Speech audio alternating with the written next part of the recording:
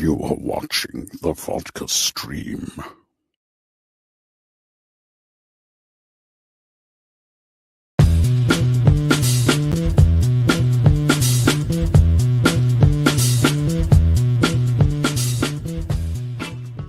Welcome, everybody. How's it going? Welcome to the Vodka stream. Good to see you. Let's move that over just a little bit. All right. What's happening, everybody? Welcome. Sit back and let's have some conversations about nerdy shit. Cheers, everybody. Good. The vodka is flowing, of course. Hopefully, you guys are doing good. We'll get the panel on, but of course, naturally, we'll have a little Q&A session to start off with. We'll do that first. Yeah, I forgot to get my other drink. What? Oops. That happens. Anyways, sure you smash that like, thumbs up, do all that. Hopefully you guys are doing pretty good. So cheers, guys. Another Friday. Yay. Yeah, today, rough today. Rough today where I didn't see Argyle. God damn it. I was like, all right, I'm going to see it on Thursday. But then Thursday, I was just like, kind of just like, my brain was, just melted. And, so I didn't see it Thursday, and plus it was raining like crazy.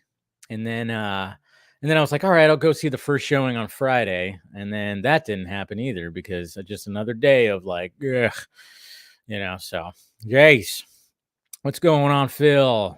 Should be quite a super vodka stream tonight. Should be. It shall be. What's going on, Kenneth?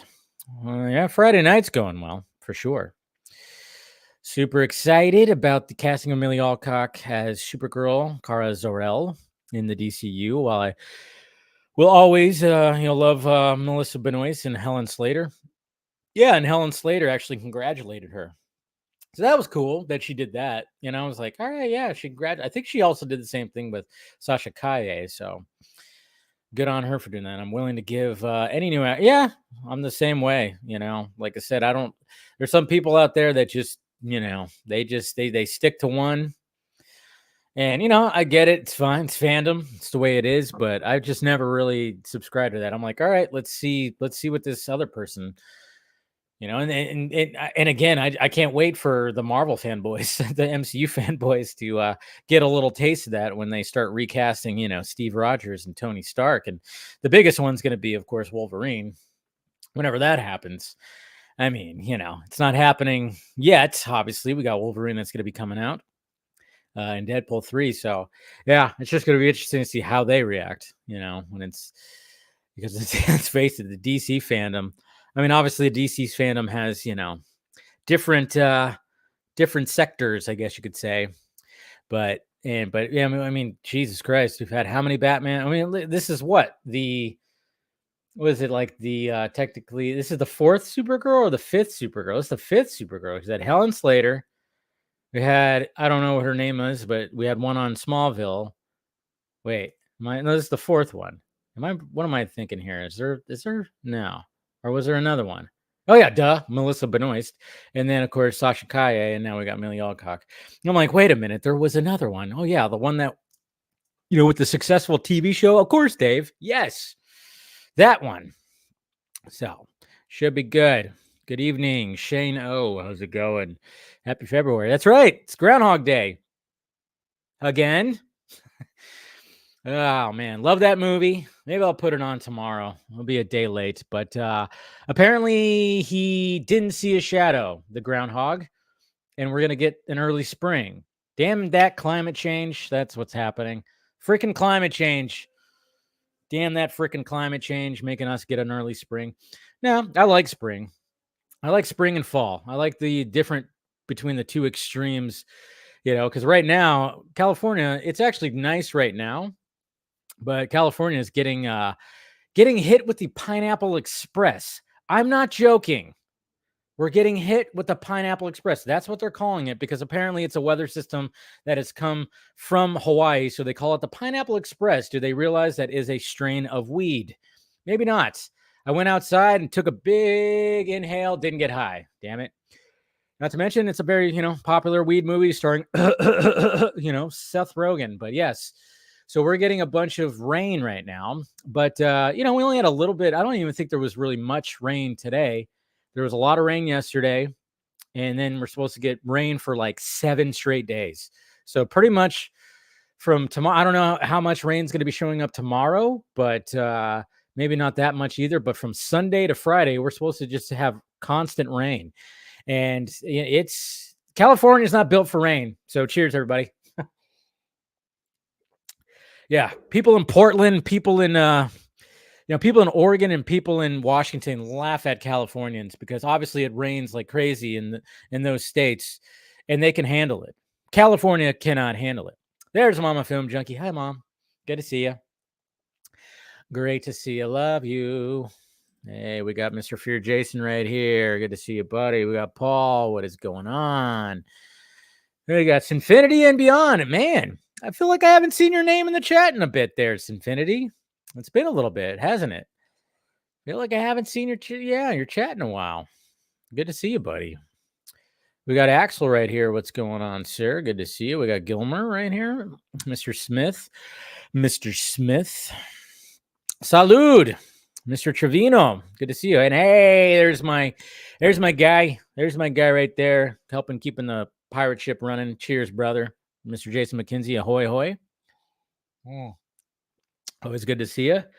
Thank you for always being there, being a moderator and everything like that. And I appreciate the $60 super chat right there. You're awesome, Jason. Cheers. We got Max right here. What's going on? Oh, yeah, that's right. Oh, man. Yeah. I was going to bring that up, of course, right now. And I figured somebody was going to bring it up.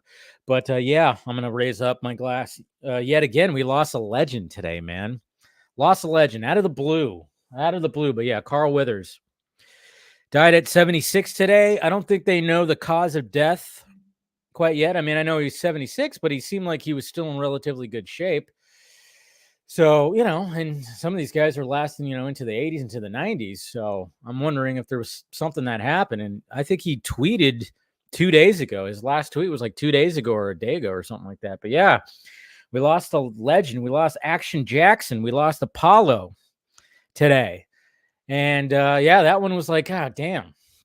That one was like, oh, damn, not Carl Weathers. I mean, he was still actively working, obviously being in the Mandalorian and everything. But yeah, man, I was like, that was a shocking one. I was actually I was like working on, I think I was actually on the phone with somebody and that happened. And I was like, holy crap. I just saw everybody post about it. And if you haven't seen Sylvester Stallone's video that he posted, bring out the tissue box. That's going to put a lump in your throat. If you haven't seen Sylvester Stallone's video that he posted on Instagram, maybe we'll pull it up right here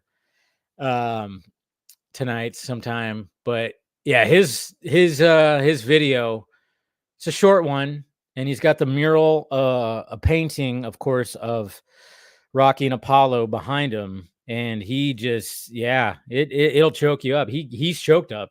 You could tell he's resisting to not break down. He even says that because, there was, let's face it, Stallone. I mean, Carl Weathers was already pretty established. I think he was already like headed to being, that actor. And Stallone, I mean, he put all his blood, sweat, and tears into Rocky, and you don't have a Rocky without an Apollo, and that's what he says in there. So it's pretty, it's gonna hit you right in the fucking balls, man. The feels balls. I don't know why I said that. But yeah, it's a really good video, and it's it'll get you. So, but yeah, maybe we'll pull it up sometime during the stream. But yeah, rest in peace, Carl Weathers. It's great. I mean, people were passing around the Happy Gilmore when he's like, obviously, you see him in heaven and he's waving. People are passing that around, and of course, him playing the piano. So Chubbs. That was also a movie I watched so much. So Predator, Jesus Christ, he was in so many freaking movies, so many good movies, man, so many iconic movies. So cheers, Carl Weathers. May you rest in peace. Condolences to his family. Just a badass. Just a freaking badass that man was. What's going on, Slasher? Good to see you. Mr. Venom. Yes, Jim Carrey, the prodigal son, returns too. Yeah, we'll talk about that tonight too as well. But yeah, we got Sonic. We got a tease for Sonic the Hedgehog 3. I did not think Jim Carrey was going to return. I did not think he was going to return, but here we are, and you hear his laugh in that little teaser. So I take it we're going to get a full trailer maybe around Super Bowl time. I don't know. But that was actually a pretty surprise because it's funny too, because last weekend, Miss Nighthawk and I, we watched the Jim and Andy doc. She hadn't seen it. I saw it. I watched it when it came out. She hadn't seen it yet. So we watched that doc, and just watching that doc again, and I suggest anybody to watch it because it's just it goes. It's a documentary about, of course, Jim Carrey and Andy Kaufman, and then of course Jim Carrey playing Andy Kaufman and staying in character the entire time. And it's pretty crazy. It's pretty crazy, but just the way that Jim Carrey talks about things, man, so philosophical. And I remember he even said, I think it was even when he was doing press junkets for Sonic 2, he was essentially saying that he was kind of retiring unless something good was going to bring him back. So I think a lot of us were kind of shocked that he is coming back for Sonic 3 because I didn't think he was, and it didn't seem like he needed to be. I mean, yeah, obviously the tease at the end, but or not, the fact that it's like, I'm thinking the tease, of course, at the end of this first one, but the second one also kind of just, he's not gone. Robotnik, he's not gone. He's got to come back, right? Maybe, possibly. I mean, we know we got Shadow that's coming in, and people are still wondering who's going to be voicing Shadow. I guess Hayden Christensen has been rumored, which that'd be pretty cool for Hayden. But yeah, I was like, cool. I was like, and then of course, the director, I forget his name, he confirmed it. At first I was like, are these reports accurate? But then he confirmed it. So Jim Carrey coming back. You know what? It's so crazy. And I was actually going to tweet this out. I was like, it's so crazy that Sonic the Hedgehog both movies are so enjoyable. I did not think that was going to be the case. I mean, obviously the first Sonic, when we got that first image and everybody was like, what the fuck is that? Kill it. What the hell? Everybody was just was frightened by the design they chose for Sonic, that they delayed the movie and then redid the design and had to re-input it into the movie and everything to make Sonic look like Sonic. And it just felt like that movie was dead from the get-go. From that first teaser, it just seemed like that movie was, all right, this movie's going to just bomb. It's going to go away. It's going to be one of the worst movies ever. And it came out and it made a bunch of money and it was super enjoyable. I mean, it's nothing like, it's not something where it's like, oh my God, this is, but it was just very enjoyable. And I think one of the reasons why it was so enjoyable was Jim Carrey, because it was essentially 90s Jim Carrey. Because when it came to the 2000s, Jim Carrey would mainly, he did a lot of dramatic stuff, a little more dramatic stuff. Wasn't too much. I mean, I think Me, Myself, and Irene came out, and then, I guess Yes Man was kind of like, but that was even kind of like not the super goofy, making like the noises and the movements and everything. Jim Carrey. I mean, he was still playing. He was still funny, but it wasn't like that Jim Carrey. It wasn't Ace Ventura, The Mask, Dumb and Dumber. It wasn't that Jim Carrey, and the Riddler even too. It wasn't that Jim Carrey. And the first Sonic just brought that 90s Jim Carrey back. And then of course the sequel, I was going, all right, is the sequel going to be as enjoyable? And the sequel is also enjoyable. So it's just crazy that we're going into this third movie and we're all excited about it. I mean, it's just, it's crazy. What's going on, RJ? Sending a message from the arena. Hey, that's right. You're at SmackDown right now. I'll come back and watch the show if I'm not passed out. I almost had a heart attack. Oh, jeez. All right. Well, enjoy yourself, man. Have fun. Have fun. Oh, that's what the Supergirl. Yeah. Laura Vandervoot. Like I said, you guys know I didn't get into Smallville. So, hey, man, I hope your day is going well. Good to see you, Spaceship Poet. Would you want or interested in Mark Webb? Yeah, I totally would.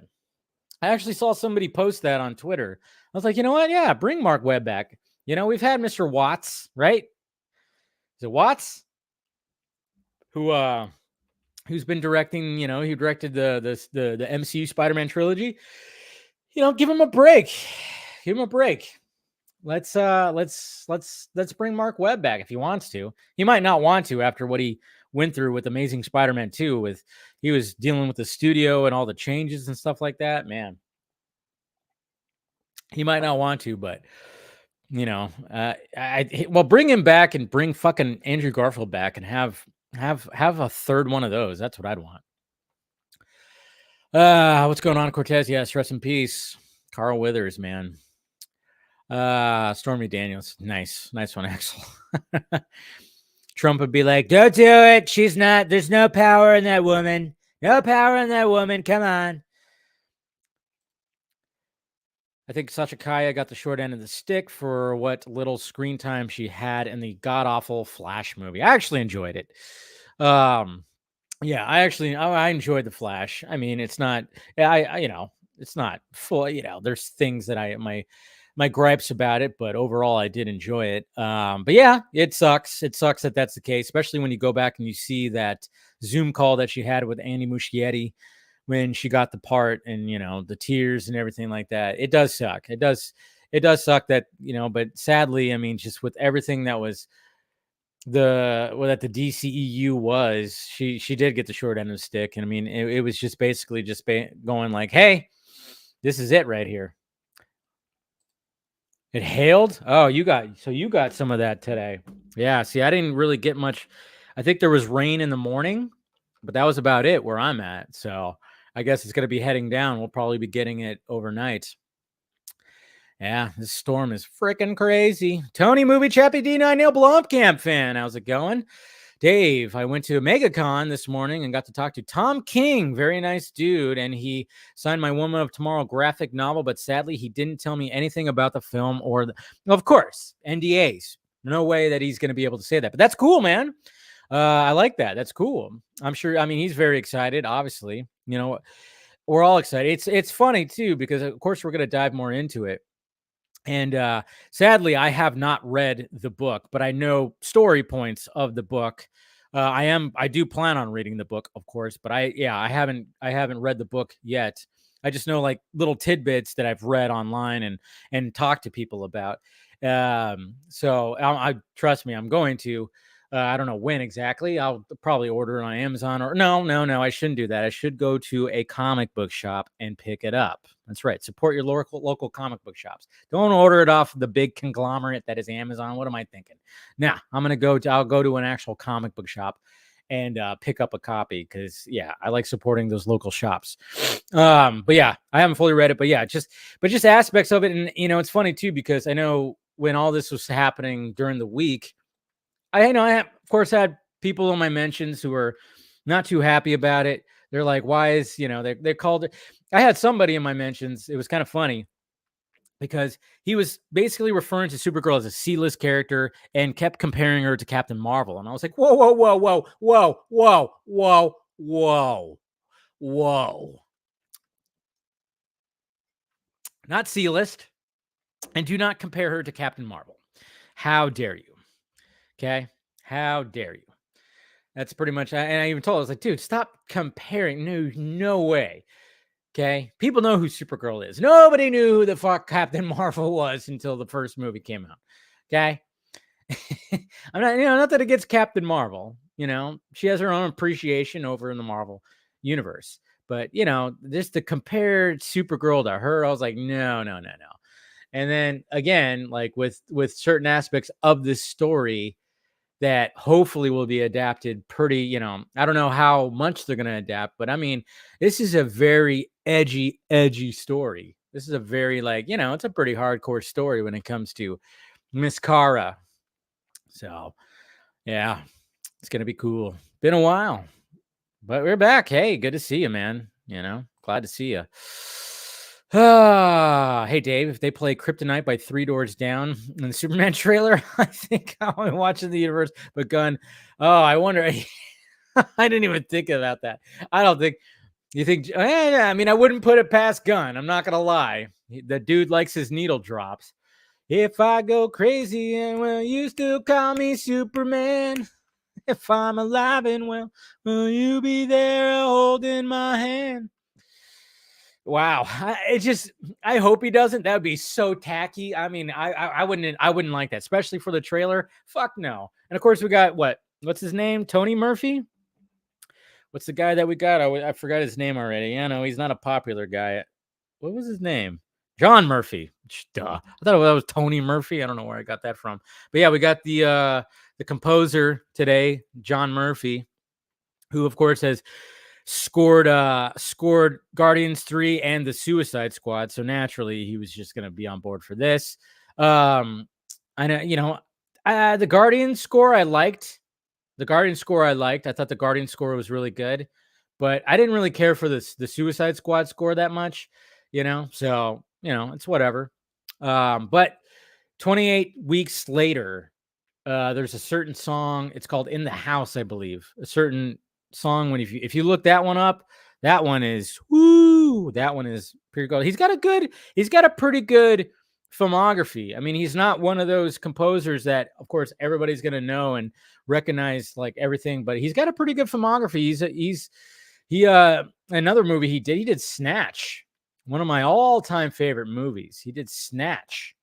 He composed on Snatch, and there were some various other ones too that I was like, oh wow, he did that one. So when I was looking at the filmography, what's going on, Travis? He's part of the most manly. Yeah, I know, right? Are you talking about Carl Weathers? Yeah, everybody. I mean, that GIF gets passed around big time. But yeah, Carl Weathers and Arnold Schwarzenegger. Which Schwarzenegger he had a good tweet about Carl Weathers passing. But yeah, everybody always talks about that.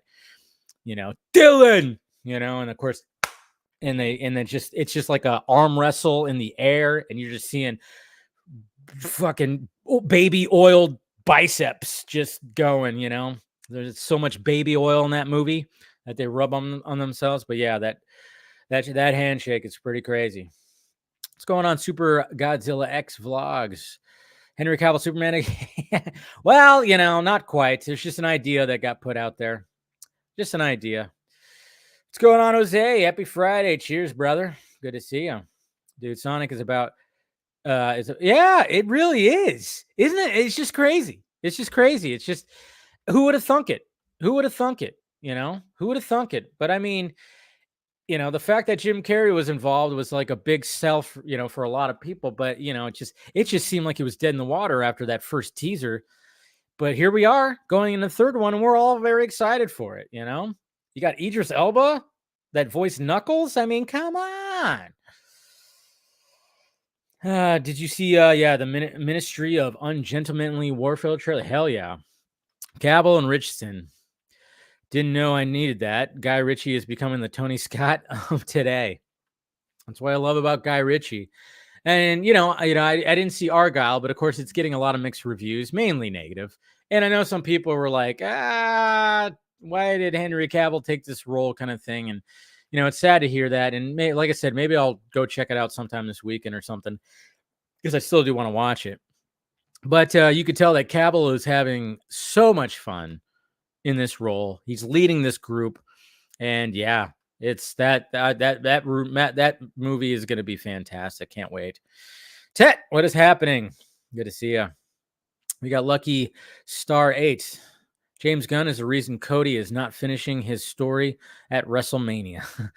I don't even know what you're talking about when it comes to WrestleMania, but I know you're joking and stuff like that. I see I'm not a WrestleMania type of person, so. Hey, Dave. Oh, so I heard like he might be showing back up. Yeah, one of these days I will. Flash is not god awful. But yeah, it's not. It's not. Dave, I found what Google. Yes. Good, Axel. Good. Like I said, Twitter doesn't have to be Google. I know. I was busting your balls. I was busting your balls with that tweet, of course. 3 Doors Down shit band. What's going on, Chuck? Yeah, I never really got into them. I heard their popular song. Oh. Who's Snatch did he do? Zing. Oh, we got Fabian right here. What's the hashtags today? Let's see. We got Restore the Snyderverse. We got Fire James Gunn. We got None No new movies. Okay, so he doesn't want any new movies, guys. Stop it, Hollywood. Cancel all the new movies. But he wants Man of Steel 2. Oh, and he wants Man of Steel 3. Okay, so cancel all the new movies and then make Man of Steel 2 and Man of Steel 3. And I'm willing to bet that the only person that can direct those two movies is Zack Snyder, right? So we got to pull Zack off of what he's doing now, all the original stuff, to make Man of Steel 2 and Man of Steel 3, as well as Cavill. We got to pull him off of that too. All for Fabian here, guys. So there you go. Carl was king. Good to see you, Jacob. Got Game City Savior, Eminem Superman. Should be played on Smallville when Clark was Red Kryptonite. There you go. It's all in the hips. It's all in the hips. Yeah. God damn it. I love Happy Gilmore. I think that's my favorite. That's my favorite Adam Sandler movie. I think his best performance is Uncut Gems. But if I'm talking about a Happy Madison Adam Sandler movie, it's always been Happy Gilmore. Carl actually lent his voice to Dillian for Mortal Kombat X. There you go. I didn't know that. What's going on, Brandon? Hey, Dave, what are you doing? Getting close to... I know. And I don't have faith that the Giants are going to... I mean, I have a little faith, but who knows what's going to happen with my Giants. Obviously, I'm already going to, bet that the Dodgers are going to win the division, most likely. I mean, they should. But, hopefully the Giants can at least maybe make a wild card. I don't know. When they fired Kapler, I kind of went, it's all right. Like, I didn't understand that decision, and that made me kind of lose some faith in this season. Then you're going to bring the guy from San Diego. Come on. What are we doing here? Jeez. Haven't watched it. You should try it. They're enjoyable, man. They're enjoyable. Like I said, Jim Carrey chews up every scene that he's in, and it's 90s Jim Carrey. It's awesome. Just saying. Saw Argyle today. Not really that bad, but I could see the criticisms. Yeah, that's pretty much, it's a mixed bag. That's right. Smallville's Aquaman. That's right. Alan Richardson was Aquaman in Smallville. I always forget about that. I always forget that was actually, that was actually a thing. Again, one of these days I'll go down the Smallville route, but I don't know. When it first came out, I went, I can't. I remember watching, and then I was like, wait, so Clark and Lex Luthor are just they're in high school. He's in high. What? I don't know about this. I just didn't like. I didn't like that storyline of Lex and Clark knowing each other before Metropolis and stuff. I couldn't accept it. But yet again, I loved Gotham, which was that changed the backstory, of course, of Batman in a Smallville type of way. So yeah, but Gotham, I feel Gotham was all about the villains. It was more about the villains than Bruce Wayne. And when it came to Smallville, Smallville really felt like that Dawson's Creek Superman kind of thing. So I just was like, I don't know about this. But, one of these days I will. I know there's cheese and people like the cheese. Keep on asking questions, guys. I'll start getting the panel here soon, but I still got vodka. Remember, I got to finish the vodka, so keep on asking them questions. What else we got? We got Jesse. What's going on, Jesse Wonder? Nice to see you. After 2 years, the Batgirl script is done. Wait, is it a script you're writing, or what's going on with that? You take that back about 3 doors down. They made a sound of for the troops. Nice song. Don't care about the military part of gone. I don't know if I know that song. Yeah, whatever. Again, they better win the World Series with how much money they spent in the off season. They better win the World Series. But it would be hilarious if somehow the Giants took the division. But I'm not going to bet on that. That's for sure. It's funny because I bet my dad anytime that the Dodgers and the Giants play each other, we always have a $20 bet on who wins the series. He always has, he has the same bet with my brother because we're both Giants fans. But they have a bet for the division. So we got my dad,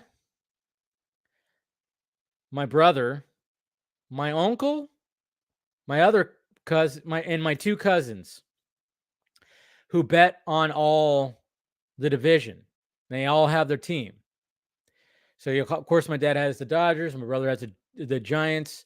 My uncle is a Padres fan, and then I got one cousin who goes for the Diamondbacks, and my other cousin that goes for the Rockies.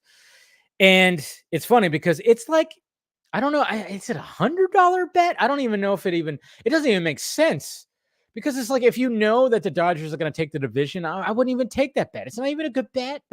I don't know if it's $100. It might be less. I have to check with that, but I'm not a part of that bet because it's like, the Dodgers usually take the division. They just don't know how to go even further after they take the division. That's their problem. My God. And, of course, my mom's also a Dodgers fan too. I'm surrounded by Dodgers fans because also girlfriend, mom, and dad are Dodgers fans. But luckily, my brother is a Giants fan. That's all who I have when it comes to the Giants. Off the Stars. What's happening? Wait, you haven't watched? No, I know. I haven't watched it. One of these days I will. All right. Thank you for the update there, Axel. Actually, Domino's sounds good. Domino's is good pizza. Okay. If I'm going to go for a chain pizza, if I'm going to go to a chain restaurant, I will choose Domino's or Papa John's. I will. Pizza Hut can get the fuck out of here. I'm not a Pizza Hut fan. I'm not a Pizza Hut fan. When it comes to the chain restaurants, I like Little Caesars. Okay. Little Caesars is cheap and I enjoy it. I don't care what anybody says. Little Caesars is good too. Remember when Little Caesars had the Batman pizza that it was like a calzone mixed with a pizza? Remember when I think that was the last time that Casual Batman was ever on video again. Don't worry, guys. He'll come back. It was a lot to do that, to do Casual Batman. Just a lot of preparation for it. But one of these days, Casual Batman will come back. But that was a lot. And that one was extra. And I think this is one of the reasons why I said, you know what? I'm going to take a break from doing Casual Batman because I did. And you can find it on, you can find it on the channel, of course. Just type in Casual Batman and Batman Pizza, the Batman Pizza that came out like 2 years ago. And I, I prepared to like eat this entire pizza as Casual Batman and make jokes and everything like that and talk about it. When I was doing that, first off, it was a struggle because it was good. I was luckily hungry, but then of course I was trying to eat the whole thing. And then, but I was sick. I also had a sinus issue. I had a bad, like something was attacking my sinuses. So I'm wearing this mask, trying to eat this pizza. And I just got my sinuses are just throbbing, just, and not to mention I would have to lift up, wipe my nose. It was such a pain in the ass. That's why I was like, all right, I'm just going to stop doing Casual Batman right now. It was a very frustrating shoot, trying to be the character and trying to be funny. And yeah. Okay. So it's your script. So that's kind of the main reason why you haven't seen Casual Batman in 2 years. I used to do a Casual Batman live stream, and that was crazy. That was fun, though. It was fun doing a Casual Batman live stream. Maybe he'll come back when he'll do that. That was actually pretty fun, to be honest. There are comics when Young likes. Yeah, I know there are. Yeah, he didn't go to high school in the show. I know that. I know. I always say that, but I know they didn't go to high school. I get that. Damn, Jason, you're being extra generous tonight, brother. You're awesome. Thank you, sir. Appreciate that. Helping out that pirate ship. Yeah, and right now, beginning of the year, the pirate ship always needs help. Always needs helping. And every super chat, like I said, it really helps that pirate ship. Keep everything going. So much appreciated. It was pretty great how Smallville did the 1986 and 87 Legends comic storyline for the end of the show. Okay. I know people are upset about Gunn casting Supergirl instead of the director, but didn't Snyder cast Wonder Woman and Aquaman instead of? Yeah, that's true. Hey, that's a good point. But I think it was like a guarantee that they were actually in BVS. I think that's so. I mean, that's the thing. It's like, well, that's what I said about it. I'm like, she's in Superman Legacy. There's no way that she's not in Superman Legacy. So when Matthew Vaughn said that, it was like, well, dude, I'm pretty sure that she's in Superman Legacy. But then, of course, James Gunn was like, I never said she was in the movie. So he was doing his little thing too. But it's like, come on, we know that she's going to show up in the movie. Smallville takes the idea of the 1950s Superboy comics of Lex and Clark growing up. Yeah. But does a better than, yeah. Oh, yeah. That's right. I forgot that there was a Superboy series. Please watch Smallville. Yeah. I will. Like I said. Little Caesars. Yeah. You know, can't go wrong with Little Caesars. I'm thinking about getting Little Caesars this weekend. I haven't had Little Caesars in a long time. I might actually get Little Caesars this weekend and enjoy every minute of it. You know, I try to take care of myself. I haven't had pizza in a while. But yeah, Pizza Hut's pretty gross. You know what? Mountain Mike's, I have tried it. When I was working in I don't know why I was going to mention where I worked. When I was working in, at this one job, I actually went to Mountain Mike's a couple of times for their buffet. Mountain Mike's pretty good. Costco pizza is really good too. Pizza Hut just sucks. I don't know how Pizza Hut is still around. I really don't. Pizza Hut is not good. It's not good pizza. It's just not good pizza. I feel like I'm Dave Portnoy right now. It's not good pizza. What the fuck's this? Not good flap. Yeah, I don't know why this Pizza Hut just sucks, man. It's just not good. It's not good. Like, it's not fully terrible, but I just never have been a fan. I just never have been a fan. Well, I can't say I've never been a fan, but I don't know. There's just something about it where I just go, I don't know. What is up with this? What is up with this Pizza Hut? I mean, I remember, and Mama Film Junkie will remember this too. We used to go to Pizza Hut a lot because of the book fair thing. And I would get, because the book fair thing, you get these buttons and you get some stars and you get a free little pizza. So, I remember doing that as a kid. And yeah, so we went to Pizza Hut a lot. Maybe that's why I don't like it so much, because we went there so much. We went there so much that I just didn't. I don't like it as an adult. I'm not saying that if I go to like a party or something like that, and somebody is like, and somebody has Pizza Hut, I wouldn't. I would still eat it, of course. Sorry, just sending out the invites for everyone. Let's see. Boop boop boop. Let's see. Sorry, just doing that. Sending out invites. There we go. All right. I got everybody. I'll send that. And let's see. I think we're good. Oop. Forgot. Oh, didn't hit send. Jeez. All right. We should be good. But yeah, Pizza Hut. Yeah, Costco pizza is great. Casual Batman died of food. I know, right? It's just like, I mean, that was so difficult to do. It was such a struggle to do that video. Video turned out pretty well, but it was such a struggle. If there's any Indian pizza joints where you're at, yeah. Oh yeah. I know, yeah, 100%. Yeah. I've had I remember there was a place that I used to go a lot that was owned by an Indian family, and that pizza was freaking delicious. They called it New York Pizzeria, of course. New York Pizza or whatever the fuck. But guy was awesome, friendly as all hell. And yeah, that was good goddamn pizza. Thank you. Yes. It's doughy pizza. Yeah, exactly. See, I mean, again, it makes you wonder, why do we see all these Pizza Hut freaking commercials all the time? How are they still in business? Nobody likes them. I don't know anybody that goes Pizza Hut. Yeah, baby. Like, no. I mean, it's just not good pizza. Yeah, Domino's, they put that garlic right in the crust, and it's just delicious. Fun fact, Gal was doing Fast 4 and 5, and that's when she was casted. It's actually cast. Anyway, sorry. As Wonder Woman. Yeah. You know, she did that, but she wasn't sure where her career was going. And guess who saved her career, Mr. Zack Snyder. Or even Papa Murphy. I don't think I've ever been to a Papa Murphy. Pizza Hut in New England, or New Zealand is actually way better than Domino's. Interesting. Okay, well, I wouldn't be surprised.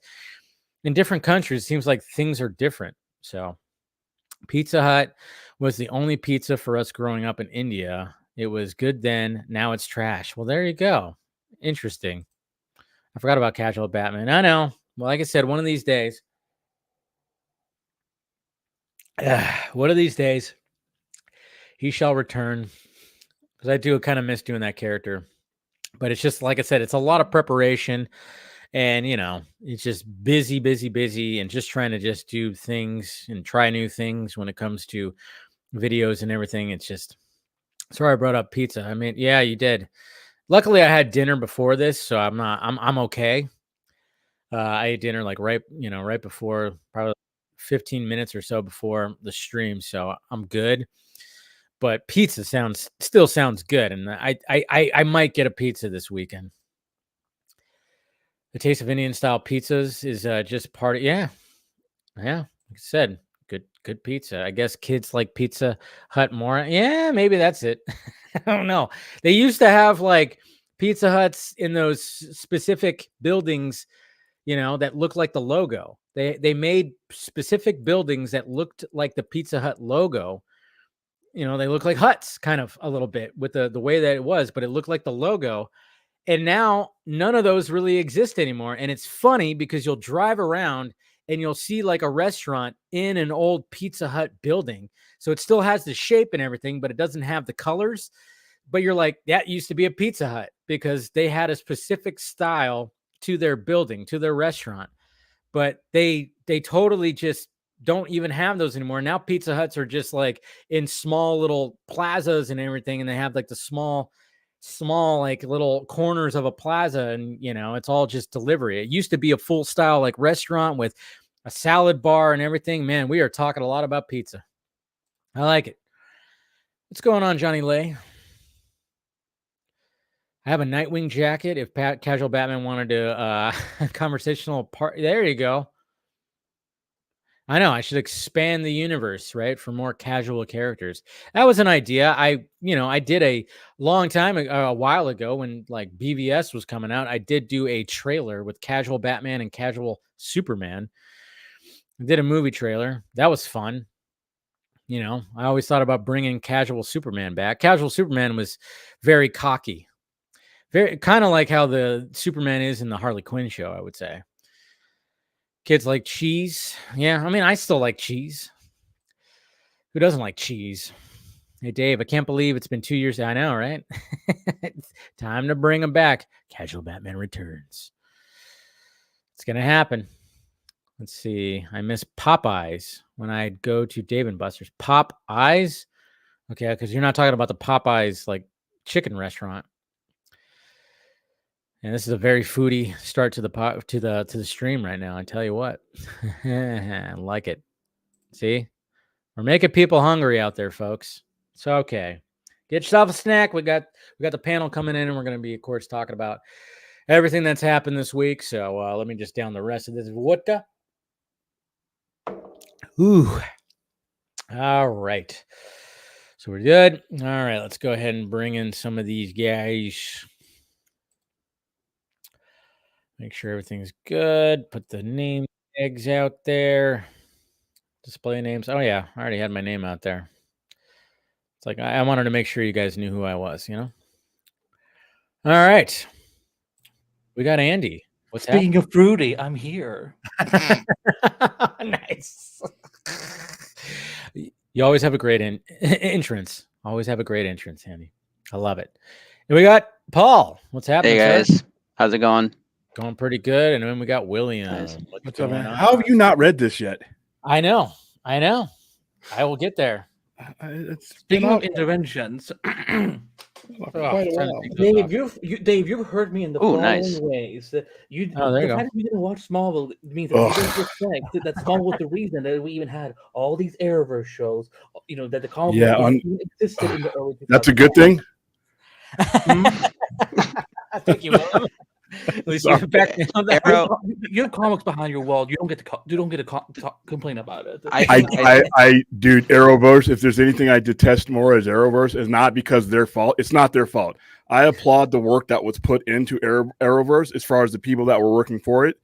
But when you can't do low budget stuff like that, you just can't do it. It is what it is, and you're coming from a network that has never drawn a profit. The people in it did the best they could with what they had, which was nothing, and it bleeds out in the Arrowverse shows. The best quality one was Superman and Lois, and that's because it was Superman. They went with an A-lister, and they actually spent money towards the end there. But did you not watch Flash season 1? Because that season looks better than the fucking trash of a film that we got last year that had 300 million. Yeah, I mean, I think most Arrowverse fans will agree that the beginning of Arrow and granted, it was great. Yeah, beginning of Arrow and beginning of Flash. It's definitely flawed. I will admit that. I'm not sitting here and sucking its ass. Like it has a lot of issues, but the fact is that the Arrowverse had the one thing the DCU didn't have, which was stability. Like there was a franchise. Well, because it was a write-off. The whole network was a scam. You know that, right? I'm actually with William on this to a degree because once it got successful, iconic. That it's iconic. The thing is, we don't care if CW was profitable. The fact is that the shows were successful. But now it's like as soon as something looks bad. Well, there's no quality control though. If there's no risk in money, if it's just basically kind of a scam for CW and WB and Viacom to basically write off, it's okay. Here's what this network was: 2 failing networks coming together to fail together. That's what the CW was. UPN was failing and WB was failing. So they came together to basically curb their losses. And it's pretty much like when you do tax write-offs and everything else, you want to kind of curb your losses so that you can give yourself a tax break. Oh yeah, we made this much money again, but look at this CW thing. We took a bath on that one. That's basically what it was. If you look at the records, it hasn't drawn a profit since its existence. And when you don't have that risk factor, and when you don't have to worry about being taken off the air, your ratings don't matter. They weren't getting ad buys.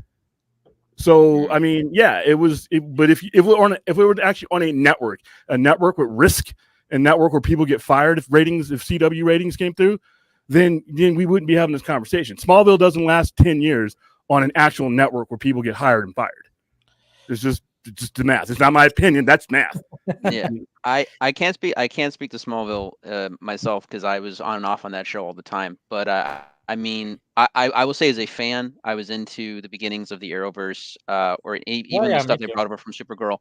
But there is a point though too where I agree with William in terms of like once they were able and they got stability of just like people like regardless of what you want to say like write-offs or not, I definitely think that some kind of money laundering was involved because those later seasons of a lot of that stuff is like mind-boggling how that was able to get made. But like I said, William's point does come into point there. But but again, Superman and Lois, terrific show. I've fallen off not because I lost interest in the show, just a lot of other things started happening and stuff. But I do want to finish that show. But there were like 16 hiatuses every season, so I don't blame you. I know, right? Yeah, there wasn't. I don't get why they do so many of those, man. But we got somebody else who's going to also defend the CW verse. We got Rebecca showing up right here. She's not going to defend it. I know. I'll defend it to a degree that everyone in the movie TV business fails upward. So it's like one of them is a scam and one of them is not. You could totally, botch a film franchise and still become ahead of some other company. So they're all terrible and they're all corrupt in some way. But I think the CW Arrowverse, it had its moments. Crisis was a big thing. The first season of The Flash is one of the best seasons of TV I've ever seen in my life. First season of Supergirl. The first 3 seasons of Supergirl are actually pretty good. Don't get me started on season 6, or season 5 for that matter. Woo, that was bad. Or the rest of season 4. Or season 4 of Arrow, which we shall not speak of that. But it had its ups and downs, just like any TV show would. And Dave, if you want, I've got an extra copy of it. I know, right? Hey, I couldn't believe you said that. I know. I'm sorry. Yeah, I'm sorry. I haven't. Yeah, I know. I felt. Well, Rebecca, I think you should make him work for it a little bit. Like maybe he needs to answer like a trivia or something. I'm totally transparent. I know. We're gonna make you work for it. Okay.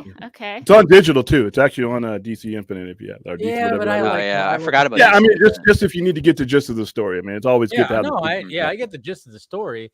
Trust me, I've read stuff about it. I just never actually just sat down with the actual book, and I plan on. So yeah, if you have an extra copy, I've just got one sitting around my house collecting dust. So if you want one, I'll send you one. There you go. I think you would actually enjoy it a lot. Well, no, I know I would. I mean, like I said, from what just talking with people about it, and then of course, just what I know from the story, I'm like, yes, that's why earlier this week when somebody was like comparing her to Captain Marvel and saying that was laughable. I saw that. Dude, I was like, dude, are you kidding me? The only connections to Captain Marvel is the last name Danvers and the fact that she has an orange tabby cat. That's about it. So because Freaky the Super Cat is very much. I'm sorry. That's not a cat. That's a flurrican. I'm just whatever. saying. I don't care. But the orange tabby cat is, I think, a reference to. I wouldn't be surprised if Marvel copied some stuff from Supergirl for Captain Marvel. Sure. Oh yeah. When did Kara get the last name Danvers? And was that? It's in the Silver Age. No, it's been a while. Because she's supposed to be the cousin, right? So she's not a Kent. Right. Yeah. That's the idea. So Kara Zor-El comes to Earth, and Superman doesn't want to take care of her, so he sends her off to this orphanage in Midvale and lets her not get adopted for a while. And he wants her to be not adopted so she can train to be his sidekick superhero. And so she puts off going to live with great families because she owes this to Superman. It's insane. But she eventually does get adopted by a family.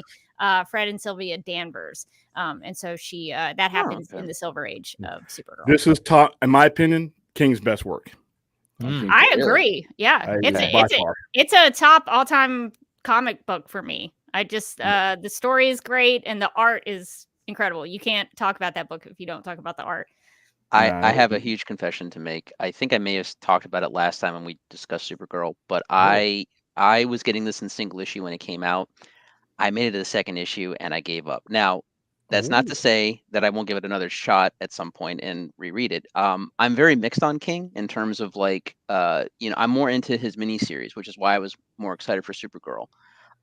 However, I also agree at the same time that King is best read when the entire thing is collected and you can just go through it in one go, as opposed to like week to week or every 2 weeks or however, whatever the schedule was for the comic coming out. So, but yeah, since it's finished, a lot of people have told me that it's great. So, the ending is sort of misunderstood by people, including myself. If you read it, go to supergirlradio.com, listen to our episodes on it.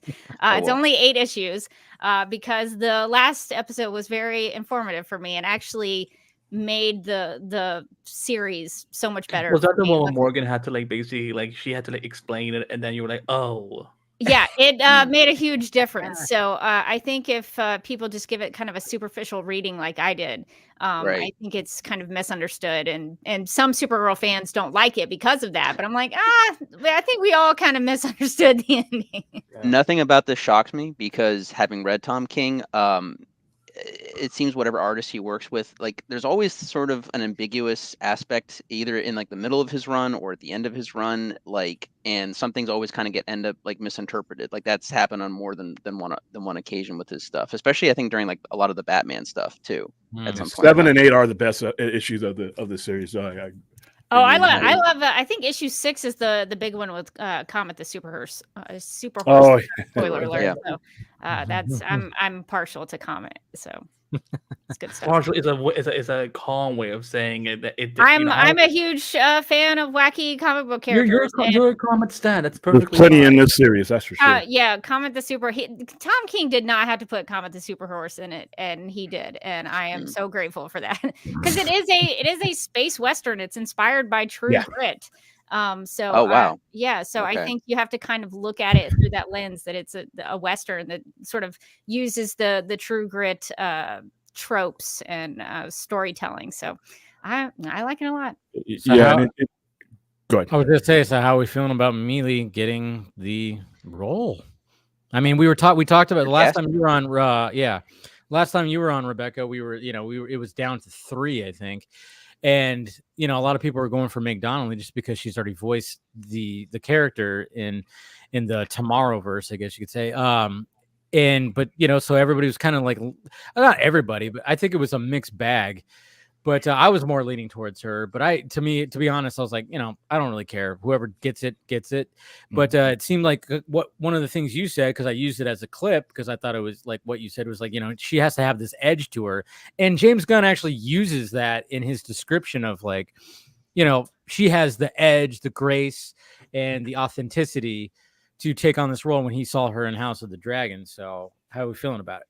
Yeah, I have a hard time actually because I like Meg Donnelly, but to maybe envision her cussing and doing some of that stuff, I had a hard time wrapping my brain around that. But I didn't really know much about Milly Alcock before she was up for Supergirl. So I went because everybody was talking about House of the Dragon, and I'd heard all these glowing Game of Thrones, baby. House of the Dragon. And so I went and watched her episodes of House of the Dragon. I watched all 5 of them. Was not impressed by that show at all, but that's just me. I didn't go into it with a lot of Game of Thrones knowledge. But she was solid in it. She was very believable in the part. I thought the character was kind of, but the acting of it, I thought she did really well. But I don't think that people should be talking about House of the Dragon. I think people should be talking about a series she was in, I think in 2019 called Upright. It's a show that I would like to watch in actual, episodic function, I guess. I think it's on Netflix. It's on AMC Plus, so you have to. I don't have it, so I have to pony up that money to watch it. But that, if you watch the trailer for that gives a better indication of how she could play Kara, the Kara Zor-El from Supergirl Woman of Tomorrow. She's cussing, she's snarky, she's kind of talking back to this guy. And I think I see that there. I also watched a short film she was in that was about this mother and 2 daughters, and the mother turned out to be a witch. It was really interesting. I cannot remember the title of it at the moment, but that was really good. And I've also been watching this so-so show on Netflix called Pine Gap that has some of the weirdest camera composition I've ever seen in my life that I just want to scratch my face off while watching it. But she's really good in that too. So I think Milly is a good actress. So I'm actually really excited to see what she brings to the table. So we're just one more step to getting that movie made, which is very exciting. Yeah, it's pretty exciting. Anybody he picked, I would have been okay with because he's seeing the vision as he's putting it together. So it's really hard for me to say, oh, that's the wrong. Yeah, I would be the wrong person because of whatever he's thinking, he's probably envisioning who he's, how he wants it to look and feel. So to me, it was like anybody he picked. The girl with the voice girl. I mean, I don't know if somebody doing a voiceover is ever should be considered as far as, unless you're making, an animation. But if you're making a full on blown out, I don't know if that should have ever been a criteria, but whoever he would have picked, I would have been okay with. Yeah, I think what we have to remember is we don't see the screen tests. We don't see what they look like in the suit. We don't see what they did in their audition process. So I think that's something that I have to keep in mind is he must have seen something in that screen test that really impressed him. So I'm cool with it. Yeah, and then I love how he just was like, because like Jim Lee, of course, on Threads was like, "Oh yeah, awesome, congratulations, blah blah blah," and then of course, casually it's like, "Oh, you should see the screencast test. I should send it to you," because he has like a video, and she was actually in a Supergirl costume. I'm assuming it was Melissa Benoist's one. I don't know. It could have been, yeah, it could have been or something like that. But yeah, it's just like, yeah, they put that in public. It's like, oh, geez, and then everybody's like, we need to see all that and stuff like that, but then again, it's like that's how you're building up hype, when people are passing around those screenshots and everything. So him talking to Jim Lee and Jim Lee being like all about it. So that's good. Hey, we got Chris joining right now. Hello there, everyone. How's it going? Hello there, Mr. Kenobi. How's it going? Doing well. Busy week, and got to do the annual father-daughter dance at my daughter's school tonight. So did you? Aw. Nice. It's always fun. That's cool. Nice shirt, by the way. You got the the Bat Flex shirt on. I know. I forgot we were talking Supergirl, so I forgot to change after that. So I'm wearing a Fight Club shirt. I mean, come on. So yeah, we were just talking about Milly getting the casting, kind of just getting everybody's opinion on that, because pretty much the last time that, especially when Rebecca was here, there was down to 3, and a lot of us were kind of like going for Meg Donnelly, but now obviously we got our Supergirl. So what are your thoughts? I was definitely in the Milly camp, just because the look that she has at that point. You're right. Game of Thrones, it presents kind of she's playing a royal at that point. However, you can tell underneath the guise of that, there's a there's a killer underneath there as well. But I did like what you said. What was the show you said, Rebecca? Upright. Upright. Yeah. I've seen a little bit of it, but you're right. That really is a good showing of her. But I've seen clips. People were posting clips, and I was like, "Yeah, there it is. There it is." Yeah. But it's always like with everything we see with casting. You're gonna please some of the people. You're gonna upset the other half, and then the other one's like, "I'll wait and see." And we go through this every single time. I infamously, I always remember Heath Ledger. Like, oh my God, Knight's Tale's gonna do the Joker. And I was like, yeah, yeah. Yeah. How about we just wait and see and let them cook, and they obviously everyone wants to see a screen test. Do you really want to see the screen test though? That's the I mean, thing. I do. I'm very curious about it. You want to see a screen? That's because I have a big investment into Supergirl. Oh, well, no, I'm just saying, like, it's almost like some people be careful what you wish for, because then it's one of those things where I get what you're saying, because I always like to see the screen test after we've already seen the performance, because the screen test can always be we've seen screen tests, and we've seen Christian Bale wearing Val Kilmer's fucking cowl, and we've seen that kind of stuff. We've seen Henry Cavill dressed up in Christopher Reeve's suit, and it looks ridiculous, And the reason I say that is not because I want to see a screen test, but all this, I get so tired of all the drabs. Like, they're already picking it apart before they even get it. Then they're gonna say, oh, she's not saying it right. Oh, she's not carrying herself right. Oh, that's not, like, they're gonna pick it apart even more. So I almost don't want to give it to the people that are just gonna destroy it and just like, oh, come on. True. Well, they're gonna do that anyway, and that's the thing about. You're right. Yeah, this DCU. That's you have so much time in between now and when it actually hits the screen. There's so much momentum that's going to be taken away from it, because that's just what online community does. Like I said, they're not rational. What? No, well, no, and they're not rational. Like I said, you have you have the online community that just doesn't put a lot of thought into some of this stuff, and then you have the rest of the people that are just apathetic about it. By the time when you mix those two ingredients, and you have so much time in between now, we got literally 18 months before Superman Legacy hits, and even longer before this movie hits. And that's, to me, when you're already a company that does not have the benefit of the doubt, you got to probably do things a little bit differently. Than this isn't a normal deal where it says we'll just wait and see type of deal. I actually think they haven't been proactive enough with building their universe, not just the movie side, because if you're relying on Superman Legacy to save anything, you've already lost, because you have a multifaceted, multi-level company. You got comic books, you got everything. You're talking about a multifaceted thing, and all you're talking about is is restarting everything with movies. He needed to be sitting next to, like I said, every Wednesday there needs to be a morning show, new comic book day. I agree.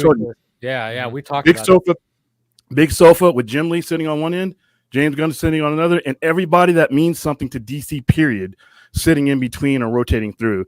Because, I said, better version of DC Daily, pretty much.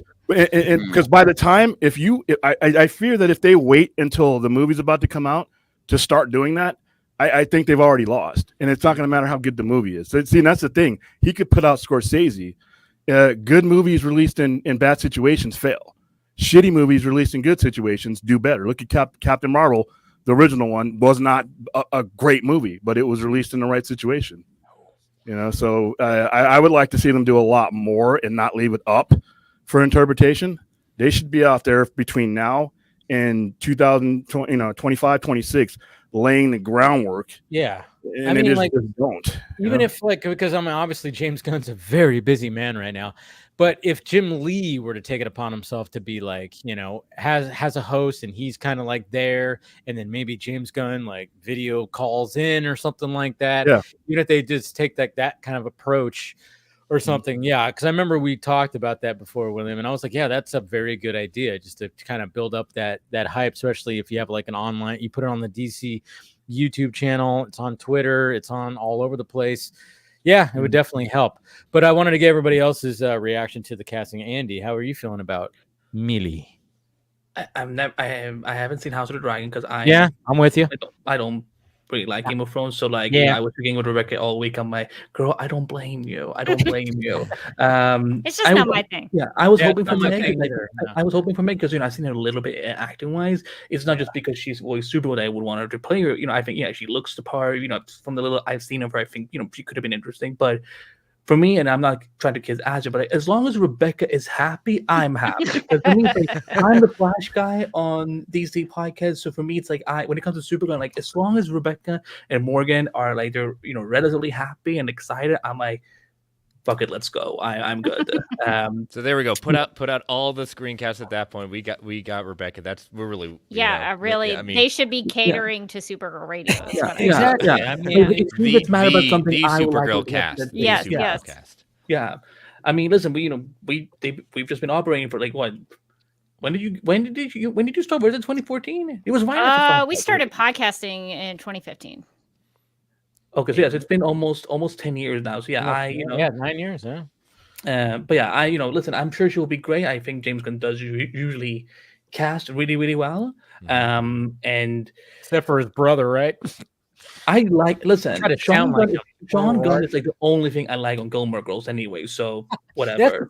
That's the thing. When it came to Sean Gunn, it's when Max Lord, it was like, what? I didn't really. But at the same time, it's we haven't really seen him. He can be a good actor, but just not a fit for that character. It's it's like saying if Meryl Streep will be great as Catwoman. She wouldn't be. She's a wonderful actress. She would not be a fit for Catwoman because she doesn't. Doesn't that depend on what the script is, though? Doesn't that depend on what vision? Well, it was a joke. I would try to Meryl Streep could play Batman, Andy. And you know what? I would pay for it. I want to hear. I would play the furniture in the room that Supergirl sits on. It'd be amazing, right? She would be. I mean, Oscar. Yeah, she'd rock it as Alfred. I'm sure Meryl will be great. I hope that because obviously she's going to be in Legacy. I'm hoping that maybe they at least share because obviously she and David must have tested together. 100%. Yeah. So I'm hoping that's kind of what I don't need to see. I don't need to see in costumes, but I would love to see him what are they like as Clark and Kara? So but no, she's happy. If Rebecca's happy, I'm good. I want this movie to be for her and to be good because the Flash movie kind of royally screwed over her favorite characters. So I'm like, what she needs right now several times. Yeah. So trust me, I wasn't happy either. I was sitting in the film like, how many times has a spear gone through her at this point? And should this work? I'm like, this is not I almost was gonna pick up my phone. I'm like, hey Rebecca, can the spears in Man of Steel, pierce through them even if there's not kryptonite on it?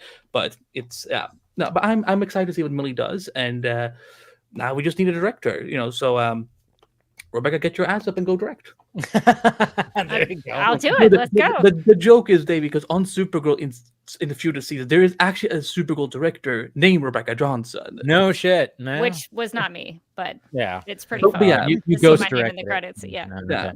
Yeah. No, that's that's going to be the next thing too. And I know Matthew Vaughn made that comment, but it was just at the same time, it's like, dude, we know she's going to be in Superman Legacy. And then of course Gunn did that whole thing. I was like, I never said she was in the movie, but it's like, we didn't say she's not either. But see, that's the thing. Like, if she wasn't gonna be in the movie, there's something to be like saying like that he's over DC Studios and things like has a say at that point. But he's also a big believer in giving his directors and giving his kind of creatives it's their movie, they cast. I'll give some input at that point. But if she wasn't going to be in the movie, then I find it hard to believe why he would lead the casting of it without a director. And why did she fly out to Atlanta to test? Yeah. Where they just happen to be doing pre-production on Superman Legacy, which is where they're going to be filming. I think what's going on with that is like they who's writing it again? Supergirl Woman of Tomorrow, Anna Noguera. Okay. I mean, he expressed many times that great scripts and great stories. And I think he even one time expressed like that they already have like that script and it's awesome, which it's like, all right, good, that good. So so it's like, all right, we already know the tone, kind of like a tone that we want. And obviously she's going to be showing up in Superman Legacy. And, I think we're going to get that director soon. I think there's a rumor that or maybe he even said something, I don't know, that maybe in the next couple of weeks we'll get that director. But I think it came from the Seagulls. So we can't take her word too much. Yeah. Oh, I accidentally wrote her last name as Seagull when I was talking to Eric about it, and that's canon to us now. So Tatiana Seagull. Oh boy. I'm sure she's right. It's like I don't like giving her credit because she's. Of course not. She's the one who said that wrong. She said I think she's the one who said it was atypical for actors to screen test in the super suits, and I was like, since when? Since when? Christian Bale did it. Henry Cavill did it. The famous thing is them using Christopher Reeve's suit. That's like the thing. Now, what would be really fascinating if they break out Nick Cage's, the fluorescent, all break out suit, just to see, just for fun. To change it up.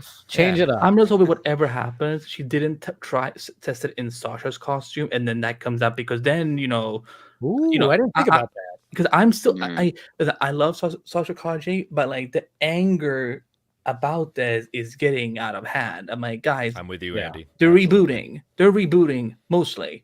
Well, there's your anger. That's where your anger comes from. So yeah. But it's like, if they're recasting the major Justice League heroes, of course they're gonna recast Supergirl. Yeah, but it's also funny too because the people who are kind of like angry didn't support Sasha Calle when that was all going. There's some people, that were like shitting on that whole thing. And all of a sudden they're like, how dare they? And it's like, wait a minute. What? Wait, you were, what the, okay. She doesn't fit. I like her, but if he's telling this story.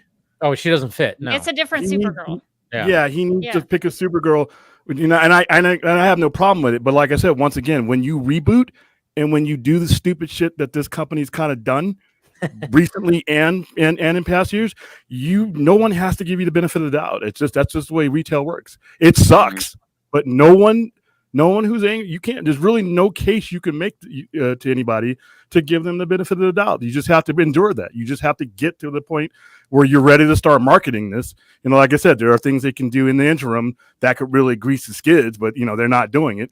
But like I said, nobody has to give anybody shit. Nobody has to give anybody the benefit of the doubt. If they're going to stay angry until they either go away or you build a new audience. And what's great too, because what I was fearing, and I think people are finally going, they're pulling back on the whole thing. And I was mentioning, I was like, oh, there might be backlash because we had a Latina girl and now we're going to get a white girl, blonde hair, blue eyes. Ironic. But I think a lot of people now are just like, nah, we don't care. It was like, okay, we're not going to get angry about that because obviously he just cast what looks like the actual character. I think we're in that time period now where it's like nobody's going to get upset about little things like that. I mean, sure, there's going to be people that get upset. And I was like kind of going, oh, is this And I went, hey, you know what? I'm not really seeing any kind of backlash when it comes to at least that part. They're angry because Sasha didn't get her time, which she didn't, and she got the shit end of the stick because she was literally at the DCEU end of the stick, when it came to what was happening with that. But yeah, I was just glad that there wasn't that backlash, and that's all so much more positivity. And I'm like, all right, we're at this point where we're finally not like, doing this whole thing where I was like kind of worried, or people are just like, yeah, we want to see like a Supergirl that looks like Supergirl, at least this Supergirl, Shocking. Shocking that we want to see that. But Paul, I wanted to get your response to Milly.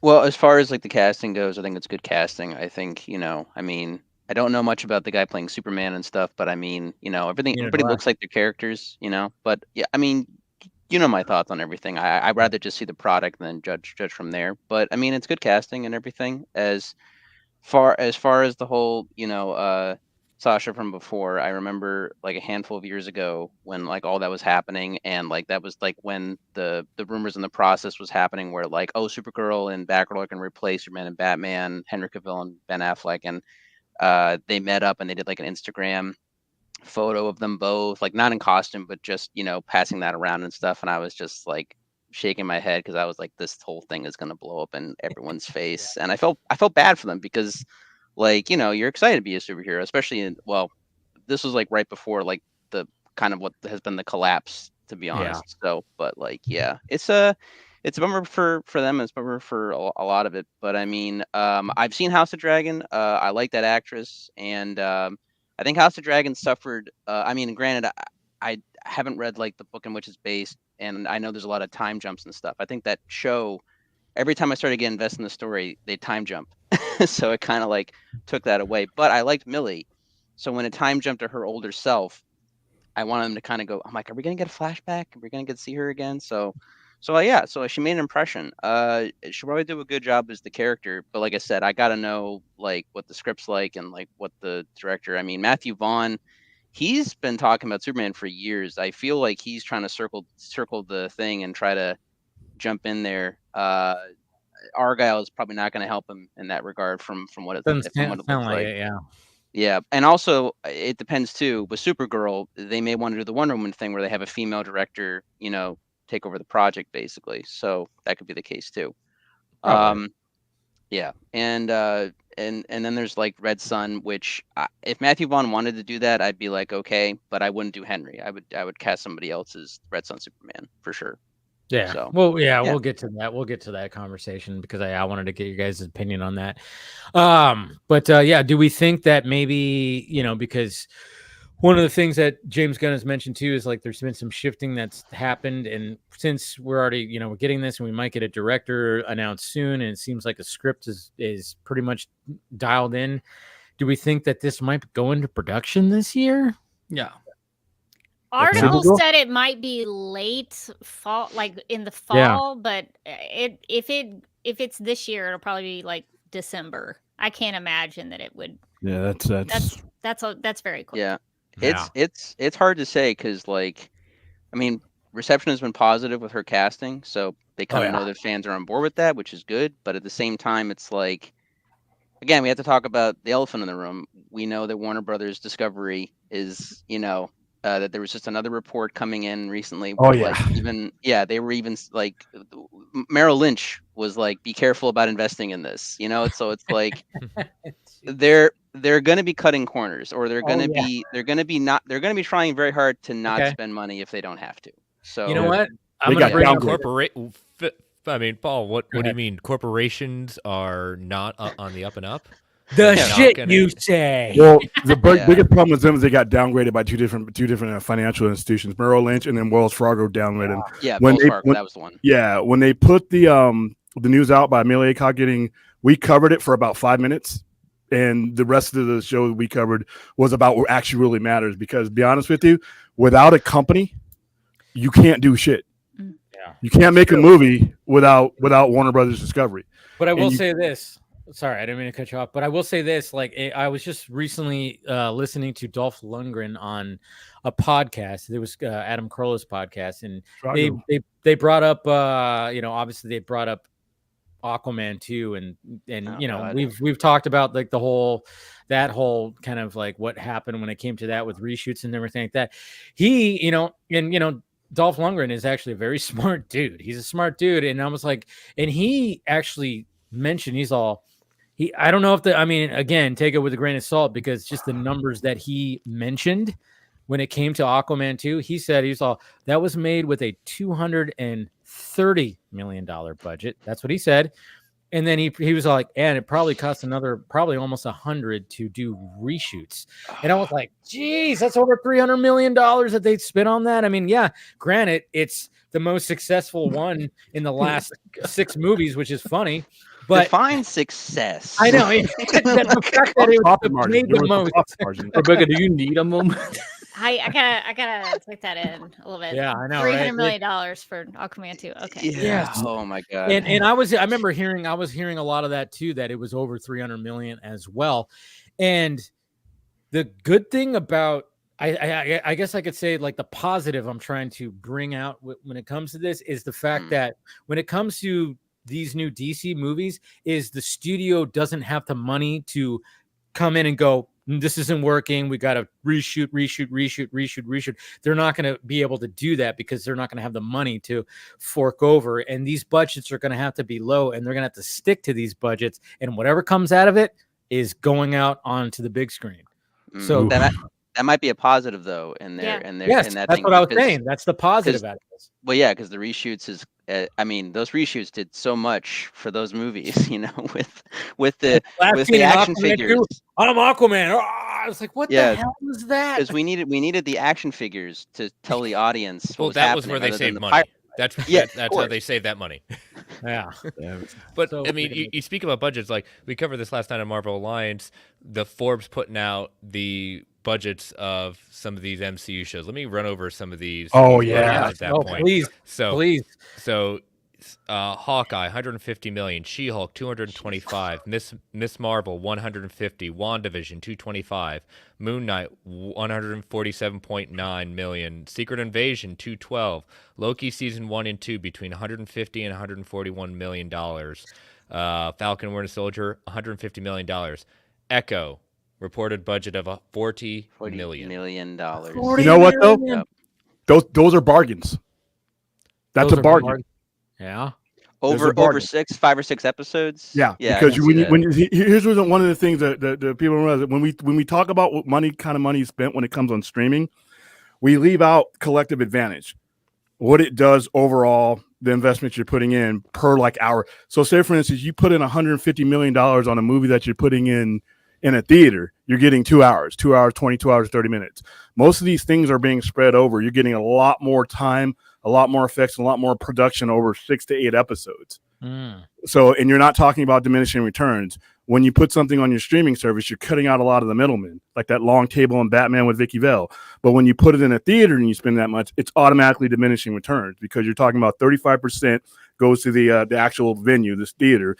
Like I said, bonuses, everything else, theatrical returns, all that stuff starts cutting down your money. So you're actually, even though that sounds like a lot of money, if you apply it to box office, but if you take box office out of it, which is it's not airing in a theater, it's actually a bargain.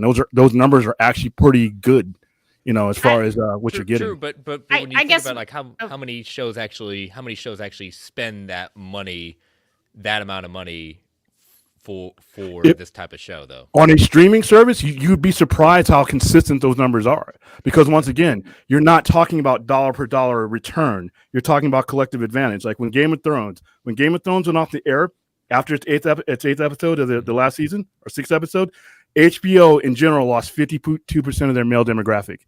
Now that's damaging. That number, what it cost them is much more than the 10 to 15 million per episode that they spend.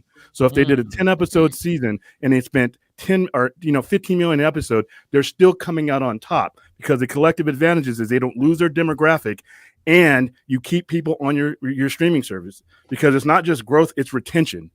What kind of investment versus what you're making? If you're making, like I said, billions, $2 billion a month on your streaming service, there's no amount of money you can invest in the box office that would give you that collective return.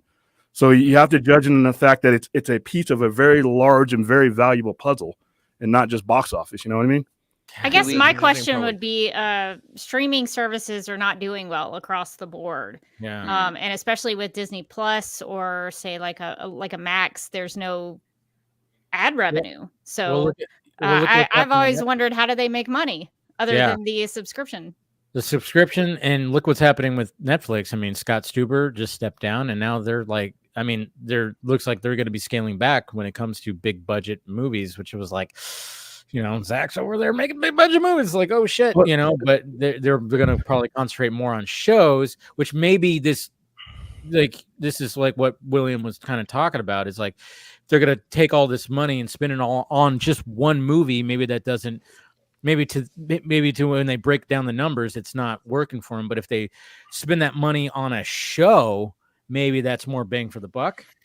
Well, yeah. Plus, it's an adjustment. Just because they're cutting back now and doing stuff that's not their goal. Their goal is to do exactly what they started doing when the pandemic happened. They went to the future. They saw that money. Now they're going to have to make different adjustments to get there. But trust me, they're not changing their mentality. They're just making a temporary adjustment. And when the dinosaurs retire, like the Zaslavs and a lot of these 70 and 80-year-old men who are still using box office and dinosaur logic to run these companies, and you have the Keelars and people that have grown up, the Generation Xers and below, that literally this is part of their reality. You're probably going to see it swing more towards that than anything. But the biggest problem is you have the dinosaurs trying to split the atom, and they don't know how to do that. All these guys, these studio heads have known for most of their careers is box office, and that's the results that they judge their bonuses by and everything else. You need somebody who has that kind of vision that, and like I said, when you get those people in, they're all going to spend the money it takes, because there's no set of movies that you're going to put out. Even if you put out a movie, 9 movies, and they all do $1 billion, right? That's nothing compared to if you get your streaming service up to 98 or 125 million times 16. There's your justification for your expenditure right there.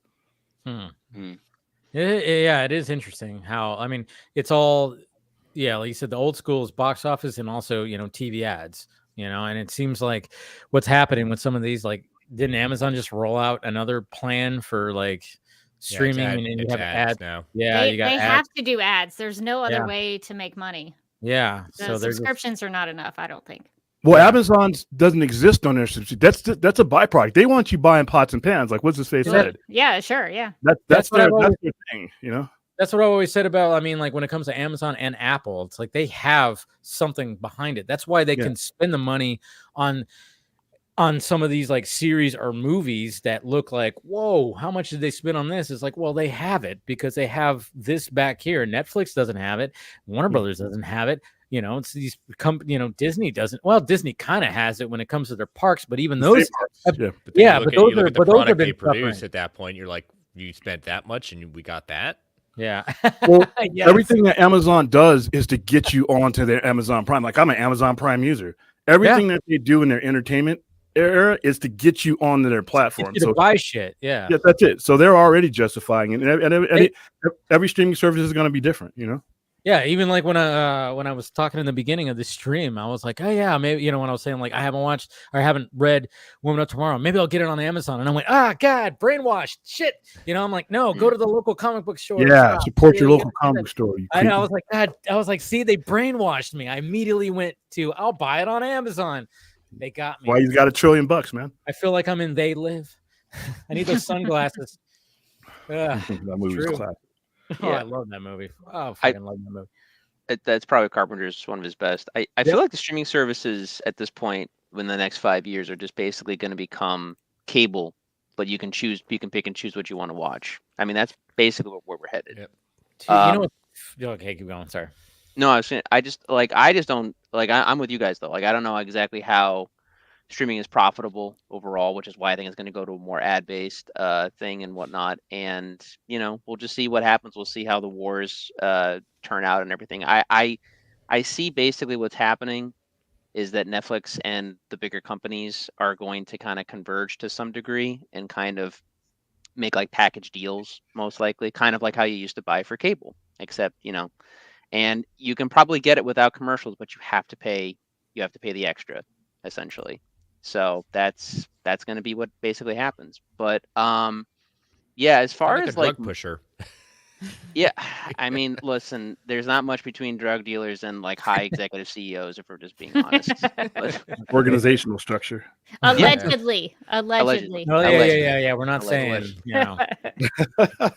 But I mean, what it comes down to is just what company, like how they resource their money and how they utilize their things. I mean, I think Netflix has money to do what they want to do. I mean, they just make a deal for like $5 billion or something with the WWE for Raw for the next 10 years. 10 years, 500 million a year. Sports. That's a big thing. Yeah. Mm-hmm. You know, Peacock has been benefiting from that. The Peacock stream because of all football games. Mm-hmm. They've been having like record fucking like ratings and people subscribing just to watch the games. So if Peacock charged a service and they just had football and they had all of the big successful sitcoms that they did the last 20 years, they'd be fine. But instead, it's just a whole other thing. And we're going to show you Halloween for free on our service. We want you to go to the theaters to watch it as well. For some reason, I'm not really sure what that whole thing was about. But you know, I mean, it's like I said, right now we have to wait another 5 years basically to see how this all pans out, because this is just mayhem. You know, there's this whole thing about, if you guys ever seen the movie Moneyball, this guy talks about the first person who goes through the wall is bloodied, and then because it ruins. Love that movie. But he says about the thing about changing the system, everyone goes batshit crazy. We're in the batshit crazy part because Netflix got so popular and so profitable, and everyone's trying to do Netflix. And you know, I mean, AMC Plus. Who's buying AMC Plus? I know. No when you said that, Rebecca, same people who bought CNN Plus. Come on, Paul. Yeah. I think the streamers are following, like I said last week, the streamers are going to follow the consumer, and the consumer is leading to the point. Like I said, I go to the theater all the time, but I don't have a wife and 2 kids. I don't have all the things that are constricting financially. So it's not, the streamers are going to follow the financial structure of the average family, and the average family is headed towards streaming because, like I said last week, $125 to take a family of 4. With you know, food and everything else, gas and everything else, and now you're talking about multiple movies. So some movies, and what you said, like the day and date release, like releasing Halloween on streaming and then releasing that actually is a successful thing, because especially when you're talking about franchises, Dune Part 2 was greenlit partially not because of what it pulled in the theaters, but the audience that it pulled in on HBO Max. Because remember, they didn't greenlight. They should have. They did not greenlight Dune 2. And there's a lot of people I know, because we promoted that movie, that were not ever going to give Dune a chance. Not for money, but if it's on their TV screen, they're more than likely to give it a chance. And now when you do Dune 2, there's no day and date release. You built an audience without them having to take on the liability of spending that money for a movie they may or may not be on. If you're on the fence, the day and date release thing really does help you. You know, as far as the company and that's goes. what Kylar was like kind of thinking about. I mean, it was a solution, especially with what was happening then. And yeah, it's going to be interesting to see how Dune does. I mean, it's coming out in a month. And I mean, obviously a lot of us here are excited for it. I'm going to go see it on the biggest screen possible. Sure. Early. Yeah. Oh yeah. That's early stuff. Come to Vegas. If you guys are over on the East Coast, I recommend the Jordan's IMAX Theater in Reading, Massachusetts, and I also recommend the Providence Place IMAX Theater in Rhode Island. Those are the ones that I've gone to for Oppenheimer and a lot of other stuff. But February 29th, I'm going to be there day one for Dune. So sure. I think ours is on the 24th, 25th. Hey, by the way, Kylar, that needs to be Zaslav's replacement when he rides off into the sunset. I'm with you. I'm with you with somebody younger. I mean, I'm with that when it comes to the freaking president, for God's sakes. Anyways, that's a whole other thing. But it's like, you know, we always have these old guys that are just like, hey, this is the way, you know, it's like, no, we need some young blood in there. And again, I thought, I mean, yeah, the Kylar thing was like, it was like, well, that's what needed. It seemed like that was a good idea at the time. Maybe I don't know. It up. Yeah, he was an astronaut landing on the planet with a dinosaur still ruled. That's what Kylar was, unfortunately. Tom Cruise ran by him like, "Fuck no, I'm going to postpone mission, you know, or I'm going to postpone Top Gun." That's great. That's great for every Top Gun Maverick. There's a bunch of not Top Gun Mavericks. Exactly. So. I mean, that worked for that for sure. Yeah. That definitely worked for that.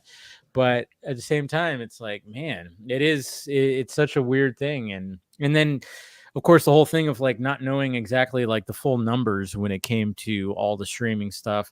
And yeah, these companies need to be a little bit more transparent. It seems like we're leading to that, hopefully, and we know, but yeah, like when it came to Scott Stuber leaving Netflix and the whole film division part was just kind of, and they even said like, we're never going to release our movies and fully in on the big screen. And I'm like, right decision.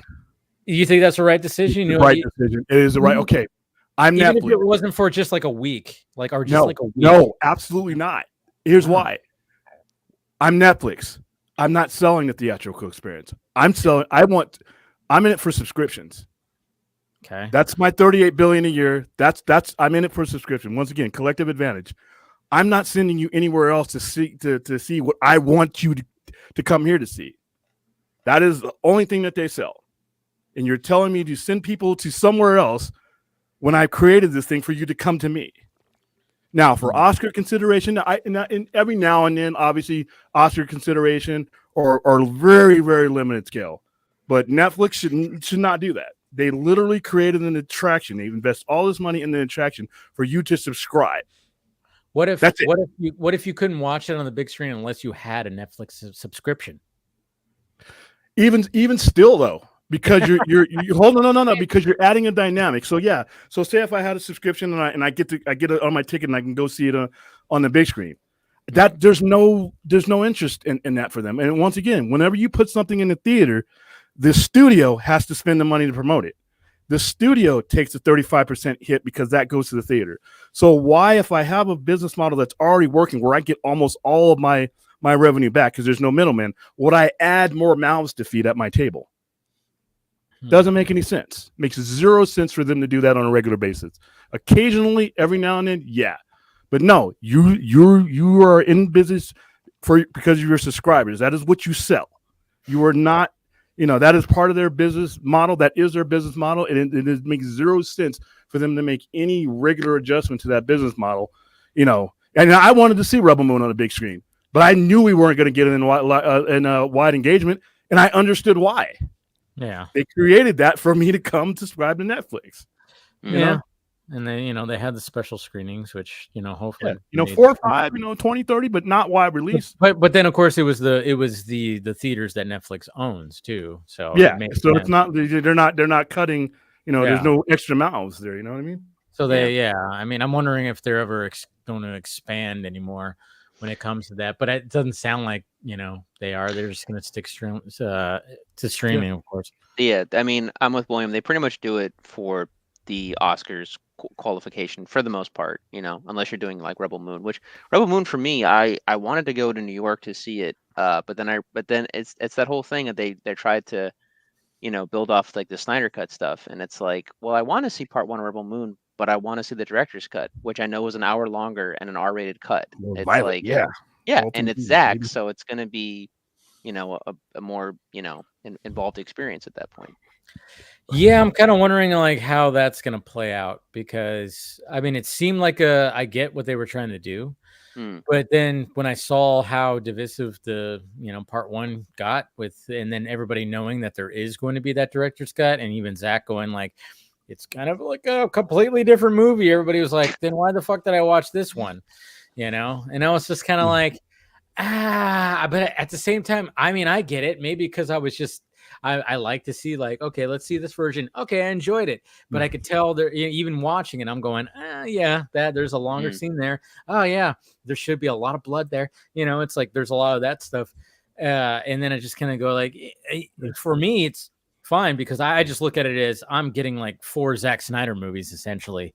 So I'm looking at it like that.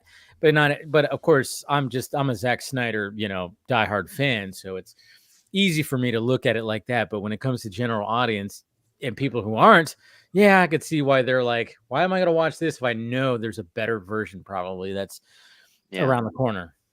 So the director's cut, or extended, the director's cut for part 1 is in April, right? And no, we don't. Part 2, we get part 2. Yeah, part 2. You get part 2 in April. Yeah, so we get both the PG-13 cut down versions first, and then apparently summertime we're going to get the director's cuts. Okay. Which I think they should go ahead and they should release those director's cuts right when April 19th comes around, because at that point you've extended the conversation as long as you're going to. I wanted to see the full cut, but I marketing wise, Netflix gotten better at this, because the problem Netflix always had is they gave everything out in one shot. The conversation lasted for as long as it took you to binge watch it. Now they're doing things that keep you in the conversation over an extended amount of time, and it whether you're talking, no matter what you're saying about it, you're saying something about it. Whereas once Stranger Things season 4 was over, even though I loved it, the conversation lasted for a couple weeks afterwards, and then we're on to something else. So they're doing a better job. Old school Netflix would have just released everything on the same day.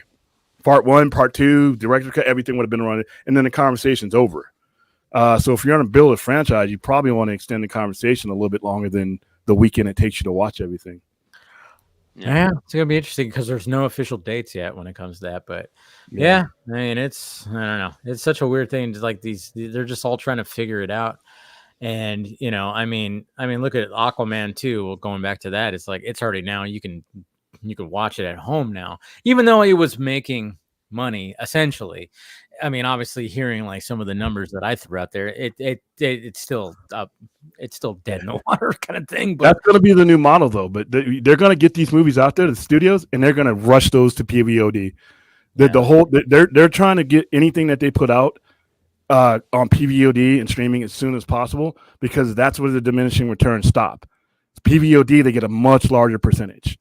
On their services, they get the full benefit of it. They don't have to cut, checks for bonuses. They don't have to cut 35% out. They're eventually going to do it. 30-day windows is going to watch. Within 3 years, you're going to have a 30-day window. Yeah. 30-day window, and because they want to get most of their money back. The only difference is if you have, say, like a Super Mario Brothers or a Barbie, and it's just making bank, then they'll keep it longer, and they'll say, hey, we got a Top Gun Maverick. Gonna have to wait a little longer for the digital release or something like that. Yeah, because then they can pay those bonuses off before it gets to them and they get all their money. But but for like I said, most movies are not Barbie, Oppenheimer, or the majority of movies barely break even for studios. Yeah, and then the theaters are the margin for a theater to stay open is razor thin.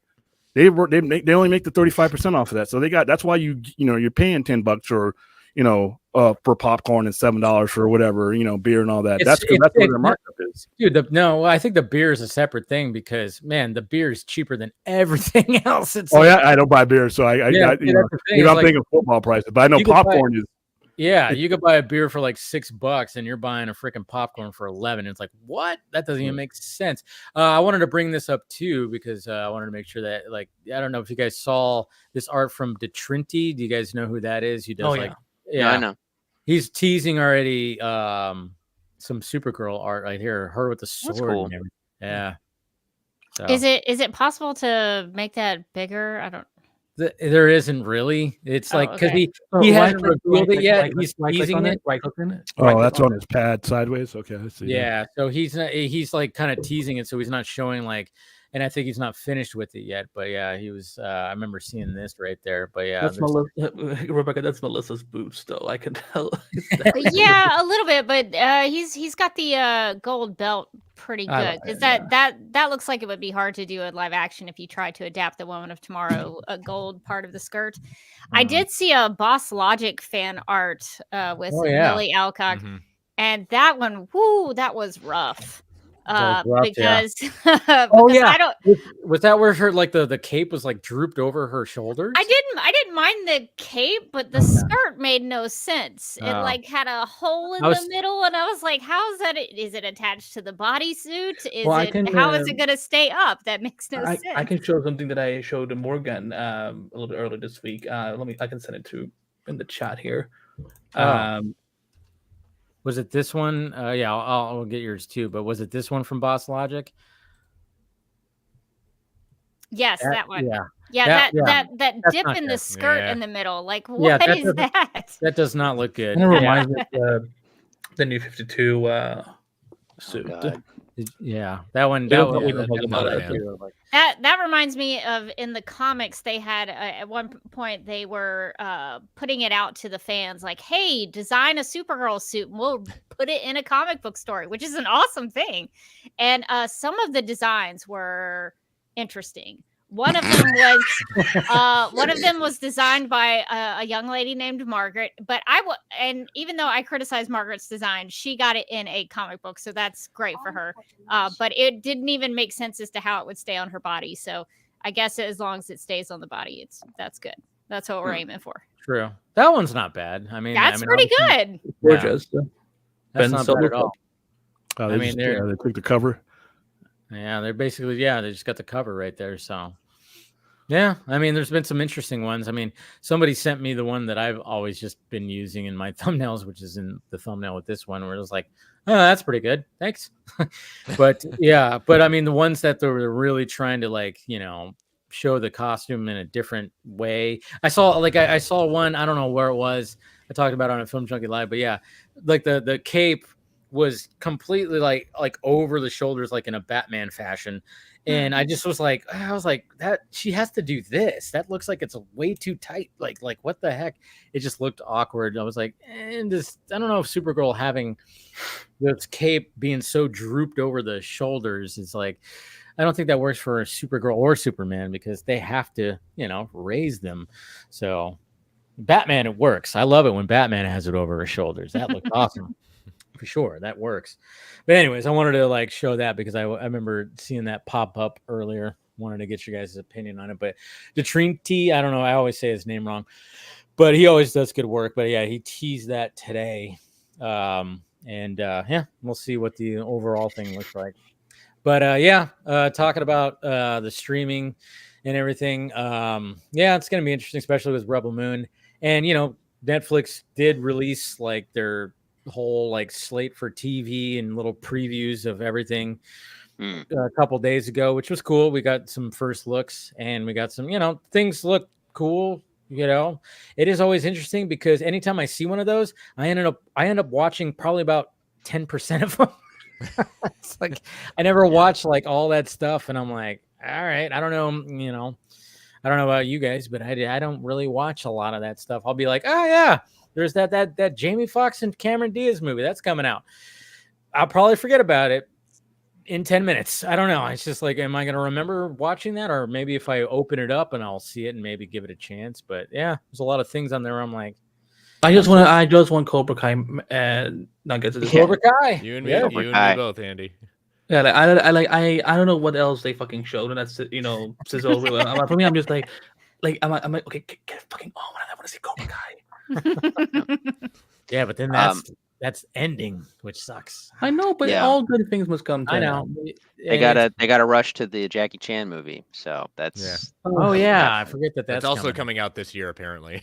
Well, that's the thing is I think what happened was with Sony is that because of the strikes, I think they had a lot of it already written out and everything for this last season, but they had to stop because of the the strikes and everything. But they clearly were still had the announcement ready to go and was just like, well, announce it anyway. Who cares? Basically, because I guarantee you that they're probably going to do it where the ending of the show literally ends with Jackie Chan somehow in the show or whatever. You're right. The big tease for the movie. But now it's not going to mean anything because we already know they're doing the movie. So I don't know how any of that marketing works. That they had to they were contracted to put it out regardless, even with the strikes. If Johnny and Miguel are not in it, I don't give a shit. Yeah, they better I think. What I see happening is I see both of those worlds colliding because I was fine with Jackie Chan stuff not being canon to Karate Kid, and I think even the creators of Cobra Kai had said it was a separate universe, but Jackie Chan, I get it. So what I see happening is sort of just it being a combo. Christ on infant Karate Kids. Well, that's the thing. They wanted to call the Jackie Chan one. They wanted to call it the Kung Fu Kid to make it different and all that other stuff. But of course, some executive was like, "Well, they're not going to know what that means. You got to call it the Karate Kid so they know it's a new version of the Karate Kid." And the guy's like, probably like, well, there's no karate in the Jackie Chan version. It's all kung fu based. So just call Karate Kid, and then that's they had to. I mean, it's branding. It's branding. You know, they had to do that. But yeah, it was like I remember watching it, and I was just like, I love Jackie Chan so much, but I was just like, and I think like the fact that we don't have Pat Morita anymore, Mr. Miyagi. Mm-hmm. And I think they want to, if he was still around, I don't know how old he'd be if he was still around, but he'd be up there for sure. But I think that was always like a factor of like, okay, we don't have Mr. Miyagi anymore, which of course is like, I mean, when you think about Karate Kid, it's always, you know, it's Daniel and Mr. Miyagi. So trying to, and that's why I didn't think that Cobra Kai was going to work. I'm like, how the fuck are they? I remember seeing that first trailer going, what is this bullshit? This is not gonna, it's on YouTube Red, huh? You know, it was like so ridiculous. But then I watched it and I went, oh my God, they're making it work somehow. And then Netflix bought it.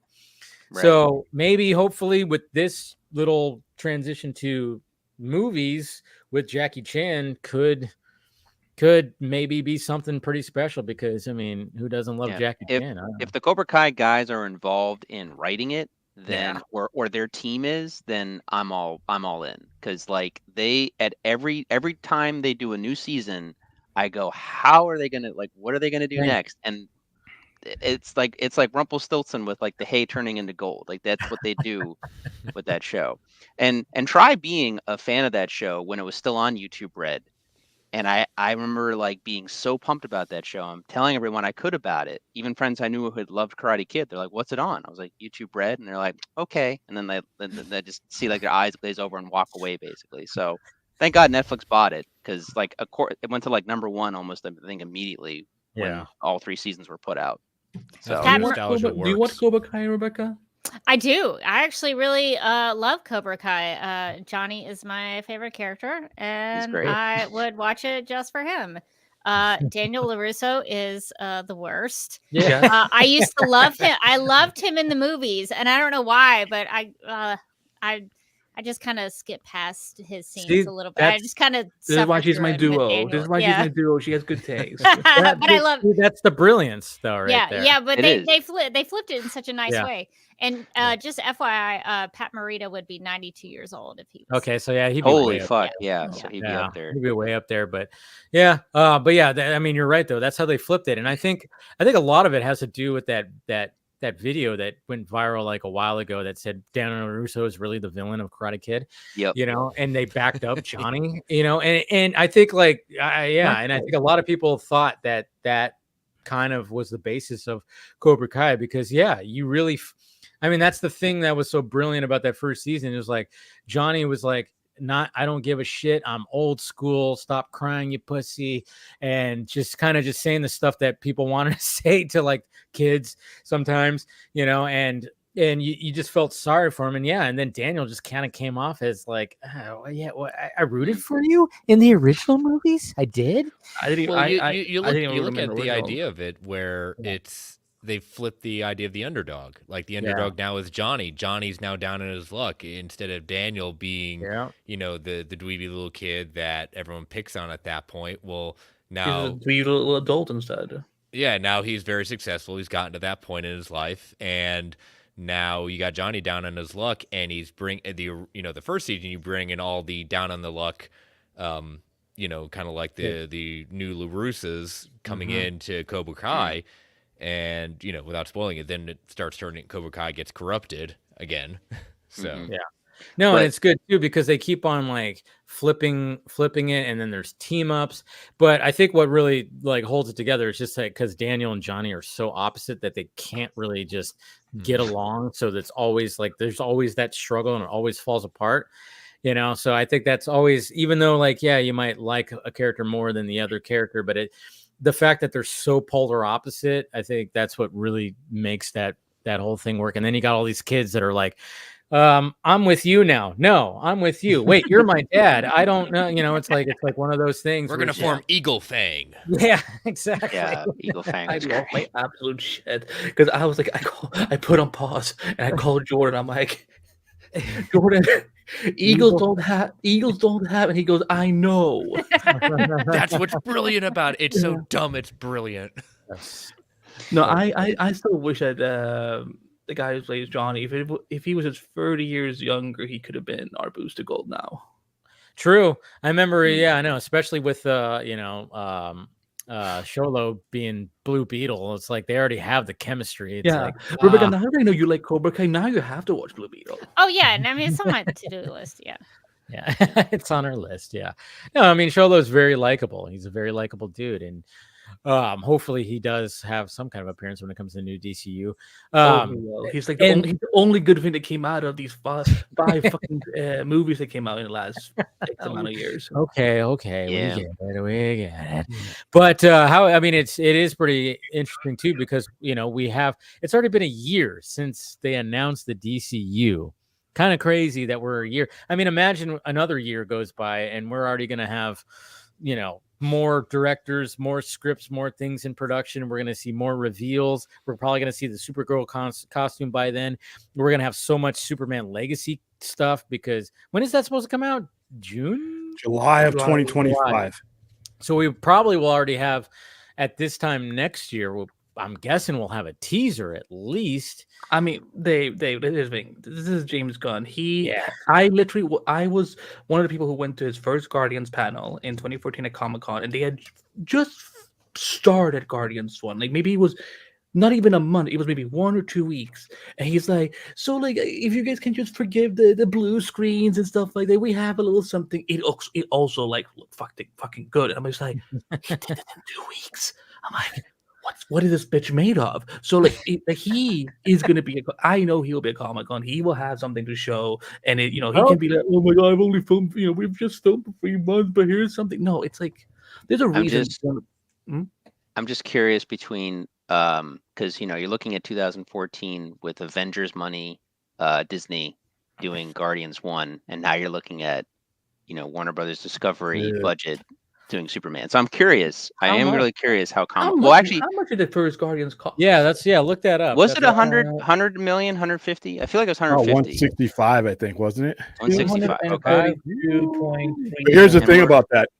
The comparison goes away when you're talking about you're not going to have that benefit of the doubt with DC, because when Guardians of the Galaxy came out, I think it was their 9th or 10th movie, you had the credibility built up. So there's things you can do when you're in that structure that was already built that he's not going to be able to get the benefit of the doubt. So that's what I mean about getting what you pay for. You cannot do pick and save Superman. There is no such thing as a low budget Superman. You try it.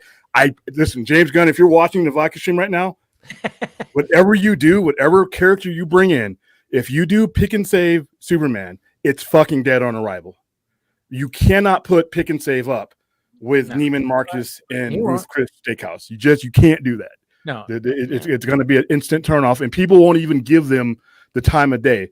If it looks like that, they're going to be like, okay, well, if that's what you thought, about putting into it, then you want us to peel out our money out of our pocket when you couldn't peel it out of yours. I hope he doesn't go for that.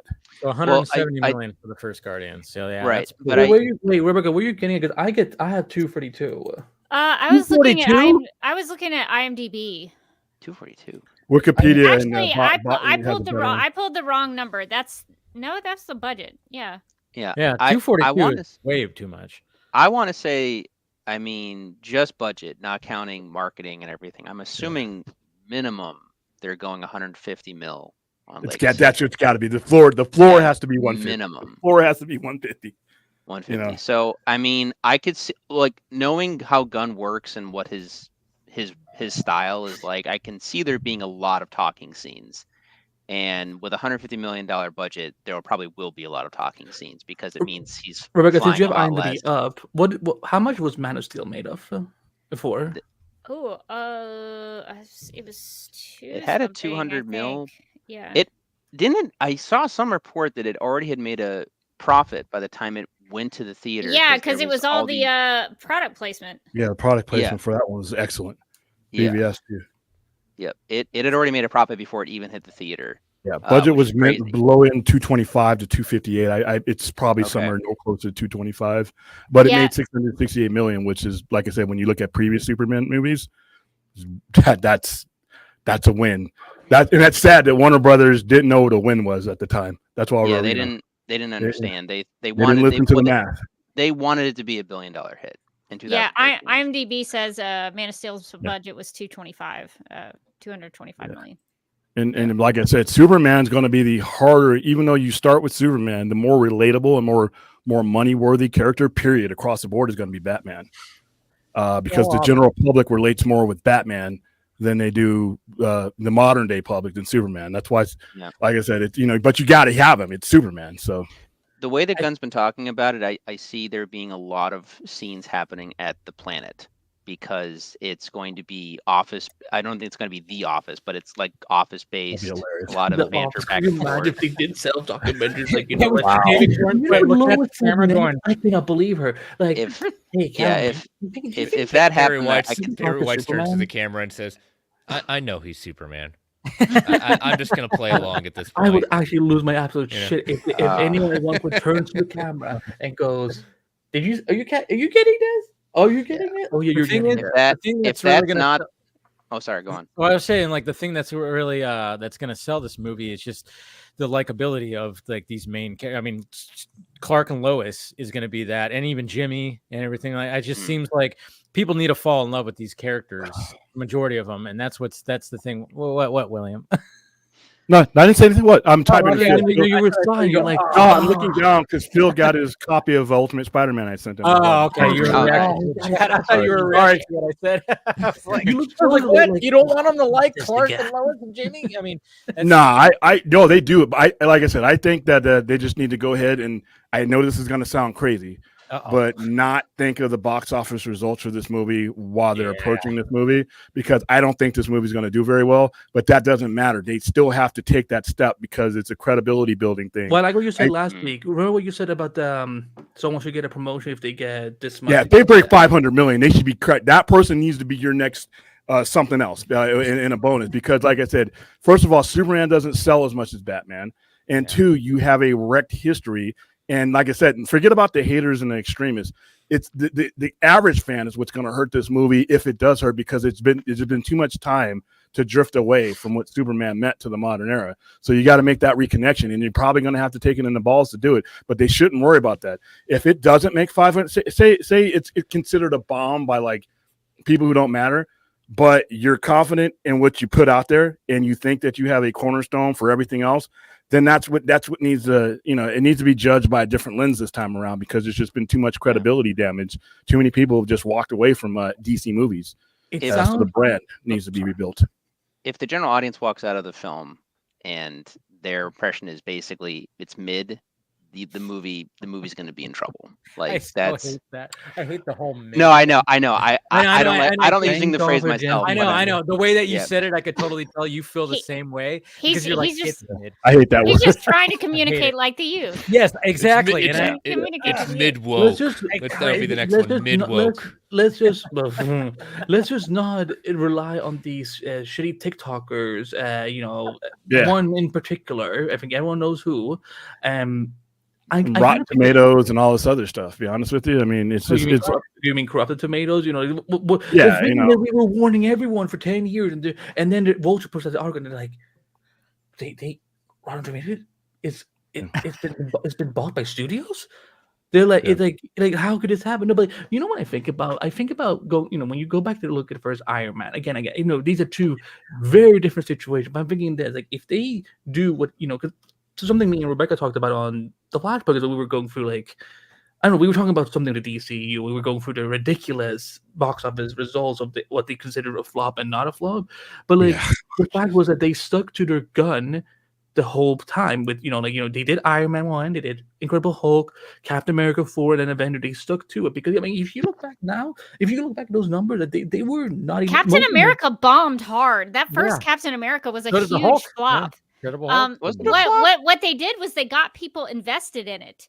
If they knew, there's another Marvel movie coming around. Oh, there's a post-credit tease to get me to sell me to the next movie.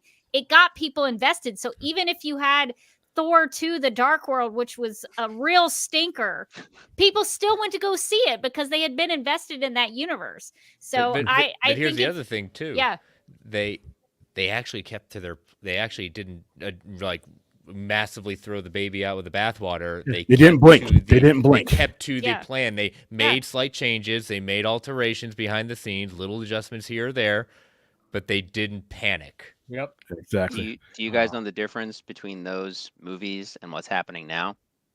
Intelligence? Well, for sure. Back then, it was just Marvel Studios being distributed through Paramount, and then as Avengers happened, they got bought by Disney. Yeah, Disney. Now, again, I don't blame Disney because we still got to Infinity War and Endgame with Disney, so it's not like Disney's necessarily the bad guy. But when you have executives now coming into the boardroom being like, "Well, we need to make sure the new toy gets put out there. We have to make sure that happens." That's Chapek. That's what Chapek did when he came in, and you see, it's kind of changing, as it writes shit. But that's what happens when you have faith. Like I said, when 2013 to 2017 happened, and I'm like, what dummy considered BVS a failure? Yeah, it was a success. What dummy that couldn't use their toes and their fingers to count to 871 million? I mean, a calculator or something like that. So you have a movie that comes out and makes 660 million. All right, I don't care who's criticizing it. I don't care. If the next movie makes 871 million, I'm listening to the cash register. I'm not listening to Twitter heads. I'm not listening to Rotten Tomatoes. Listen, none of that shit pays bills. No. Is if you continue to increase your fold, the people were divided. I don't give a fuck. When things are divided, you choose a side that is paying you. That's how you stay in business. That's the one thing Marvel and MC has always been able to do. Yeah, there's been noise about all their movies, but they listen to the hand that is handing them the money. Do your best for those other people. But the people who continue to give you money, and if they would have stayed on their trajectory, they would have gotten where they wanted to be. But you had people who were not connected to the IP in ways that Feige had come up through, and so they didn't know how to develop these characters. That's the one good thing about Gunn. They had people connected to the IP, but they had people who didn't understand movies. Jeff Johns. And over them, yeah. They had people over them. When they started listening to Jeff Johns and not Zach and Chris Nolan, that's when everything fell apart. But I mean, Marvel right now has gone through this transitional period because the fact that only, as far as I know, Deadpool 3 is the only movie that's coming out this year.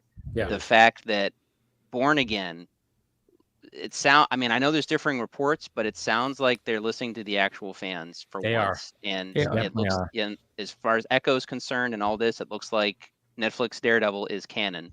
So to me, it worked. It worked. The old Marvel way was don't break things that are working. Yeah. So now they're going through that, and I'm happy to see that. The people who made all those original Marvel TV shows, I can only imagine how much they must be smirking about. Oh, they want Marvel Studios doing this creative overhaul because they want to do more traditional TV shows. Bitch, we did that. We did it for several years. Agents of S.H.I.E.L.D., all the Netflix shows, Runaways, Cloak and Dagger, but no. Kevin Feige and Jeff Loeb just hated each other so much that Kevin was just too proud. Well, he's evolved because before it was just about if I didn't produce it and bring it up to our levels, it just didn't make it on. It wasn't going to make it on into his universe because everything that came through the MCU, there was a time where if it didn't come up through his way, that he wasn't going to bring it in. And when it came to Daredevil, we saw what we saw a preview when it came to She-Hulk, and I think a lot of people went like, "Oh boy!" Like the Walk of Shame was embarrassing. Yeah, the Walk of Shame. I love that. I wanted to throw up I don't mind that episode in general, or just I'm talking in general, just it's because not terrible. No, Charlie Cox is a very likable, very good actor with good range, and I've also loved Daredevil for a long time. That is the more puckish rogue Daredevil, as opposed to the Netflix Daredevil. That being said, She-Hulk is a very mixed bag of a show, and that's being generous. And like even as a fan of She-Hulk, I think personally they leaned way too much into the John Byrne years and not enough into the modern, courtroom drama, which is what people I think I would be fine with her breaking the fourth wall. That's She-Hulk. That's what she does. But if they had concentrated more on it being a courtroom type show, that would have been a more progressive version of Marvel tackling a different genre and different things because and they kind of sold it like that too. But then they did, and then it didn't, and then it wasn't that. Yeah. They wasted a good actor because the girl who Talia Maslov, she's one of the best actresses out there, and she just didn't have a lot to work with. The casting broke the fourth wall. She did a fantastic job with it. I mean, she was the best part of that show. Oh yeah, 100%. I would love to see in Deadpool 3, honestly. I would love to, since they're already breaking fourth walls there, I think it'll be fun. That'd be pretty great. I don't know if it's season 2 of that show, but I do want to see her continue in the MCU as she's going to show. Yeah, she'll be around. She doesn't need to have a show. And they definitely need to redo her CGI for sure because they know that was one of the biggest complaints. And she'll come back because the casting has been solid. Miss Marvel is a well casted character. It's just the show was kind of a mixed bag. I still haven't seen the Marvels, which I've heard has gotten like a mixed reception. I mean, Miss Marvel, the show is better than the Marvel. I mean, I think Miss Marvel is like, again, probably to me like almost as good as WandaVision because again, but again, that show is more targeted towards my demographic, my culture, and other people, brown people's culture and so on. But it was like the most refreshing thing we'd had in a while because I remember watching Moon Knight and I was kind of like, this just kind of feels like low budget Daredevil because again they're trying to do the whole dark thing, and I kind of wish that they had done the whole Marvel Spotlight thing back then so that they could have done, because they obviously wanted to make Moon Knight like a shit dark show. Yeah. And so they didn't give themselves enough time. 6 episodes is not enough time to explore what you really need to want to explore. They had Oscar Isaac Mr. Knight. That's a little way too early to bring in the Mr. Knight persona. I would sooner most appreciated seeing Jake Lockley and then lead to Mr. Knight. But even responding to the She-Hulk CGI, Hulk looked better because they've had time to do Hulk for in the movies. Years. So this was the first time they attempted it, so it was going to be a little more janky. I'm not trying to make excuses. I'm just saying that there are certain things when you have it over time, doing the same character over and over again, you have that setup. Yeah, but then it also didn't help the fact that Marvel Studio Disney has been, not being good. They're not being good to their visual effects people, which is why I'm hoping. Supposedly the strike is supposed to happen for them, so I'm like, good on them. That's right. Yeah, we're getting a new strike possibly this year. But Bob Iger, remember when you went out and said shit last year? Look how good it went for you for 5 months. How about just listen to them and we can get back to work? Because that's all we want. Because again, it's you look back at the earlier MCU product, it's like when you give them time and you don't change the third act, like 2 weeks before the theatrical cut comes out, you can actually get good end results. I'm just saying. Stop making sense, Andy. Now, is Deadpool still slated for the summer? Because they just wrapped, and I can only imagine the VFX people are going to be up for many nights. The good thing is like they've been working on, during the strike they were working on it because they could. They could work. So they've been working on the movie, and apparently, I mean, it was like a 30-day, 40-day. And I think it was mainly like it's that this opening scene, the first act is going to be batshit crazy. I mean, apparently that's what they were. I don't know. Maybe it wasn't. Maybe it could be the second act or something. I don't know. But at the same time, it's like, they've been working on the post. Yeah, but I'm sure there is going to be some long days when it comes to try to finish this thing by July. But I'm excited. Look, it's R-rated. It's Hugh Jackman. It's Ryan Reynolds. Yeah, like that's all I ask. So I mean. For me, what I see happening is like it's that for this. I think I think Matthew Vaughn said kind of a similar thing, but basically it's going to be a palate cleanser because the thing that Deadpool does best is he mocks his genre, and MCU is kind of do that with all the stuff that's been happening between Kang, the multiverse stuff. Like, the timelines, Deadpool's just gonna, and because of his situation in the movie, it's just gonna be like ripe for that. And so we just have to hope that however it comes out, however Ryan and his team and everything want to do it, and and if they're smart, like not to compare, it's not going to be the same thing. But one of the reasons why Barbie I think works so well is that Mattel was very open to being made fun of. They didn't really care. And that worked towards the movie's strengths. If Marvel is smart, the same thing should be for Deadpool and the MCU and Feig even to a degree. And it's like, if that's the case, then you're good, because fans kind of want that. I think fans right now want that vindication, especially from Deadpool. So I would say just go with that.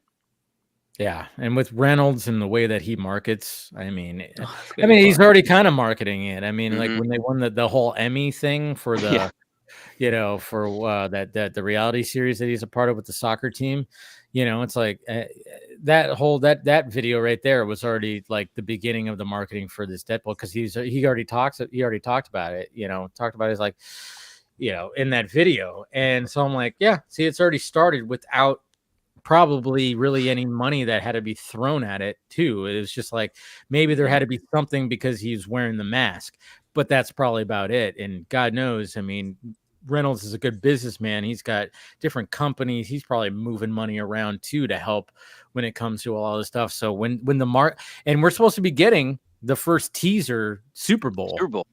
Yeah, and apparently like what I kept seeing on the timeline today is the teaser's ready to go. And of course, there'll be a teaser, 30-second spot, and then you get the full thing online, which will probably be like another 30 seconds, maybe. Who knows? Yeah. But, because that's what they have to do now, because they only get that 30-second window, and then you get the full trailer online. But yeah, it's already ready to go. And that's probably going to be, what everybody's going to be talking about more than maybe even more than the winner of the even has one joke. If they even do one joke where they're literally bullying the MCU right for what it is right now, I think people are gonna be like, okay, we're ready, because it's a Deadpool 3 is gonna be like therapy for a long time. It's gonna be great. Oh man, I can't wait. I can't wait to see what the first teaser is gonna be and what kind of marketing they're gonna do. I wouldn't be surprised if there's something for it. There might be a whole separate thing that they shot just for this Super Bowl ad, for all we know. Wolverine watching the Super Bowl. Lived in a world where the MCU is doing a rated R Deadpool movie, right? Yep. So crazy, and so crazy. And they have the whole Taylor Swift thing to make fun of. I mean, I just and Ryan is like friends with her and stuff. It's just like it almost seems like maybe she's with Travis Kelce just for this movie. I don't know. No, that'd be crazy. Yeah. Now, did Blade also get made R-rated because of Deadpool? I can't remember. Who the fuck knows what Blade even is? I know. The video game's going to come out before the Blade movie. We don't know what's going on with Blade. Blade got announced 2019. I wonder if they're going to stick with the R rating for that, because that does. I want to give context to Rebecca, by the way, because again, so Rebecca, Mahershala Ali, who's playing Blade, he had literally gone to Kevin Feige and said, "I want to play Blade." And they made that their big fucking surprise at San Diego Comic-Con 2019. That movie has gone through. It's becoming the Flash of the MCU in terms of development held. That's disappointing, because Blade I don't know much about. I haven't seen the movies, but I always see the image of Blade and I think, God, that looks like a cool character with some cool movies. Totally. So I hope it goes well.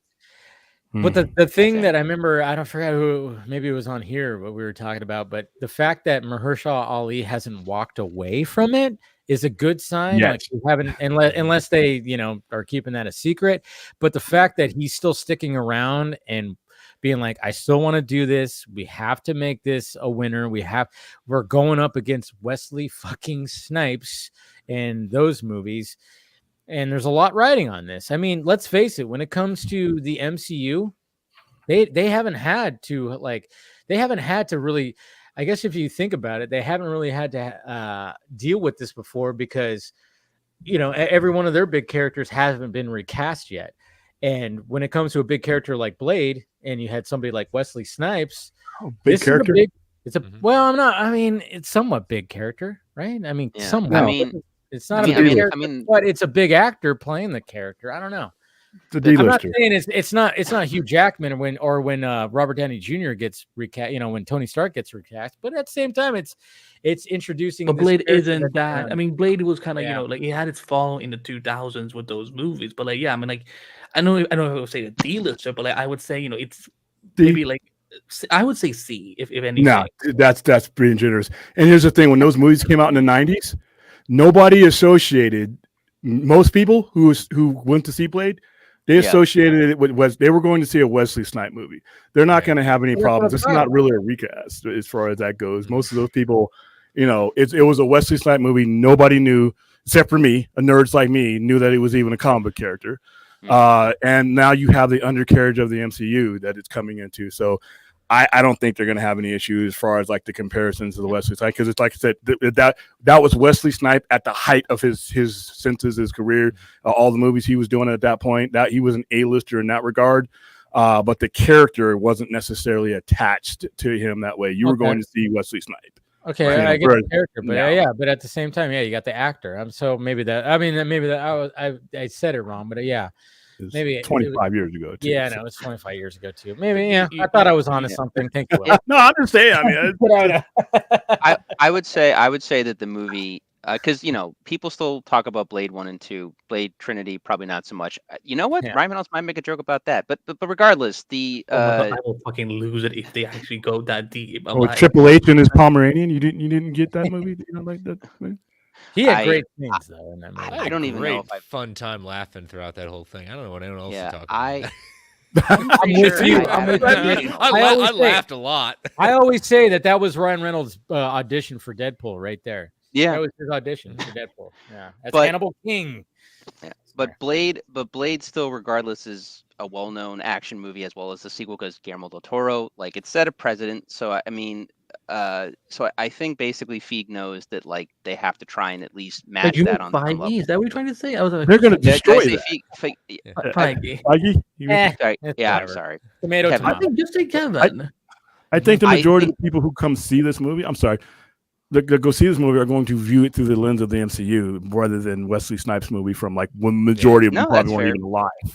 I mean, I would only argue maybe it depends on the generation. Myself, I'll be doing it, but like a kid, like you and me, we're probably in the same generation or roughly in the same generation. But the average median for MCU viewers is like between 35 and below. So you were either in diapers or you weren't even that cognitive of it. You weren't going back. I saw it in the movie theater. I probably saw it in the movie theater. So I didn't. I saw it on TV much later, but like, I was too young to be seeing in theater at the time. But the only other thing that's come close to that type of idea is basically Spider-Man, which that was a whole other thing that they basically did. With Spider-Man, they had at least an advantage with Tom Holland obviously being in Civil War, but they had this whole thing where the other Spider-Man, they kind of didn't focus on the beginnings of Spider-Man as much as they could have. It was always like Peter's going right off to college or Peter's doing this, and the whole Tom Holland arc has been basically him in high school and then graduating high school, basically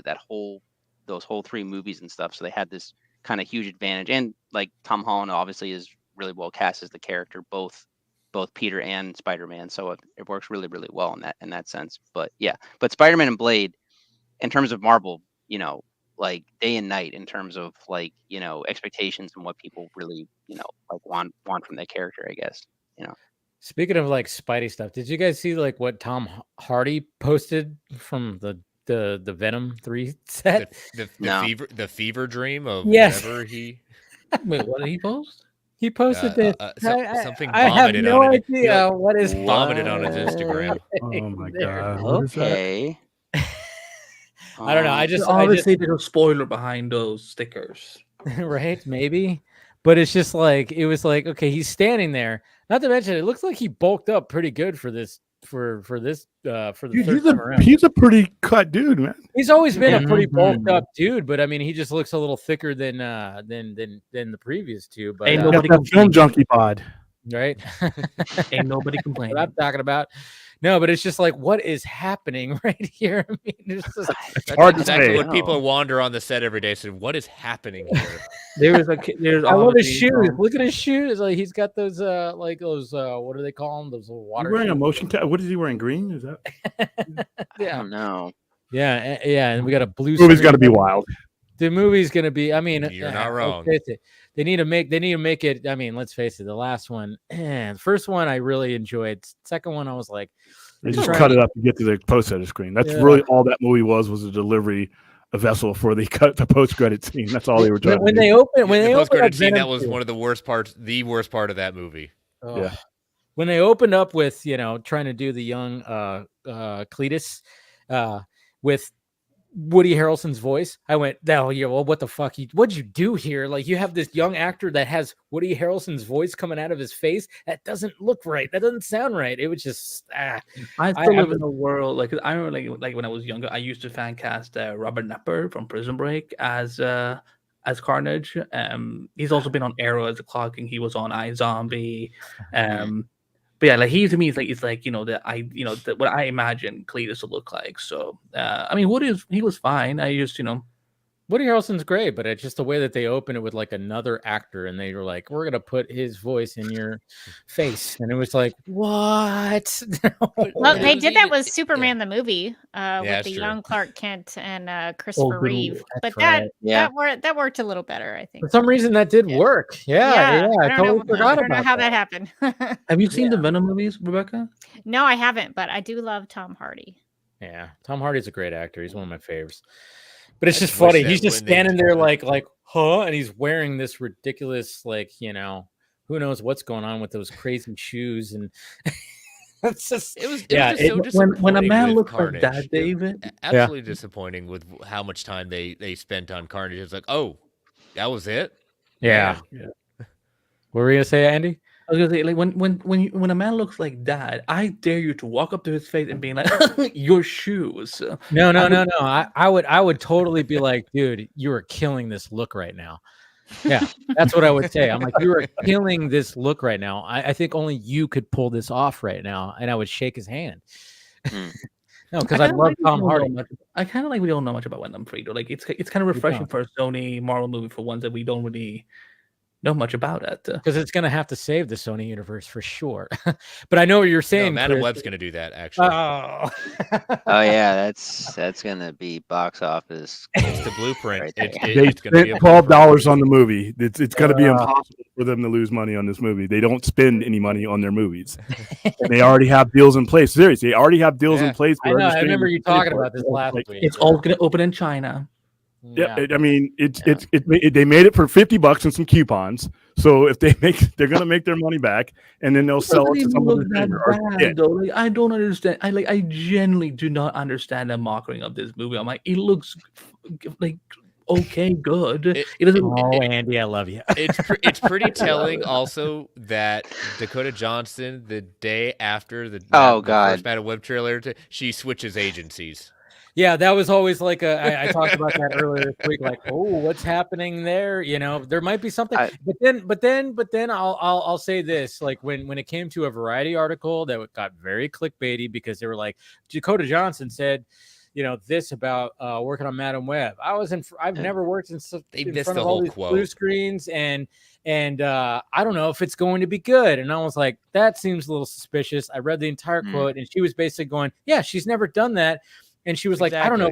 I don't know if what I did was good, but I trust the director and blah, blah, blah, blah, blah. And there was like, okay, so it wasn't that. And then people were also taken out of context when she hosted Saturday Night Live a couple of weeks ago, where she made like the joke that, I'm starting Madam Web. And it's basically, if you were to put your boyfriend's favorite movie in AI, this would be it, or something like that, because it's Sydney Sweeney in a Spider-Man movie. And I'm like, yeah, it makes sense, because there's so many simpies out there for Sydney Sweeney that Sydney Sweeney is awesome. Like, don't you mock her. I'm not saying she's not awesome. I just don't get the whole, You know what we could have, in a world we could have lived with Rachel Zegler as Spider-Woman. You would have wanted that instead. In my head. It only took him almost 2 hours to bring that up, but here we are. her firing her agent, I'm going to bet has nothing to do with that, because if she didn't fire her agent after Suspiria, then there's no reason to ever fire your agent at all. People fire their agents in getting new management all the time. And I mean, it's just, I don't think that has anything to do with, I mean, why would you wait till a trailer dropped? Oh, you're fired. I mean, come on. I know. I like the connection. It's just fun. Yeah. Yeah, it is fun, but that just adds to the let's shit on it before it comes out. Look, on the baby before it's born. Yeah. Look, I hope it's something like that surprises. I like the concept. I get it. Yeah. But it does seem like it's being sold on eye candy a little bit, of course. But at the same time, I get it, it's fine. It's Hollywood. Momoa's a MILF magnet. You don't. They're not selling it on his stellar acting ability all the time because he wasn't the greatest. He's gotten better. But Game of Thrones, Drago, they weren't looking at for the lines. He wasn't even speaking any English. And like I said, he's a bona fide MILF magnet. He doesn't even have to say anything. So why not? I mean, if they, Jason Momoa is pretty dilf. I will say that. It's dilf. I mean, that's what he is. Oh, of course. No, I get it. I totally get it. Is he not a father you would like to fondle with? You guys. I don't know about me personally. I would want to high five him, maybe go rock climbing, or riding a dune buggy with him. But that's about it. Okay, so we're gonna play Fuck, Marry, Kill. Ben Affleck, Henry Cavill, Jason Momoa. Rebecca, you can start. Wait, who are my options? Henry Cavill, Ben Affleck, Jason Momoa. Okay, I'd marry Henry Cavill, and then I guess I would, with Ben Affleck, and then I guess I would have to kill Jason Momoa. Oh, okay. Paul. We're gonna go around the room. I mean, I don't swing that way, but if a gun to my head and I had to make that choice, I would marry Henry. I would probably fuck Jason, and I'd have to kill Ben because he's you can't trust him. He's Batman. You don't know what he's going to do. He's plotting. Chris. I'm passing. Sorry. Nope. There's no way you're gonna I got people watching that'll clip the hell out of this and use it against me. Dave, if your gay doppelganger had these three options. You don't have to answer that, will you? I know, right? I can't. Now I'm trying to think. I'm like, I probably marry Henry.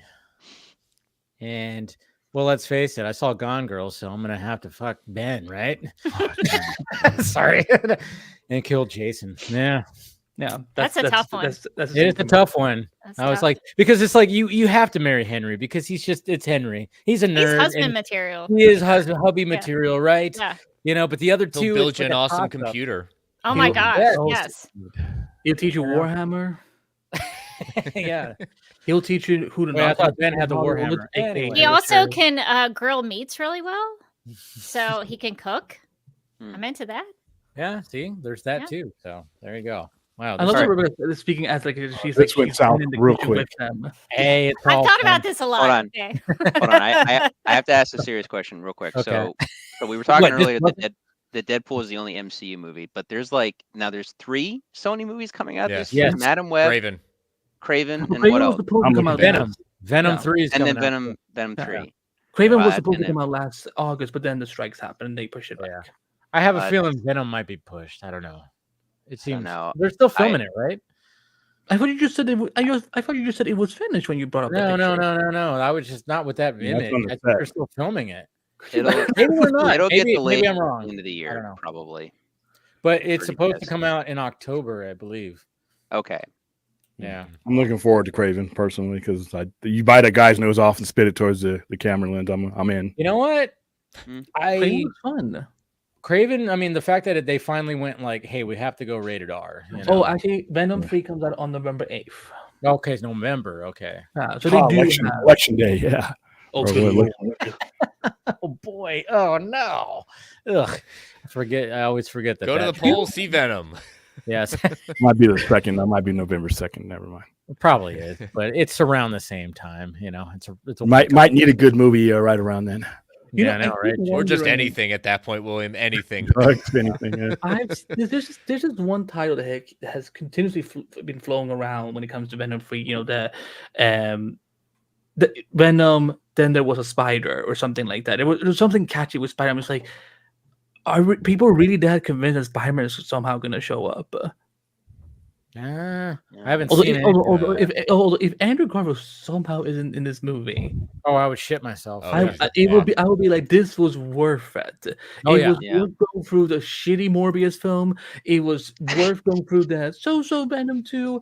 It's like it will be worth it. It will be so. I'm trying to think because a long game of Spider because Andrew could be pulling another No Way Home, but I think they basically went to Andrew and he didn't want to do it or something. But I mean, it would be hilarious running joke that like his Spider-Man gets all of the weird versions of the Spider-Man villains, essentially like an Aaron Taylor Johnson Craven, or Tom Hardy Venom, or let's just say it, Paul Giamatti Rhino. Just all these weird interpretations of the characters done through the Sonyverse, essentially. Meanwhile, like Tom Holland and them will get like the more comic accurate interpretations, I guess. Sony creates fever dreams, and we get But if Andrew Garfield's Spider-Man does show up, I mean, he has to make the joke. He's like, finally, I got to fight an alien or something like that. Right? Yeah. He's like, I want to fight an alien because he's the only. I mean, all right, it's best we got. We got Tom Hardy Venom over here. Here's your alien. Right here. When the fuck is Benedict Cumberbatch's character again? Doctor Strange. Doctor Strange. He's so unlikable. I don't even care. But like when he sent him back, how dare you? When they sent him back to their respective universe, what if he accidentally got sent to the Sonyverse, and that's how they fix it? Wait, what? Like, okay, so at the end of Andrew Spider-Man at the end of No Way Home, he is the Sony universe. Well, that's if we don't even know. Aesthetically, it looks like they're the same universe, but like there's two Sony universes. I get what you're trying to, because technically, just trap him in that one, and that one could also have Spider-Gwen played by him. Yeah, I mean, wouldn't that be crazy? But that would suck for Andrew Garfield again, if like Venom's coming out and everybody's suspecting that he's in it, and he's like, nah, what? He has to do that whole thing again. Like, I don't know. It'd be funny if he could be in the end of Madam Web. You never know. You never know until you see it. Oh, poor Andrew, man. I mean, I remember that whole thing where it's like, because he was trying to promote his other movies and he had to just lie. He had to act in real life. Like, he had to act and be like, no, I don't know what you're talking about. I'm not the werewolf. Yes. Yeah. And he had to do that. Meanwhile, Toby had like nothing, and he would just. I remember. I mean, people were saying like, "Oh, I ran into Tobey Maguire. He's definitely in it." Well, like Toby would like wink. They'd be like, "Are you in it?" And he'd be like, and then he'd like walk away, and they'd be like, "Oh." Well, the problem is that because I remember it was a day when all three of their suits were just hanging around, and I'm like, okay, this isn't staged. This is obviously like they did this on purpose. And or when they there was like when they did the rap party, there were these hoodies they were giving out, and they had like I think there were logos from Toby and Andrew Spider. There was something. It was hoodies that made it clear that oh shit, they're in the movie. Like no matter what Andrew said, secret.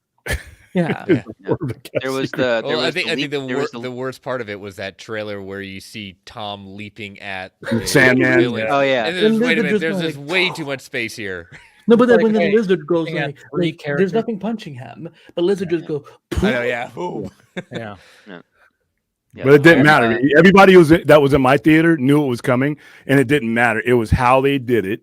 And when the reality of it actually happened, when Andrew Garfield comes to that portal and you see it's his big eyes and he pulls off his mask, my theater erupted. Oh yeah. It didn't matter if you knew about it or not. It didn't matter at all. I mean, and then when Tobey Maguire came through, it was the same thing. When he said, we need to bring in another one. We need to bring in the right Peter, and they bring in him. And he just walks through. Yeah. You could have known about it for 10 years. Just actually seeing it happen, how they executed it was perfect. And I think one of the things that what made Andrew so endearing, particularly in that movie. I mean, I've been an Andrew Garfield fan for what he did, but what brought it back with what went wrong with Amazing Spider-Man 2 is like you have a good coach as the director and the writing team to write Andrew to get his, if we never get him again, his bow. Like he got his moment. He got his moment with everything. His saving of MJ was the best, probably my favorite part of the absolutely. movie. You just saw that. Well, you knew that was coming too. You knew it was coming too, but you wanted.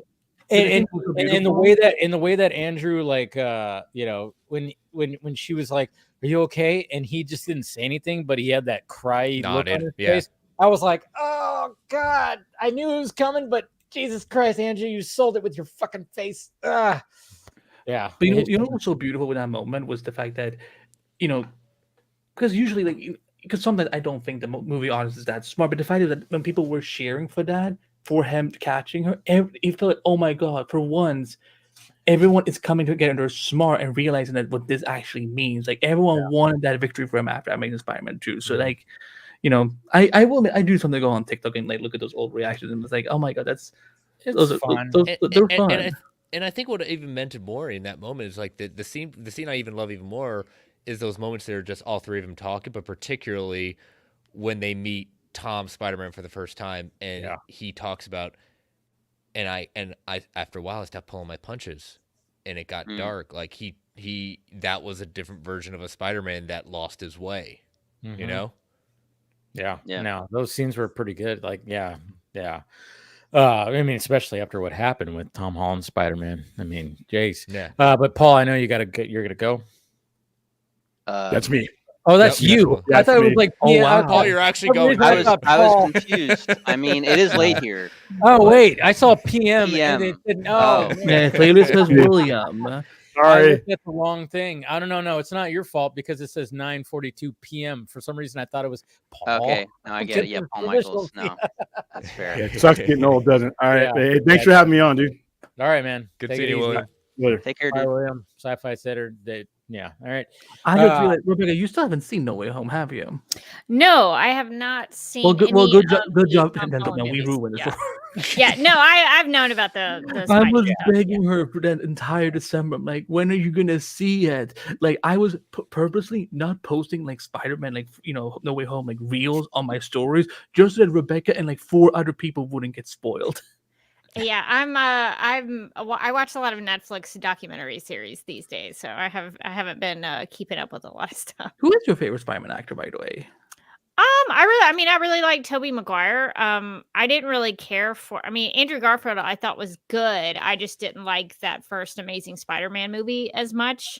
So I think that sort of tainted it a little bit. But I thought he was good. So I don't really have too much of a preference. I like Spider-Man as a character, but I mean, Tobey Maguire's the kind of the one that I came into first when I started learning about Spider-Man. So I guess he would be my first Spidey. So, I guess there's a little special place in my heart for him. Speaking of Netflix documentaries that I heard you say, have you watched the Jim and Andy doc, the Jim Carrey and Andy Kaufman doc? No, I haven't, but I did see something about that the other day. Have you watched it? Oh yeah, I've watched it twice. Like when it first came out, because it's been out it's been out since like 2019, 2020. I think it came out in 2020. Wow. And I watched it first then, but then last weekend, my girlfriend hadn't seen it and she loves Jim Carrey. And I was like, oh, we're watching this. And if you haven't seen it, and just watching it again, man. And then, this kind of just goes with the news today that Jim Carrey's coming back for Sonic 3, which is great because I thought he was done. He sounded like he was kind of like, I'm done with acting. But if you watch that doc, because not only is it, I mean, obviously the main portion of that doc is just the behind the scenes of him and not breaking character being Andy Kaufman and it driving a lot of people crazy. But it also is a doc about also the individual, Andy Kaufman and Jim Carrey. Like you get backstory on all of them. It's a very good doc and highly recommended. And when I watched it again, I mean, and just like some of the things that Jim Carrey talks about too, and just how philosophical he could be, and just when he's serious, it's like, you just like, you kind of go, whoa, this guy's deep. This guy's really deep. Every comedian was trying to try to be Andy. Seeing Jim Carrey get it, I think that surprised a lot of people just because really Jim Carrey. Yeah, and he nailed it. I love that movie. Yeah, I've added it to my list. Yeah, that'll probably be a little more lighthearted and fun than the ones I have been watching, like American Nightmare about the girl that gets kidnapped and. So I've been watching a lot of very serious things. I've watched a lot of cult documentaries. So that's I can't remember if the last one I watched was I think that was a Max documentary, the Mother of God cult that I watched. But so I think something about Jim Carrey and Andy Kaufman would be kind of a lighthearted. Reckoning's a little uplifting. Supergirl needs a little hope right now. Rebecca, you're okay? No, I'm okay. I like to be have constant vigilance about cults. So I like to learn things. Episodes of Supergirl Radio, and again, because I didn't know they were doing it, it just popped up on my feed on the podcast app. It was like late at night and I was like really tired, and suddenly I see like a notification go off like Supergirl Radio Nexium cold. And I'm like, what? And I thought I was having a stroke. I'm like, why would they talk about this? And it is the funniest discussion I've ever heard about a cold. And I'm like, oh, they're gonna do this in the future, and I'm ready for it. I was like, this is the content DC podcast needs, like cold. But I was like, that was such a surprise. That's also a really good cult documentary on Max, which is Vow. There's 2 seasons of that. If you haven't watched it, it's really interesting. I think you might enjoy it if it's something that you're interested in, but it's really interesting the way that they made it, because they made it while everything was happening. So I think it's really fascinating, especially when they end that first season, Rebecca. That was brilliant way to cut it. Yeah, I can't remember how they ended it, but season 2 opens with Nancy Salzman. And I was like, holy crap, they got Nancy Salzman on here. So yeah, I remember really kind of being flabbergasted at the trailer. So if you're interested in very well done documentaries, The Vow is very, very good. And for scheduling reasons, Alison Mack was not able to comment. Yeah, there's some interesting stuff with her for sure. Interesting. And what else was interesting that happened this week too was Matthew Vaughn pitching a Red Sun movie with Henry Cavill. How are we feeling about that? Because I like the idea. It'll never happen. But then, you guys kind of brought up, I think it was brought up like earlier, it was like, do that, but not with Henry Cavill. Yeah. Who wants to go first? Well, I'll just continue what I was going to say, but we'll leave it at that. No, I mean, very, very clean cut. I mean, so they've already made an animated movie, and they took some liberties with it and stuff. You could make it like a 90-minute film, I think, and it could still work, or at least like a 2-hour movie, and I think it could still, come in a good budget and work. Because I'd be down to see a Red Sun movie. I think attaching Henry to it though would be it'd be too much. I think to kind of start from the ground up, because not even that either. Like I just, I mean, I'd be interested to see what they would do for like the Russian Batman, which would be really interesting to see, and all that, and like how they want to do Wonder Woman and everything too. There's just a lot of potential with what you could do, and having new actors establish this new world and stuff like that. And it's also you're going to be seeing remnants of essentially 1950s and the 1980s Russia, which would be really cool to see too, I think. I think Vaughn could pull that off. I think I was going to say, because Vaughn for me lately, it's kind of actually why I kind of avoided Argyle. Or is that how it's Argyle? Yeah. Argyle, excuse me. It's like, I don't hate Matthew Vaughn, but at the same time, it's like, okay, well, like you guys obviously remember John Hughes, right? From like the 80s and 90s and stuff. Now, John Hughes did like some of the best, teen comedies ever, or teen dramas or whatever, and all this stuff. And then he made Home Alone, and he's kind of been then he kind of like he kind of did variations on Home Alone for like most of his career. He only wrote Home Alone though. He didn't direct it. No, I know. He wrote Home Alone 1 and 2 and 3, and then Baby's Day Out and Dennis the Menace. Like he started doing. Okay, I see where you're going. Yeah, right. Okay. And now Diminishing returns. Sorry, yeah. Now Matthew Vaughn isn't at that point, but like he did Kingsman, then he did Kingsman 2, and then he did The Kingsman, then he did Argyle, and I'm like, bro, you got whatever you're on with the Bond stuff, like just do something else. Like I get that. Well, okay, I saw the Kingsman movie, and that for me, I was actually pumped because I thought Kingsman 2 was too much. Like they were the Kingsman, like the first movie was like a really good satire on like 60s Bond. And then by the end of Kingsman 2, I was like, this is like Spy Kids. I don't know what's happening anymore. Like this is a really rated R version of Spy Kids. Yeah. It's like on an island and shit like that. Yeah. And then the Kingsman shows up, and it's like, okay, they're getting back to basics. They're kind of trying to make it about, the older times. This is a Bond movie in a sense, but it's not a Bond movie because it's using like an older, like World War I. I was like, okay, this is interesting. And then I saw the movie, and like halfway through the movie, there's like this weird mission with like Rasputin and something about Ray Fiennes and like if have you guys seen the movie? Because I don't think anybody did. I have. Oh, yeah. I saw it. I did, yeah. Yeah, that whole sequence with Rasputin and stuff in the middle, I don't know what that was. And then like the argument with like the son, they did like a mission, and then the son's like, I'm still gonna go to war, and then he gets shot in the fucking head, and then it's like, I feel like this could have been avoided. Like there was just like, it was just a mismangled kind of movie. It was more style over substance. I don't know. And like Argyle just, it looks and feels kind of the same thing. It's like this.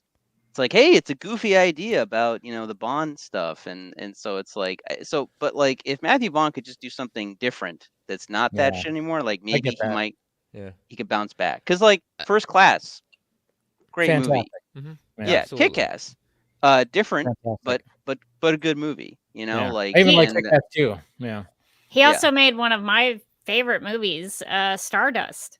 Stardust is great. That's a great movie. The Cavill's in that, right? Yeah. Just, I mean, he has a really small part. Yeah, I know. Oh yeah, it was before he but I remember. Yeah, if you lose your copy of Princess Bride, watch Stardust. You know, it's a great movie. No, it's good. It was really. It's in that same genre, though. Yeah. Layer Cake that came out with Daniel Craig. I mean, that was a good movie too. I mean, Layer Cake to this day has one of the most ridiculous endings. I won't spoil it if you haven't seen it, but it comes right out of left field, and I was like, okay. Yeah, but that's. I think my worry with Red Sun is, you're gonna get people who don't understand, like have never read the book, and they're immediately gonna think, "Oh, evil Superman! Why do we have to ring this bell again?" No. That's the all problem you do with that movie.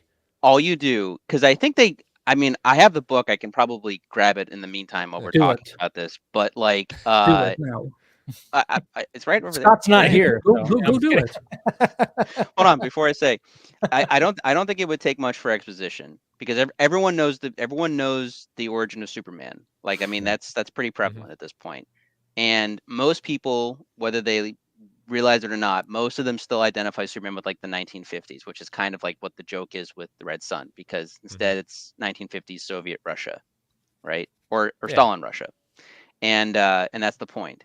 So like, I don't think it would take too much to reestablish, like, because that's the whole point of Red Sun 2, is that Clark, or whatever his name is in Russian, I don't remember, but I'll get my Google Docs out.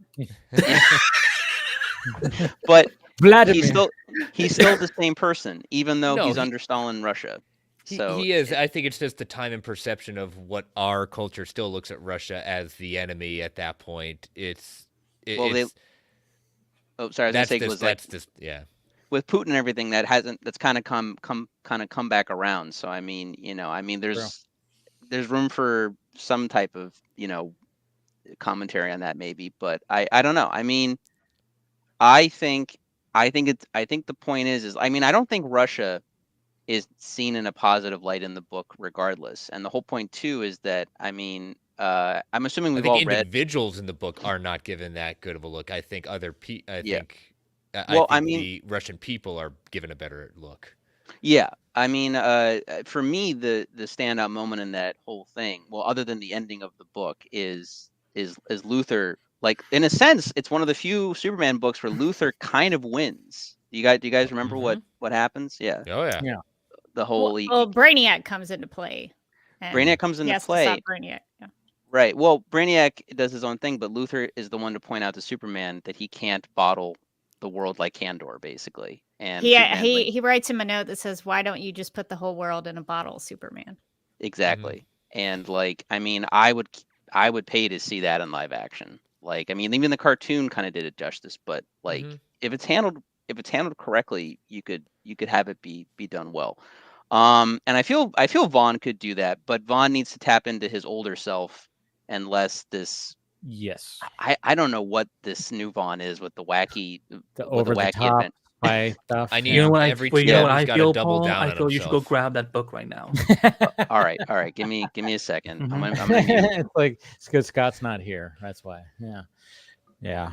No, I mean, I thought I was like, oh yeah, do it, but I was like, oh, this will never actually happen. But I was like, the idea of, if we were gonna get like Henry Cavill back as Superman, it would be this story that would be like, whoa, what if they just like, what if these guys wanted to come back, and what if Ben Affleck wanted to come back and do like an Elseworld story, like instead of just like, just a one-off like kind of thing. Maybe these guys would be like down for doing a one-off thing, but at the same time, it's like they're trying to establish like this new universe.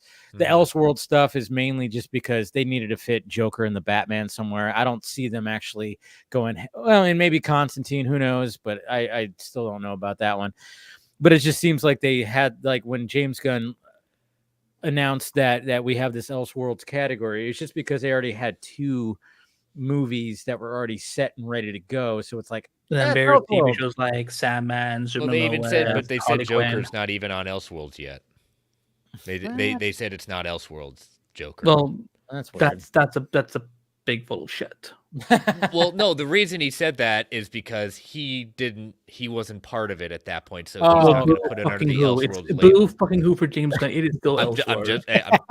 I'm not just saying. Don't kill the messenger. I love you, even though you did not play my game before. I love you. It's James Gunn I'm making fun of. I'm like, I know. Because he's so like insecure. Like, I'm like, well, I wasn't involved. I'm like, but bitch, it's still Elseworlds. It's still Elseworlds. Call it Black.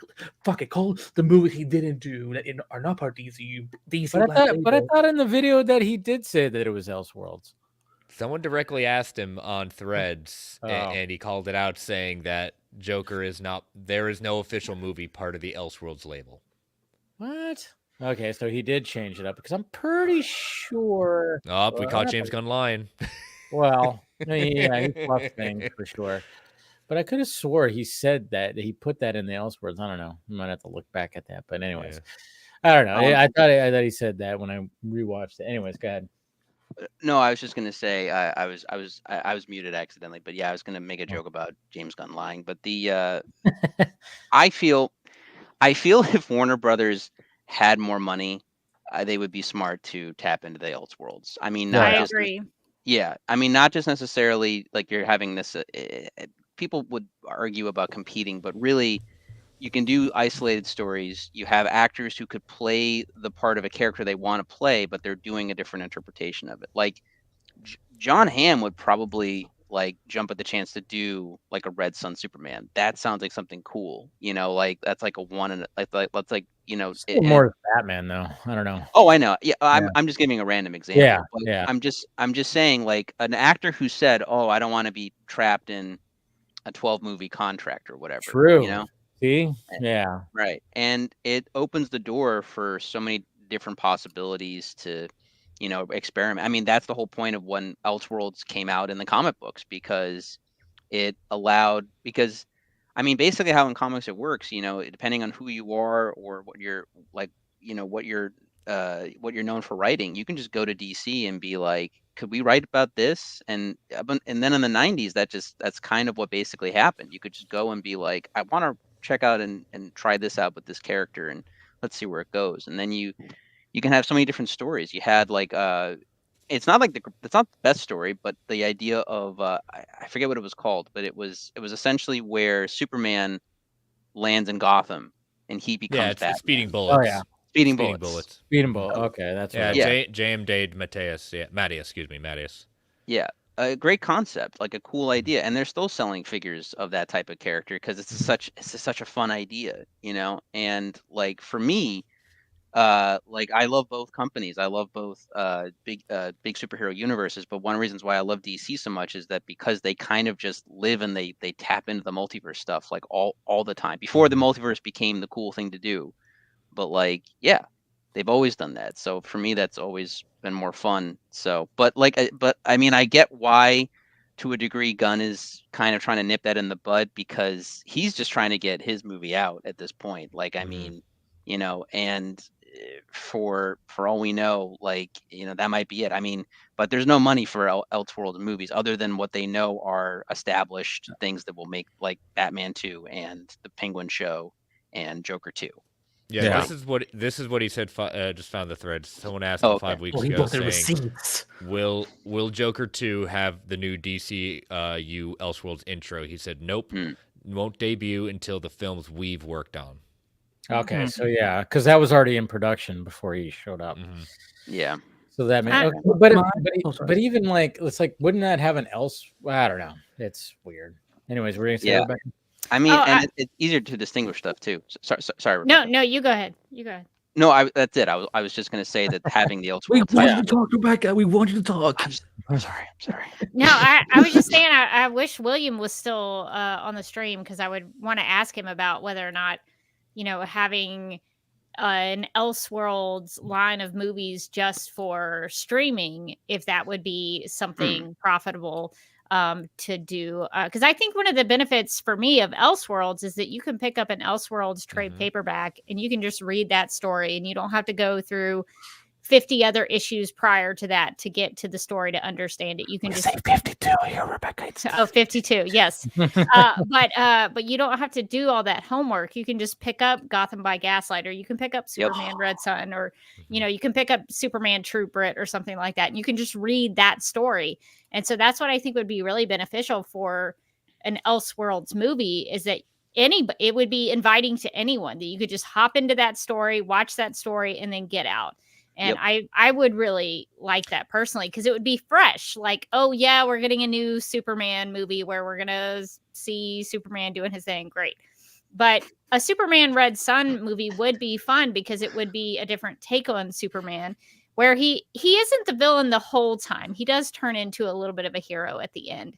Yeah. But it would be something different that people hadn't seen before. And I think that would be a fresh new take. And I was disappointed in the animated version, because the book is so good.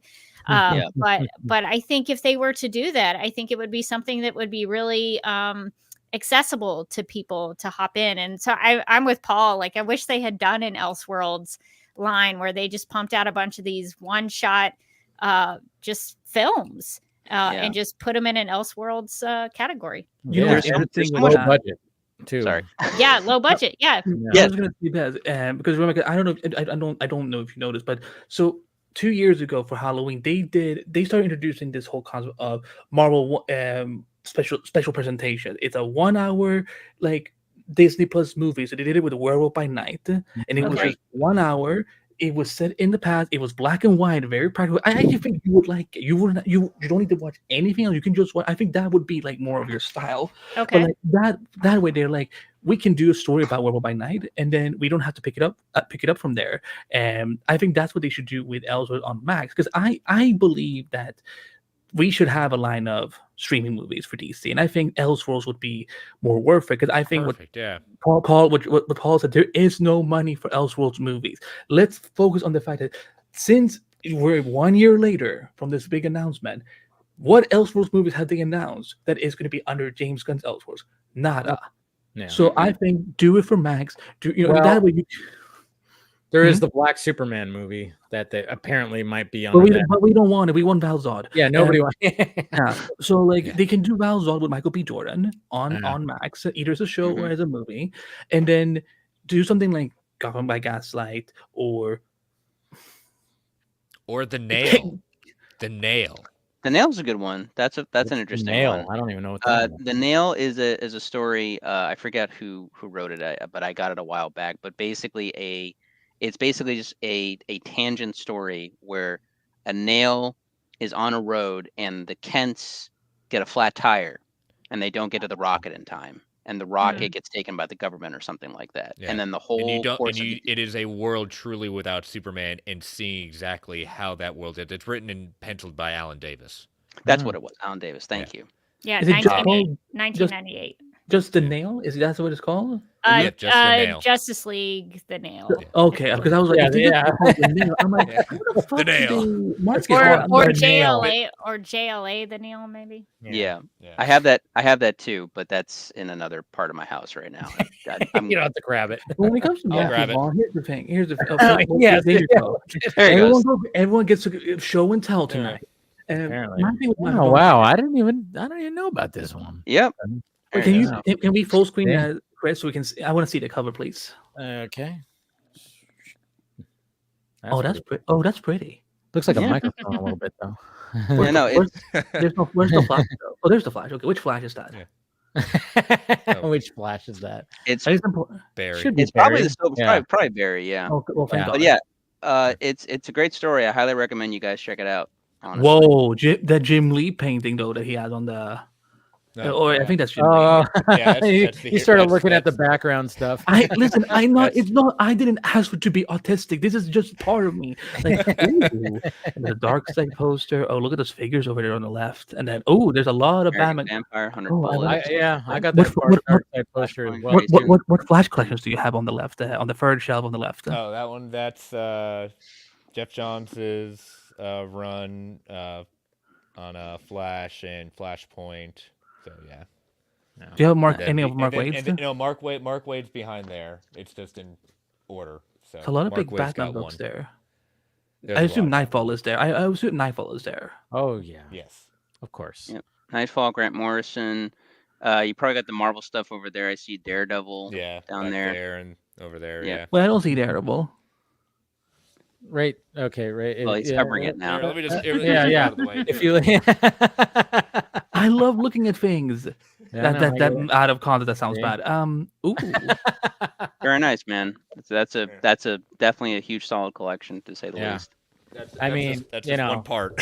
That's just one part of it. I mean, him and Scott, they can go at it when it comes to their library. Scott will probably win in different ways. He's got the Dark Side statue, obviously. Yes, of course. I bet Rebecca has a cool. Like, do you have a place in your house where you have like a huge like DC collection? I do have a bookshelf in my bedroom that has all of my trade paperbacks, and then I actually have some really neat. I was tired of my long boxes, my white long boxes, so I bought these really nice like wooden boxes that were sort of like long boxes, but they have a way to put like a comic on the front, so you can categorize them. So I have like all my Supergirl comics in one of them, and then I have a Supergirl issue on the outside, so I know like this is my Supergirl box. So I'm trying to build that out so that I have a really nice. I think that should be a Patreon video for Supergirl Radio. Like I think you and Morgan should go through your collections.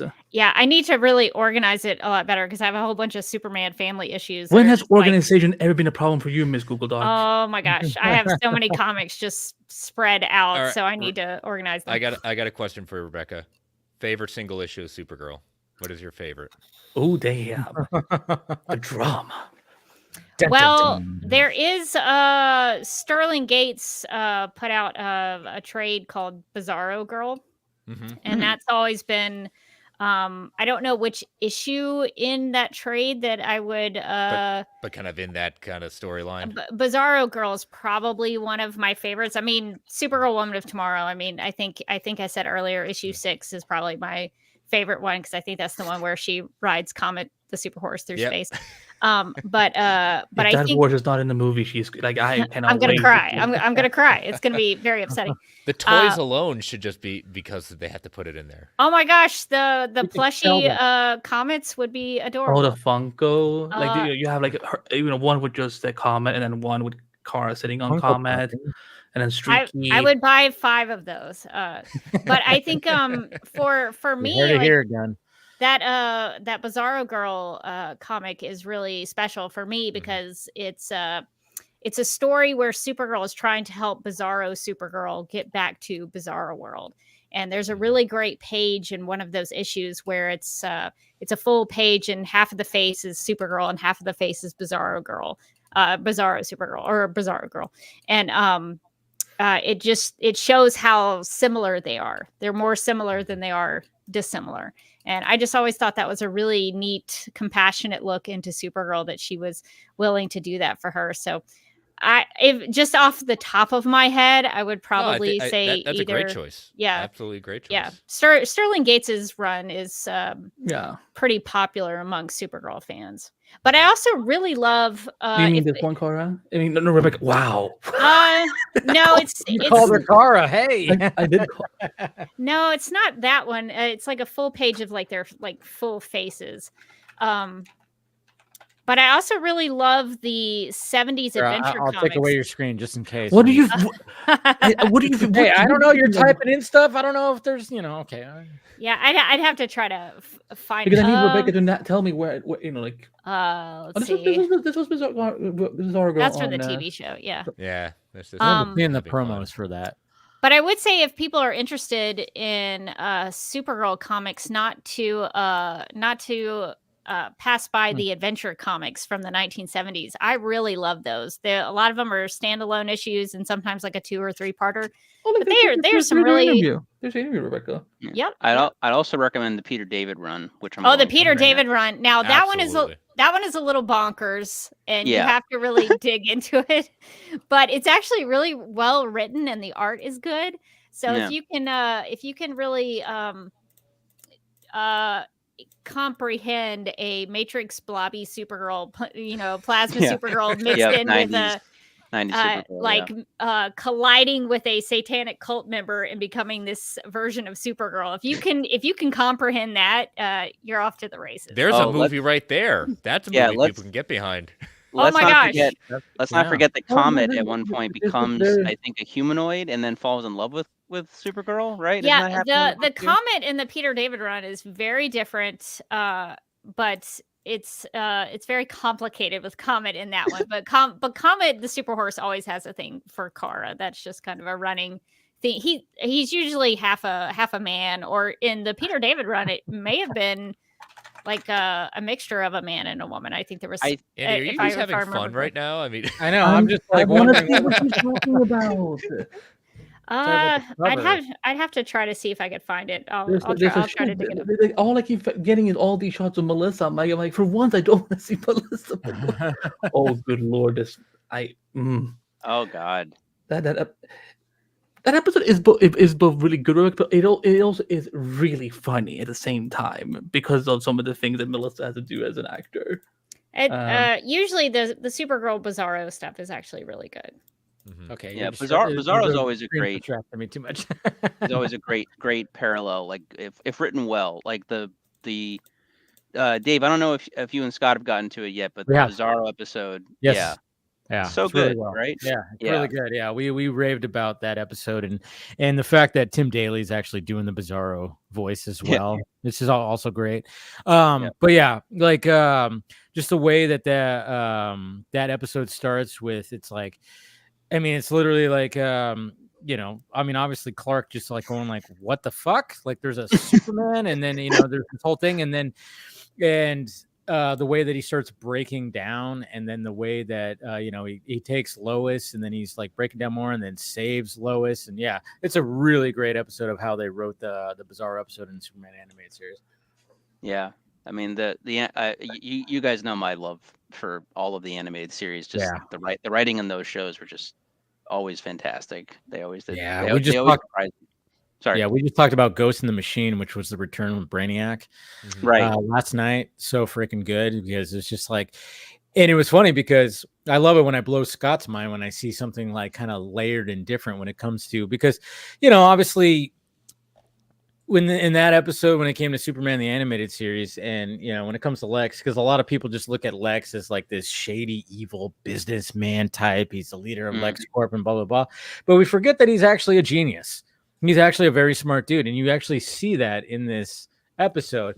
But he's also being used by Brainiac as like, you have to, I'm using you to get me back into my, physical body kind of thing. Right.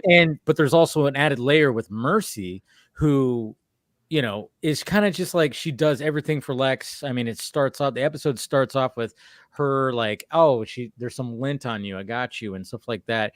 And with that episode, it's just kind of like, he uses her like in a similar way, and then he gets used. And there's like a shot in the episode where he's like hungry, and one of the robots goes, well, if you're hungry, and then it just opens up like a candy bar dispenser thing, and he's like looks at his reflection, and he's looking at himself, he's all haggard and shit, and you almost think like, oh, is Lex gonna grow? But then at the end of the episode, he has not. He's still a dick. Yeah, he's still Lex. Yeah, still. Yeah. Just that episode is good on its own, but the fact that they went back to it and it plays later into a much later Justice League episode was fantastic. Yeah. I also, just by chance, because on Instagram I follow the DC animated stuff, and so a clip popped up of the like the first episode and the the ending of Krypton and stuff like that, and the music cue. I didn't even realize this. There's the episode when they adapted for The Man Who Has Everything and all that, and obviously Superman, when he comes to terms with the fact that, you know, his whole life is made up on Krypton and everything like that, and he says goodbye to his, you know, make-believe son in this, you know, this fake reality. The same music when Krypton is blowing up in that sequence is the same music that's from the first episode when Krypton blows up for real. It's like, so even that, like, attention to detail is just amazing through all the shows. So yeah, it's cool. Like when that's one of the things that Scott and I love is like the fact that when we revisit these episodes as, you know, 40-year-old men, you know, we see these details that we did not at all see when we were kids. When we first watched these things, we were just like, yay, a new episode of Superman, yay, a new episode of Batman. And it's like, you know, hey, they're doing their things, but you don't notice those details, which I think that's what's kind of brilliant with a lot of animation is like, and what makes animation work is you have to appeal to both the kids and the adults. Like, yeah, the kids are looking at the flashy things, but the adults are paying attention to some of the details, you know, and that's seen a lot in animation, like with Pixar and even like there's some adult things that are happening, even in Superman, the animated series. I mean, Jesus Christ, the episode that we talked about a couple of weeks ago with Parasite and Livewire teaming up. Jesus Christ, God. Was there a lot of like layering where like, because Parasite wants to touch her, to absorb her, but they make it, you know, kind of like sound like, you know, she literally says no means no and all this stuff. And there's a lot of like undertones of like, we didn't see that when we were kids. Yeah. But we are seeing it now as adults. Like there is like there's a layer here that they're trying to express with these two characters. And they do it so brilliantly because it's like, wow. I mean, but Jesus Christ. That's the brilliant part of it, they want these shows to be timeless in a sense. You know, because we can't point necessarily. I mean, I'm not knocking. I love Looney Tunes like anything else and some of that and a lot of the Hanna-Barbera stuff, but those just don't hold up in the sense if I watch it, it just doesn't hold up as much. But I can go to Superman the Animated, Batman the Animated Series, Justice League.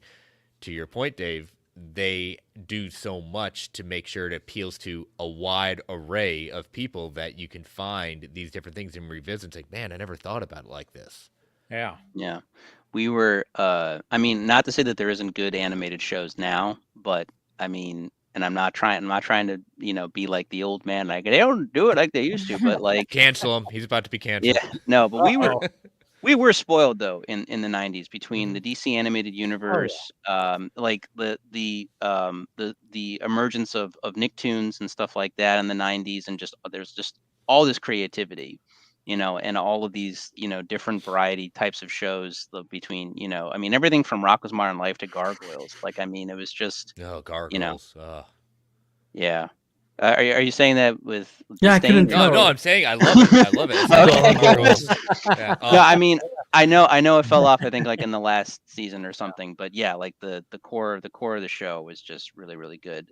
But yeah, I mean, there's still great shows now, like Gravity Falls and stuff like that, or My Adventures with Superman. Oh yeah, the new version of Superman. Yeah, My Adventures with Superman is fantastic. Oh yeah, everyone should watch it. Dude, I mean, yeah, it was one of those things like how are they gonna make that fresh again? And they did. They pulled it off.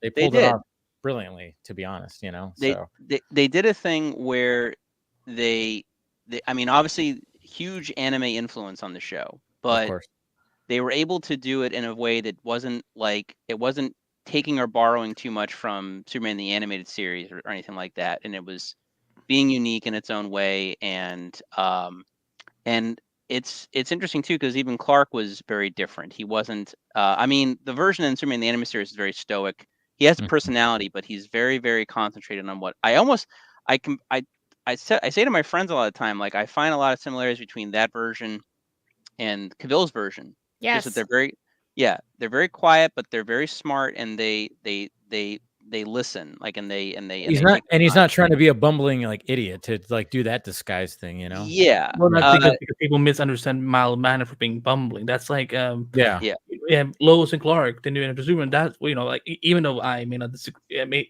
not agree with everything. We get it. But But he played the definition of mild manner. He wasn't like falling over. Yeah, he wasn't falling over. Like he was kind of just laid back. He could stand up for himself, but not like in a way that stands out that much. So, and I feel like I don't know why mild mannered somehow equals bumbling. Like that's why people say. I think it's just because Christopher Reeve did it like that, and we love that version. It's a great version. I mean, don't get me wrong, it's a great version, but I think we just when it came to a more like in the 90s, when it came to Lois and Clark and Superman the animated series, you didn't have that Clark Kent that was like tripping over things and being like all that just to add to it. And I get why they did that. Sure, it makes sense. But at the same time, it's like, I remember when I did a rewatch of Lois and Clark, and I was like, did Dean Cain really like distinct himself between the both of them? And it's like, yeah, he did. Like when he was Superman, he was like, he was more poised and he had a different kind of cadence to his voice and everything like that. Just the hairstyle was the hairstyle was completely different. Yeah. He definitely, though, his Clark probably was the most strong-willed Clark. Yes. He was careful, but a lot more of the other portrayals of Clark have been, I don't know, Lois, this doesn't, Yeah. True. Yeah. No, I did like it. I can separate the art from the artist. Of course. Yeah. Yeah. It's a tie for me when it comes to Lawrence Fishburne's Perry White and Lane Smith. Lane Smith's so great. Oh gosh. When he had his own little Deadpool moment in, I don't know what season, but he was talking to Jimmy. He was like, it's like a TV show. It's all about them, and we're just supporting characters. And I'm like, they could do these type of jokes in the 90s. I fucking love that. Oh yeah, man. Yeah. Oh, bad news for Argyle. Just got a C+ for cinema score. Oh, not doing so good. What can you do? But what did Amy Adams always teach us? Go make your own opinion. Exactly. Yeah, who cares what everybody else thinks? I know. I still want to see it. I still want to see it. If you want to see a movie, go see a movie. Yeah. I do want to know what you guys think of it eventually. If we're doing this next week and stuff, I'm just curious. I will probably wait for it on digital and then just check it out. I'm looking forward to Sam Rockwell. That's why I'm going to go see it. Yeah, you're part of the problem. You're waiting for it to be on streaming. This is what I'm saying. If William is here, he would back it up. Dave, may I rant for a second? Go for it. All right. Okay. For all of you who your second's up. You want to play Fuck, Marry, Kill again? Because I will force you. And Andy, to be fair, I did see Blue Beetle. Give me some credit. Okay, cool. I'm not calling you racist. In the theater. Everyone was coming to me like, Andy, I did see Blue Beetle. I'm like, okay, good. I'm not, but like, again, that movie should not have come out during the strike. But anyway, people, you've been getting your picks now for Lois, for Superman, and Supergirl, and all. There's been so many faggots now coming to life. Y'all better fucking bring your asses to those fucking theaters, because if I see another meme again of real DC fans on the internet versus real DC fans in the theaters after everything you're getting now, fuck it, you don't deserve. We don't deserve this property. Go see Superman Legacy just so I can get that Supergirl movie. Exactly. Just do it for me. I'm doing it for Rebecca, regardless. Just do it for me. I want what Rebecca wants. I want that Comet the Super Horse. Well, we did get the announcement of the guy who's scoring the movie today, John Murphy. How are we feeling about that? I know. I always love. You know what I always love when I post about it on Twitter is everybody like either goes, they go meh, or they go like, oh, nothing's gonna beat Hans Zimmer. I'm like, yeah, I don't think even John Murphy says, I'm going to do something better than Hans Zimmer. Yes, Hans Zimmer is the GOAT. I get that. But hey, give him a chance. Let's give him a chance. Let's see what he creates. He did Guardians. I like the scoring Guardians. Okay, yeah, okay, so that's what he did before. Yeah, I mean, I don't... Because, I mean, honestly, that's rough for John Murphy, because if we're being honest, like, Guardians is known more for its soundtrack maybe than its score. Is that fair to say? True. Yeah. So the needle drop. Yeah, I guess. I mean, I don't want to undermine the work he did. No, if anything, I feel sorry for the guy, because he's got to now compete with John Williams and Hans Zimmer. That's a fucking tall order. So I wish him the best of luck.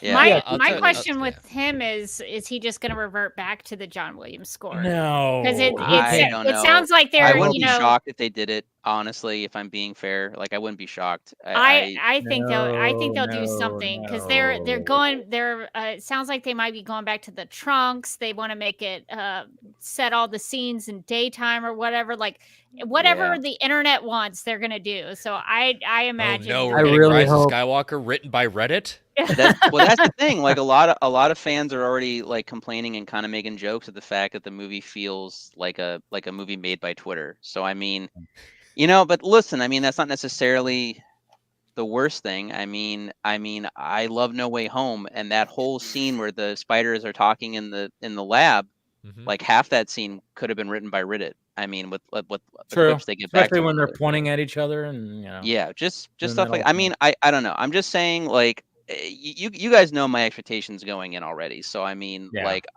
I'm gonna give the movie a fair shot whenever I end up seeing it, but yeah, I mean, I'm just saying at least for John Murphy's case, like I sincerely wish him the best of luck because those are tough acts to follow. It's very tough, and I totally get that, and I know like obviously the last 3 things he did Guardians 3, the Guardians holiday special, and then the Suicide Squad. So naturally it's like, did he do Peacemaker? I don't see Peacemaker on here. I'm looking at his IMDb of composing, but here Peacemaker 2022. Oh, okay. And I agree with what Kenneth is saying in the chat. That's kind of what I think. It's gonna be a new theme, but with winks and nods to John Williams. Yeah, but I mean, even look at the the Superman animated series theme. That's great. I mean, let's face it. You have to. Shirley Walker did good stuff. Yeah, Shirley Walker. Yeah, I know she's fantastic when it came to scoring these. Speaking of lows, look, they did an amazing. I will sometimes like just go to YouTube and just put on like the opening credits, and then waiting for that cape with the S to flow on. I will get ticked off when they say like it's not supposed to be red, it's supposed to be yellow. He has a yellow S on the cape, but that's a theme song with that animated series. Like it literally says like I hear truth and justice. Yeah. Like. See, that's the thing that I think he's gonna have to like appeal, because when you listen, I mean, Lois and Clark had a different one. I can't remember how it exactly goes right now, but yep,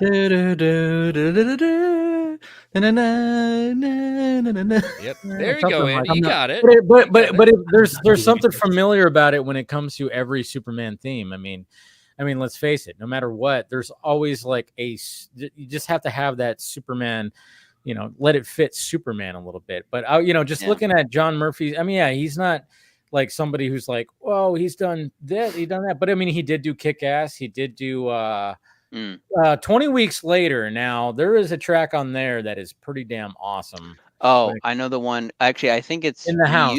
It's reused in Kick-Ass, isn't it? When is it really? Well, like when Kick-Ass and Big Daddy are being lit on fire, I think they kick into place. Oh, I think so. It's been a while since I've seen Kick-Ass, but I remember that. I know what you're talking about. And if that's the same guy, then maybe there's a good chance that there'll be an interesting theme. The thing is that we've never had a bad Superman score. Lois and Clark. Again, small. Superman animated. My Adventure with Superman. The Fleischer cartoon even had a good cartoon. Yeah, there's never been a bad Superman score. What I don't want, I don't feel we need to. I think I say this. Me and Rick always talk about it. I don't want Superman to de-evolve. I want him to evolve. Like he needs to move forward as a character in today's world. I mean, if we keep just relying on John, and like I have to say this every time. Christopher Reeve is one of my favorite Superman. Like I've wrote fucking high school essays on his Superman. And I actually got grades for it.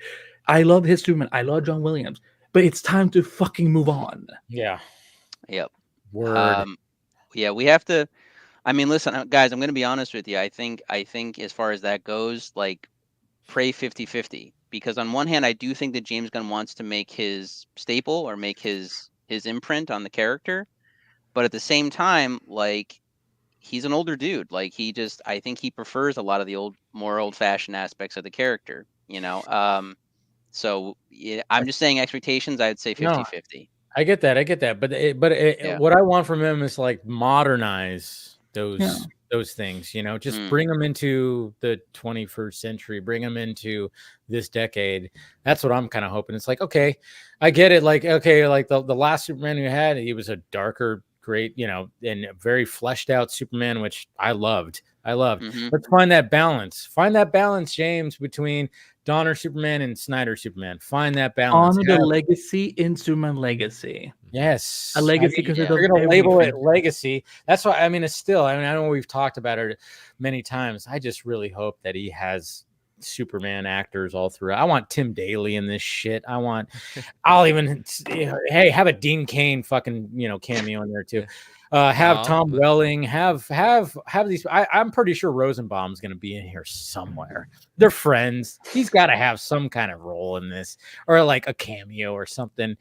You know, I just wouldn't be, if you're going to call it legacy, you're going to like try to like do all that. I think Tom Welling for Jonathan Kent. Well, I like even Rebecca agrees with it, then that says something. Because Rebecca, like the one thing you could age him up, and that could maybe. But you don't need to age him up too young. But Tim Daly would be perfect for Tim Daly would be more age appropriate for that. I want Tim Daly. Tom Welling for Jor-El. Yeah, there could be that, but I don't think. Oh no, you need somebody with gravitas. Yeah. Not to say that Tom Welling couldn't do it, but I think you need somebody who has a little. Freeze frame Andy right there. Freeze frame him right there.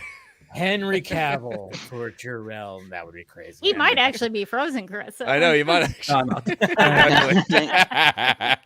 No, there is a good balance that you could have. Like you can have a hopeful Superman movie without being the cheese, without being the like, oh, we're really leaning hard into the Reeve era at that point. Like there is a way to have a hopeful Superman in this world. I'm okay if we. I mean, I think that's the thing too. Like, we're skipping over the origin, right? Isn't that what James Gunn said? We're not doing Krypton blowing up again and stuff like that. We're like Superman's been established for like a year. I don't know if I don't know if we have enough people that understand that yet, Paul. So I think we need to do that and somehow work in Batman's parents being killed. I think we also need to see that again. That will probably appear in Supergirl Woman of Tomorrow, so they probably don't need to do that. Right, they'll tie in the Jor-El and then cousin Bruce Wayne's parents getting killed. Is that what we're going to see in Supergirl Woman of Tomorrow? Is that what we're saying? Yeah, apparently everything's going to be in Superman Legacy. We're going to get the Authority. We're going to get Supergirl. We're going to get Metamorpho for some goddamn reason. Like Metamorpho is super important for a Superman movie. To Superman, because you never know when you might need Metamorpho to show up. We're actually going to see the Millennium Falcon fly in too and escort the. No, because that would require them to pay dividends to Disney, and they don't have money. They don't have money. They don't have that. No. No, that's how Disney then buys Warner Brothers, and everyone gets like their weird dream of everything being. Okay, so if Henry Cavill is Jor-El, we will have Tim Daly as Jonathan Kent, Tom Welling as Perry White, Brandon Routh, where do we fit him in? Oh, we're going to put Dana Delaney. Come on, Dana Delaney. We cannot forget Dana Delaney. I cry that Dana Delaney has still not gotten to appear in a Superman live-action project. So Lois is typically, after they play Lois, they end up playing Lois's mom. So Noelle Neal played Margot Kidder's mother in Superman the movie, and then Terry Hatcher played Erica Durance's mother. Maybe Brandon Ruth can play Sam Lane. If they haven't had I want to play him someone likable. Fuck Sam Lane. Yeah. I'm so tired of Sam Lane as a concept. Because of Superman and Lois. I get it. He's likable in Superman and Lois. Ironside was perfect in Smallville. Ironside was great as Sam Lane. I liked it because I was like, Ironside's great in everything that he does. I liked him. The only thing I liked was Tom Welling standing next to Darkseid. As a kid, I was like, that was the only reason I cared about him. I was like, oh look, Lois's dad is Darkseid. Can I just say, even though the show is ridiculous, I was so happy that Ironside came back as Darkseid in that show. Like I was just very happy because what show? Michael Ironside voices Darkseid in the animated stuff. He came back to do it for the Harley Quinn animated show when Harley is having parademons attack Gotham and stuff. Well, he does it so well. He's got that voice. But Brandon Routh, not Sam Lane. We actually like Brandon Routh, and Sam Lane will fuck himself. Okay. Monella? Yeah, I don't know. Is it too soon, Rebecca? Is it too soon? Well, I mean, I would love to see the Legion of Superheroes, but that seems like a tall order. But that would fit with Superman Legacy, having other sort of Kryptonian. That's true. Maybe they characters. can actually explain the history and the origins of the Legion of Superheroes, because no one in their right mind can actually figure out the Legion of Superheroes. Well, if you listen to Supergirl.com, there are easy episodes there to listen to about Legion of Superheroes. Brandon Routh's going to be the voice of Crypto. Let's face it. Oh God. As long as it would be great, actually. It would actually work, right? I have it. You could be Comet the Super Horse. I think that would actually work. He was Brandon Routh. No, I mean it's almost too perfect and ridiculous at the same time. I love it. Now I'm going to be # Rebecca told you. Yeah. We just got it. I feel bad for the Legion of Superheroes, because really, when you think about it, there's a reason why they're so gobbledygook. It's because the DC continuity changes and warps all the fucking time. So what does that do to the future? It fucks up the Legion all the fucking time. Lightning Lad is all of a sudden black for some reason. Then when he was, like they just. Is there something wrong with him being black? No, I'm making a joke in the fact of I'm kidding. No, that was weird, because I was like, wait a minute, like this, because this was in the DC Rebirth. Was it Doomsday Clock that they did that? I can't remember. It was something that changed between some continuity or some event book where the Legion shows up. Was it in Doomsday Clock? Let's ask DJ. Yeah, I know Jupiter. I know Jupiter Girl or something. Wow, you all are so. I know. I needed that drop where he does the mic drop. Yeah, he was talking about the mic. You want me? This mic is like it's screwed. I can't like. No. Yeah, when DJ did the mic drop when on at Full Circle when somebody mentioned Jeff Johns, And yes. Oh yeah. No. That too. Yeah. I know. I should have that as a drop. I remember there was why Michael Bendis was supposed to. He was developing adult whatever the fuck that means, adult Legion show for Max, and then nothing happened. Well, I'll tell you probably why nothing happened, because Bendis's DC books sold like lead balloons, and I'm not kidding. I'm not exaggerating this. I remember specifically, because I follow a lot of comic forums, and a lot of them also too do a lot of shit posting for fun, and there was a quote from a guy on Twitter basically saying it's really interesting about Bendis's Justice League run, because it's one of the flagship titles of DC, and no one is saying anything about it. Like, not even negative or positive. Like, no one is talking about it, which meant that no one was fucking reading it, because by that point he had already kind of fumbled his run on Superman. The Naomi character was interesting, but like fumbled is being kind, Paul. Yeah, I'm trying, because he threw an interception or what? I don't know. Look, he kept on running back to the other side and scoring touchdowns for the other team. That's more like it. When you do what you did to John. Oh God, yeah. Oh God. He fucked all of that up. And instead of DC just taking it and just being like, okay, you know what, never mind, they just ran with it. I mean, I guess Tom Taylor did pretty good stuff with John. He does. But no, Bendis, I was trying to be also respectful, because like I like a lot of his stuff at Marvel, he fumbled a lot of his stuff at DC, like to the point I like his Naomi comics. I do like his Naomi comics. No, Naomi was okay. It did not need to be a TV show. I will say that right away. No.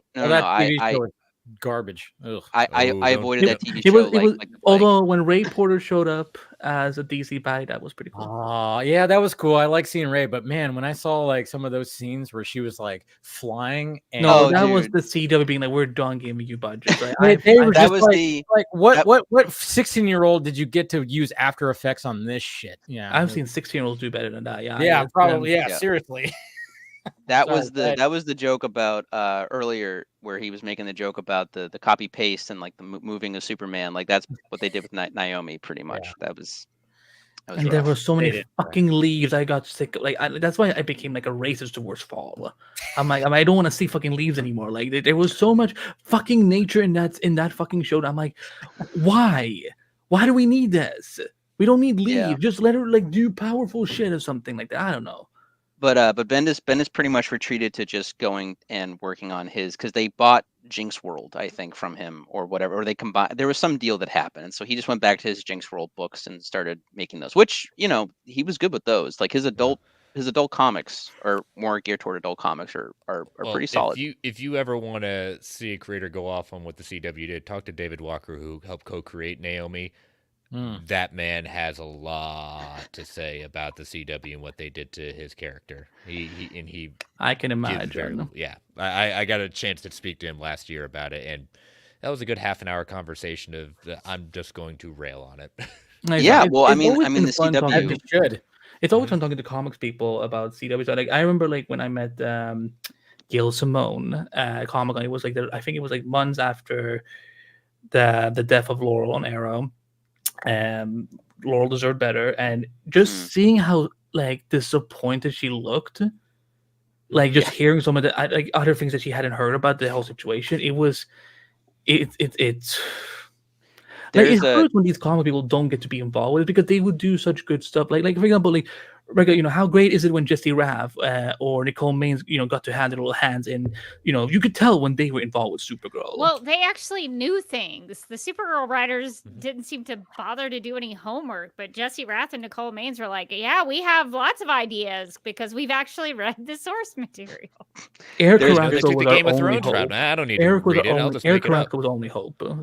There's a screenshot where Gail Simone is like talking to oh god, what's his name? Mark Guggenheim. Yes, Guggenheim, and he was like, "Oh, we'd never do this to Black Canary," and then like, "Oh no." Yeah, so this is gonna bring. Oh, you're gonna set Andy off right now. No, I'm sorry, Andy. I'm sorry. Look, I take back the story.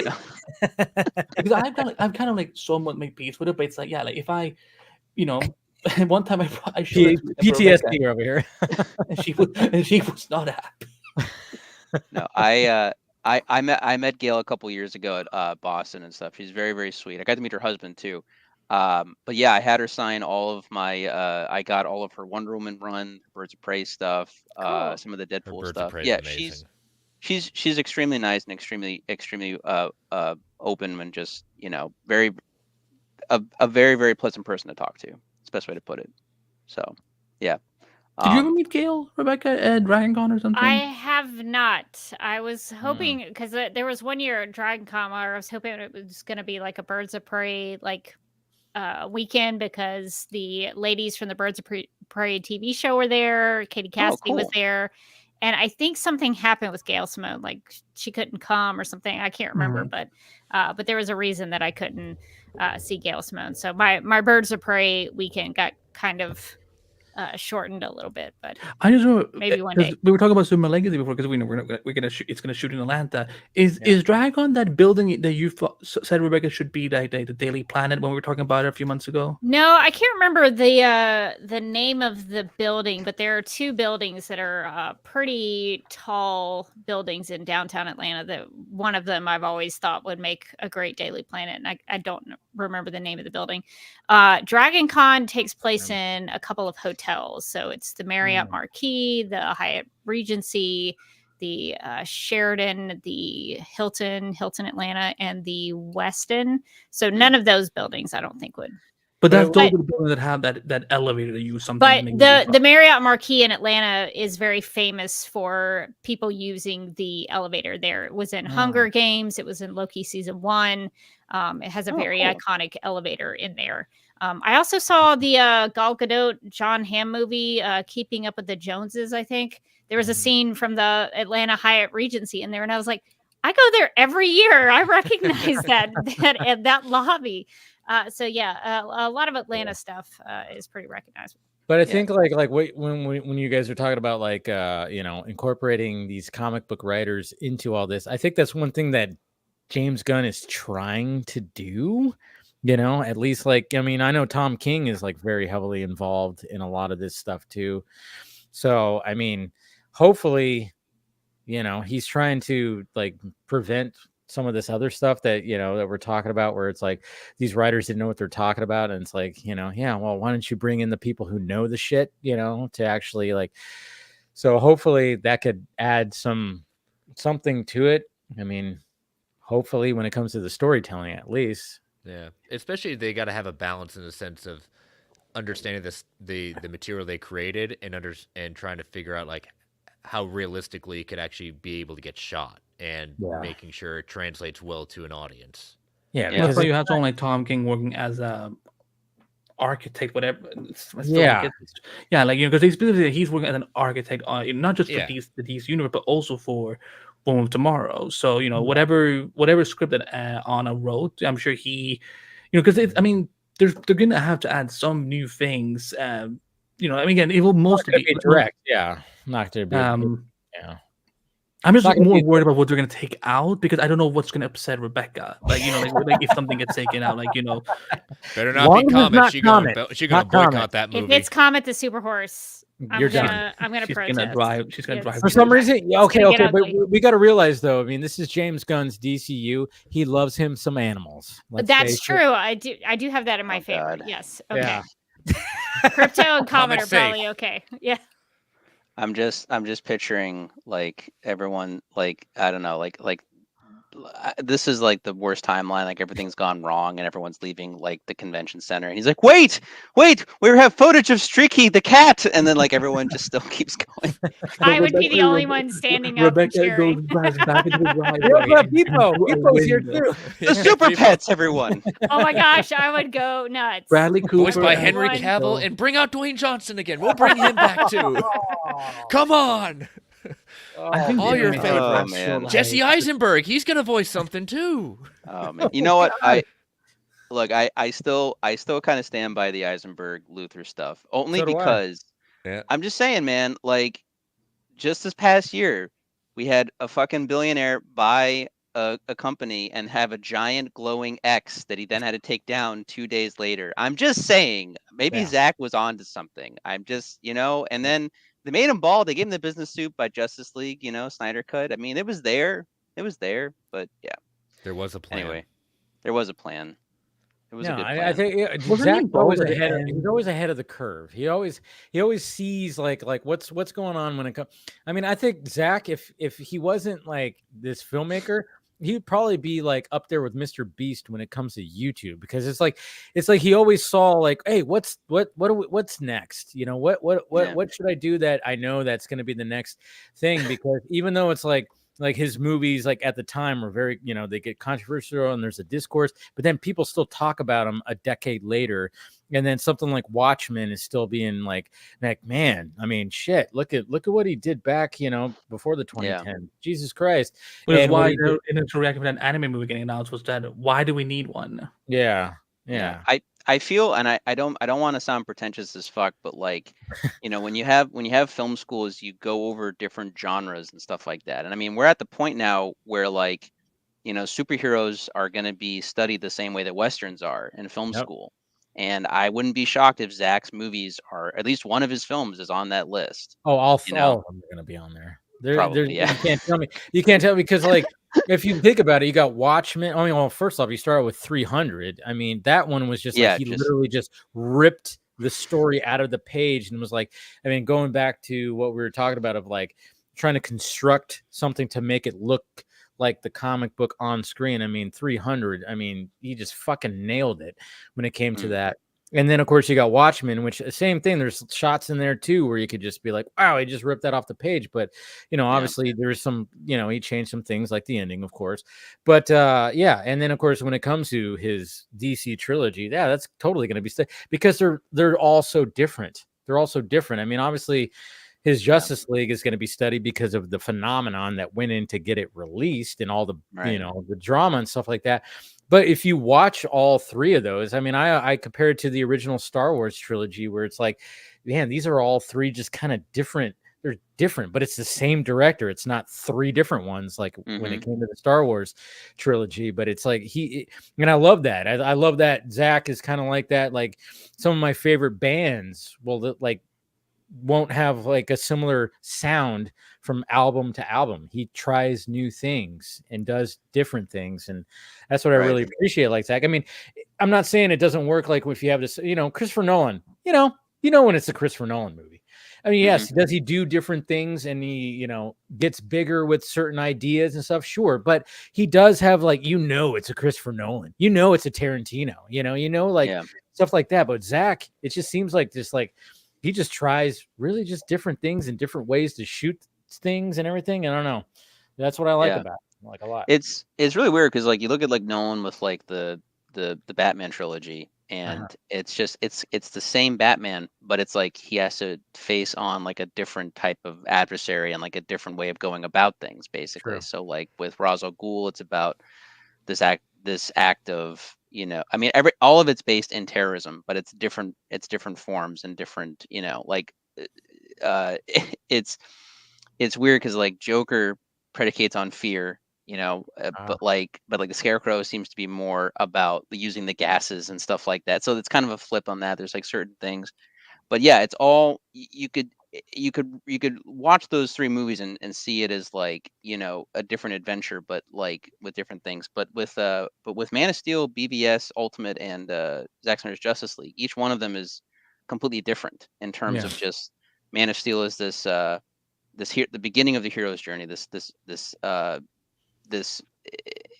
like it's really about Superman finding himself, and BVS is like three or four different things going on simultaneously. You have a political adventure, you know, like with the journalism. You have this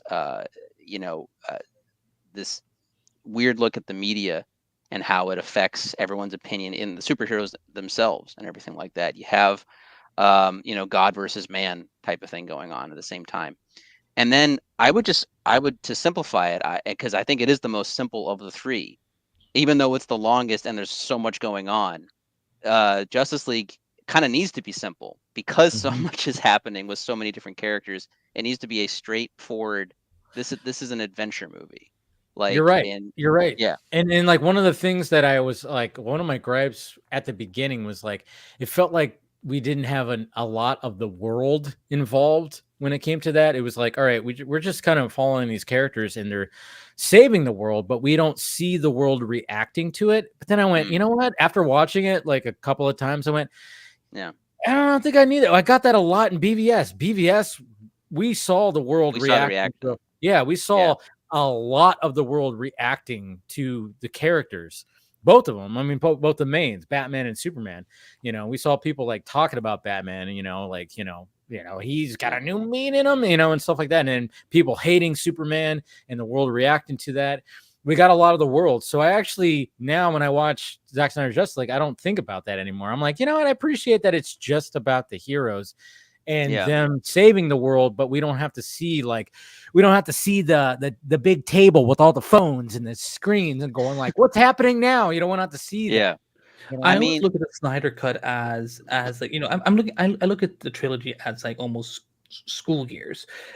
I look at Snyder Cut as their graduation. You know, now they're taking all their experiences that they, you know, particularly Batman, Superman, and Wonder Woman, what they've gone through in their past appearances, and they're not putting it to test. You know, this is their final exam of, you know, like, are you willing to do what's necessary for the world? You know, will you lead the world when it needs you the most? And so, like, Man of Steel is it's basically freshman year. Yeah, you know, and then, you know, BVS is kind of like a combination of junior and sophomore year, and then, you know, graduation in the Snyder Cut, and then they go get their doctors in the sequels and their masters and their all their fancy things. But yeah, like I look at it as like, okay, we've now come full circle with all of those characters. Like they've learned, you know, like you said full circle. What? Yeah. Batfleck is now. Yeah, I definitely said it, but you know, Batfleck now being like he wants to help lead. He's not the cynical Batman we saw at the beginning of BVS, where he's like, you know, if there's 1% chance, but Alfred, he's nasty, that we gotta take him or something. I don't know. He's like, hope, Alfred, hope. You know. Yeah. Yeah. I mean, there's a lot of growing that happens in these. You know, even with Diana, same thing. You know, it's like. You know, she walked away from all this, and then all of a sudden you just see her like trying to reach out to fucking Cyborg, and you know, you just see a lot of growth in like these characters, and even with, you know, the shit that, I mean, obviously when it comes to Superman, he went through a freaking, let's face it, a whole ordeal himself. He sacrificed himself for, you know, the humans who half of them hated him, and then came back, and then he became that Superman that everybody was wanting, everyone was griping about like, why is this Superman not like the Superman that I know? And then all of a sudden, not smiling. Yeah, I know. And then all of a sudden, like he comes back and kicks fucking, and it's just like, yeah. And I remember seeing people going, "Oh, now I get it." It's like, yeah, that's what we were trying to tell you. We were trying to tell you that they're building up to it. You want to instant gratification. Yeah. Yep. And it's the same. And it's the same thing with like that's what happened with Spider-Man in the MCU. By the time he got to the end of the third movie, he was becoming the comic book Spider-Man because he's not working with Iron Man anymore. He's not wearing a tech suit. He took inspiration. He learned how to sew. He has a sewing machine for fuck's sake. Like you know how funny that scene was to show my mother. She's like, Spider-Man sews his own suits. I'm like, he's always made his own suits, but she was like, oh, I thought he had the techie thing, and I'm like, not anymore. He broke as fuck. There was, I think in the Ultimate, and I think in even the Classic, I think MJ ends up usually being the one to sew his costumes a lot of the time too. But obviously that's not the case in that continuity. So, but still, I always said like Tom Holland had like the longest origin story, and a lot of people hate it, and I get it. Far From Home, it's like the weakest one of the whole thing, but it's not that bad. I think it's it's what, when I rewatched it, it's not that bad. It's cheese. It's got some cheese in it, and the whole Mysterio thing twist. The way they were going about it is they were doing the John Hughes thing. They were doing kid goes to a new place, and then European Vacation. That's you're right. The first one was like Breakfast Club or whatever the hell, and then it was like European Vacation, and then of course the third one was just like God no, it was like everything. It was like if 16 Candles and Breakfast Club and all that they just joined together. But anyways, but it was like the longest origin story, and I do like that, but it just kind of sucks that we're just kind of going like, all right, so when is the next one shooting? Why are you guys waiting so long? I mean, that movie came out at the end of what, 2020? Right? 2021. 2021. Was it 2021? No, it was like the big first COVID. Yeah. It makes sound like the movie was about COVID. I'm like, no, like it was the first big movie during the COVID era when it was at its worst. Made over $1 billion, but yet almost $2 billion, right? It was 1.7 billion. Yes. Yeah. But yet they haven't announced like. They've talked about it. Yeah, they're waiting for Sony Born and Feige Again. are having disagreements. That's what it is. Amy Pascal with her crazy hair. Sorry. You know what? When we all get older, we're all gonna have crazy hair. So I don't like Amy Pascal, but like leave the woman's hair alone. Her hair did not fuck up the Spider-Man. I almost think that Doc Octavius, it was in Spider-Verse was based off of. Sorry, God. Oh, I wouldn't be shocked. I would think that would, that might it almost like gives you Pascal vibes. I still love her that whole interview where Pascal's saying like, "Oh yeah, we're part of the MCU," and Spidey's like, "Dude, what did you just say?" Yeah, he was like, huh? And then he had to put a smile on his face, like, put a smile on his face, and I just hear the Curb Your Enthusiasm music going on in the background. If I'm being honest, and I love No Way Home, but I may be looking forward more to Beyond the Spider-Verse than I am Spider-Man 4. I mean, more so because Spider-Man 4 will just be like kind of a new start, a new beginning, whereas Beyond is kind of like this. Like this wrapping up of this. Spider-Man 4 is going to be. I think he's going to be leading the Defenders. But that's the thing is like there's been rumors of like, okay, they want, but again, this is like, take it with a grain of salt because this is all scooper talk. But there was like talks of like, and this is kind of funny because it kind of flip-flopped because a lot of people are like, give Spider-Man back to Sony. We need like more back to the basics, the whole MCU thing, it's too big and blah, blah, blah. But then there was like a report from a scooper. This was like, this was like probably at the beginning of the year or maybe even the end of last year where they said that Sony wants to do the crossover thing with bring in Toby again, bring in Andrew again, do the crossover thing because that was so big. And Feige was like, no, we want to make more street level and maybe have like, Jessica Jones show up and shit like that. And everybody's like, huh, I think we want that instead. We already have the big movie. We don't want a second big movie. And it's like, well, I agree with Feige. Audience is being reactionary. What the fuck are you smoking?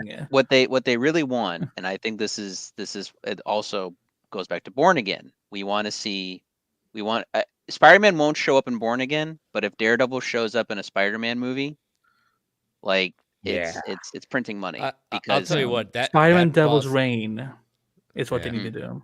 Lead directly after Born Again. That Boss Logic poster with saying there's a spider in the Hell's Kitchen. That love it. Yeah, man. And Kingpin, I mean, talk about one of the best Marvel villains, not just in MCU but in comics, and he's the villain that connects them all the time. And you have somebody like Vincent D'Onofrio playing him. Can you imagine? Yeah. I just Vince wants to do it. I want to see him kick the living shit out of Tom. I'm like, listen, Vincent's basically said that. Yeah, I know. Even though I know this is a knife-off thing, if they do Kingpin just breaking Spider-Man's back, I'll be like, that's the one time I'm like, you know what, Marvel, you can go ahead and take something from DC because that would be epic. I love Tom Holland. But I'll tell you what, one of the best sequences that you see in comics with Spider-Man when he loses it, and when he absolutely loses it in the Back in Black storyline on Kingpin, and basically has like Charlie Cox end of season 3 moment saying, I just took you down in front of everyone. You come after my family again, I will end you. Yeah. And just beats the living snot out of him in front of everyone in prison. Yeah. Yeah. There's so much they could do with that, like a grounded story like that. Just and I want that too. There's been so much when it comes to Spider-Man being, in this huge thing. He was in Infinity War. He got, dusted or glipped, snapped, whatever the fuck they call it. Glipped, snapped, dusted. Glipped, whatever. I know. Canceled. Whatever. Yeah, canceled. Yeah. Mr. Stark, I don't feel so good. My tweets resurfaced. Yeah. I'm not feeling so good, Mr. Stark. I put out that tweet. I'm sorry. There's a video idea. Yeah. No, but but it's just we had that, which is great because that was different from the previous. So now let's bring them back down to street level. And have that, friendly neighborhood Spider-Man. But yeah, it would be cool if you're going to bring in characters, have your Jessica Jones or your Luke Cage, or dare I say it, Iron Fist, Yeah. Colleen Wing's coming back, baby. Colleen Wing. I mean, listen. Here's the thing. You could even do it where, they share a power. I don't know about Colleen, but maybe she does something. But just do Heroes for Hire because those guys, Luke Cage season 2 was okay. But the best part of that season was when Iron Fist showed up and they actually had good chemistry together. Yeah. That's Heroes for Hire. That makes sense. It works. Make that a thing. I pay to see that, whether it be a show or a movie or whatever, And can you imagine Tom Holland's awkwardness dealing with those guys? Yeah.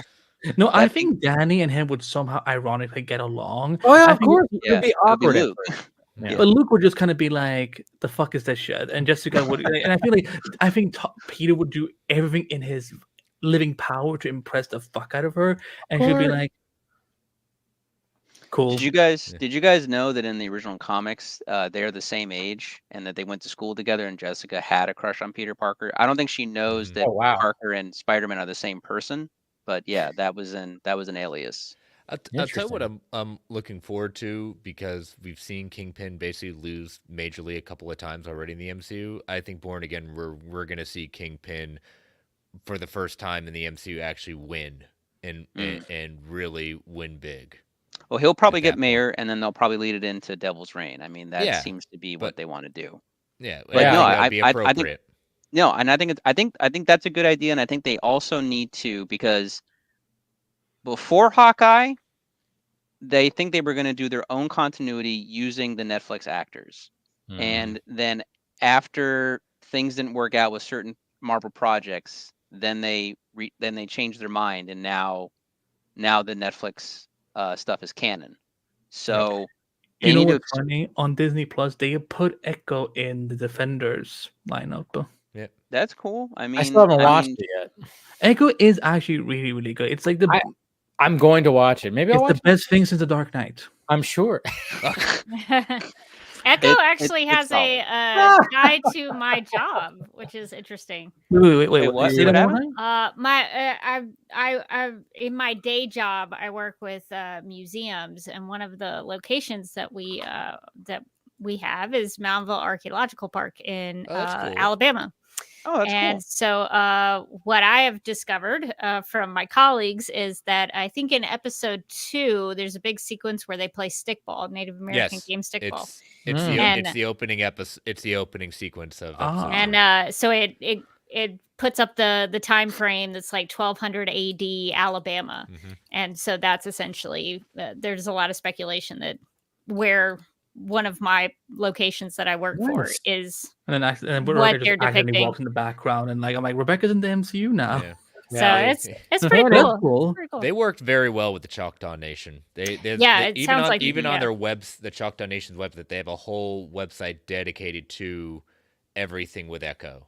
That they did. That's another thing I think you would like, Rebecca. Like, where again, you don't have to watch anything. That's the whole point with there's a new banner I call Marvel Spotlight, where like you can watch without having to watch anything else, because anything you miss, they explain in the show. They even show you in the show.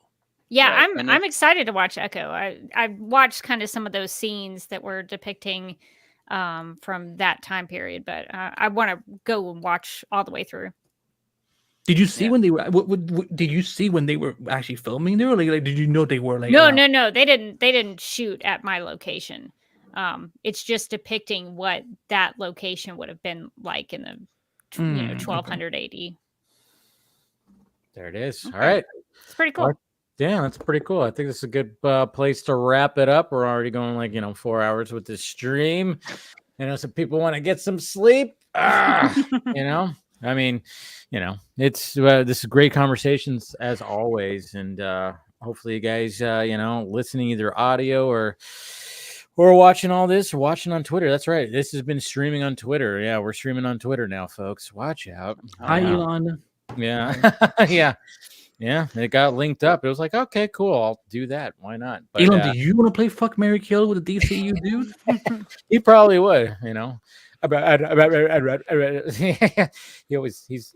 Anyways, I was trying to do an Elon impression right there. He kind of talks very quietly. Like that's the he doesn't really raise his voice.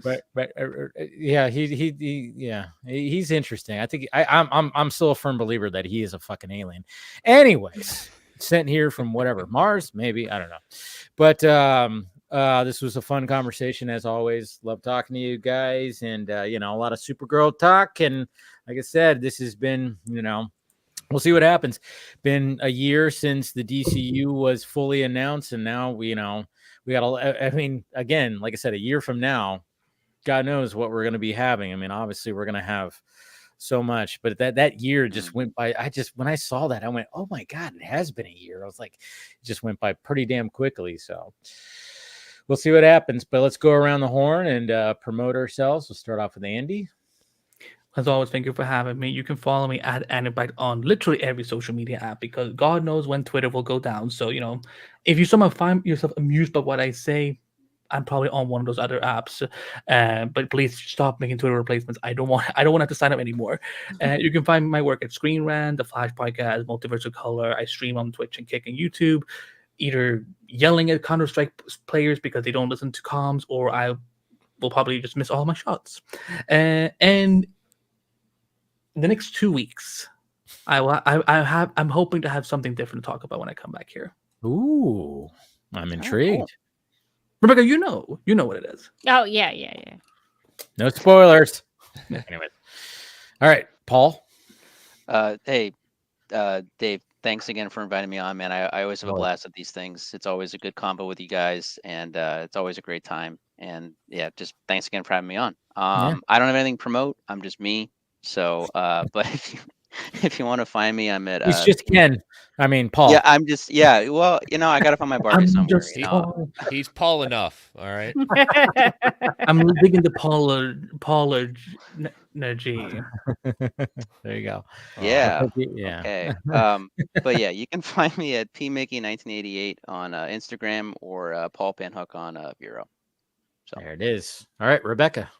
Yeah, thanks for letting me be part of this conversation. My name is Rebecca Johnson. You can find me over at Supergirl Radio. We are a podcast about all things Supergirl, so you can check us out at supergirlradio.com. We live stream on Tuesday nights at 9 p.m. Eastern on the DC TV Podcast YouTube channel, so if you want to join us for a live show there, you can check us out. I also have a personal YouTube channel that you can check out at Duck Milk Prod. I have a lot of Snyderverse content with an interview with Zach himself, so if you're interested in that kind of stuff.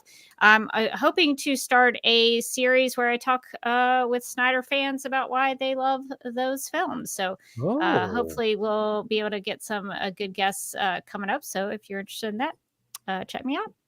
That sounds cool. Oh, I'll be contacting you, Paul. For sure. Like, we're Snyder fans. Yeah. I'll be contacting everybody. On Warner paid me to be a Snyder show. So. I'm like, I'm not like one or two of them. Here. You know. Yeah. Yeah. Who's this Snyder guy? What? All right. And then of course, Chris. Yeah, as always, Dave, thank you for having me on. Love being on here and seeing everyone's lovely faces at that point.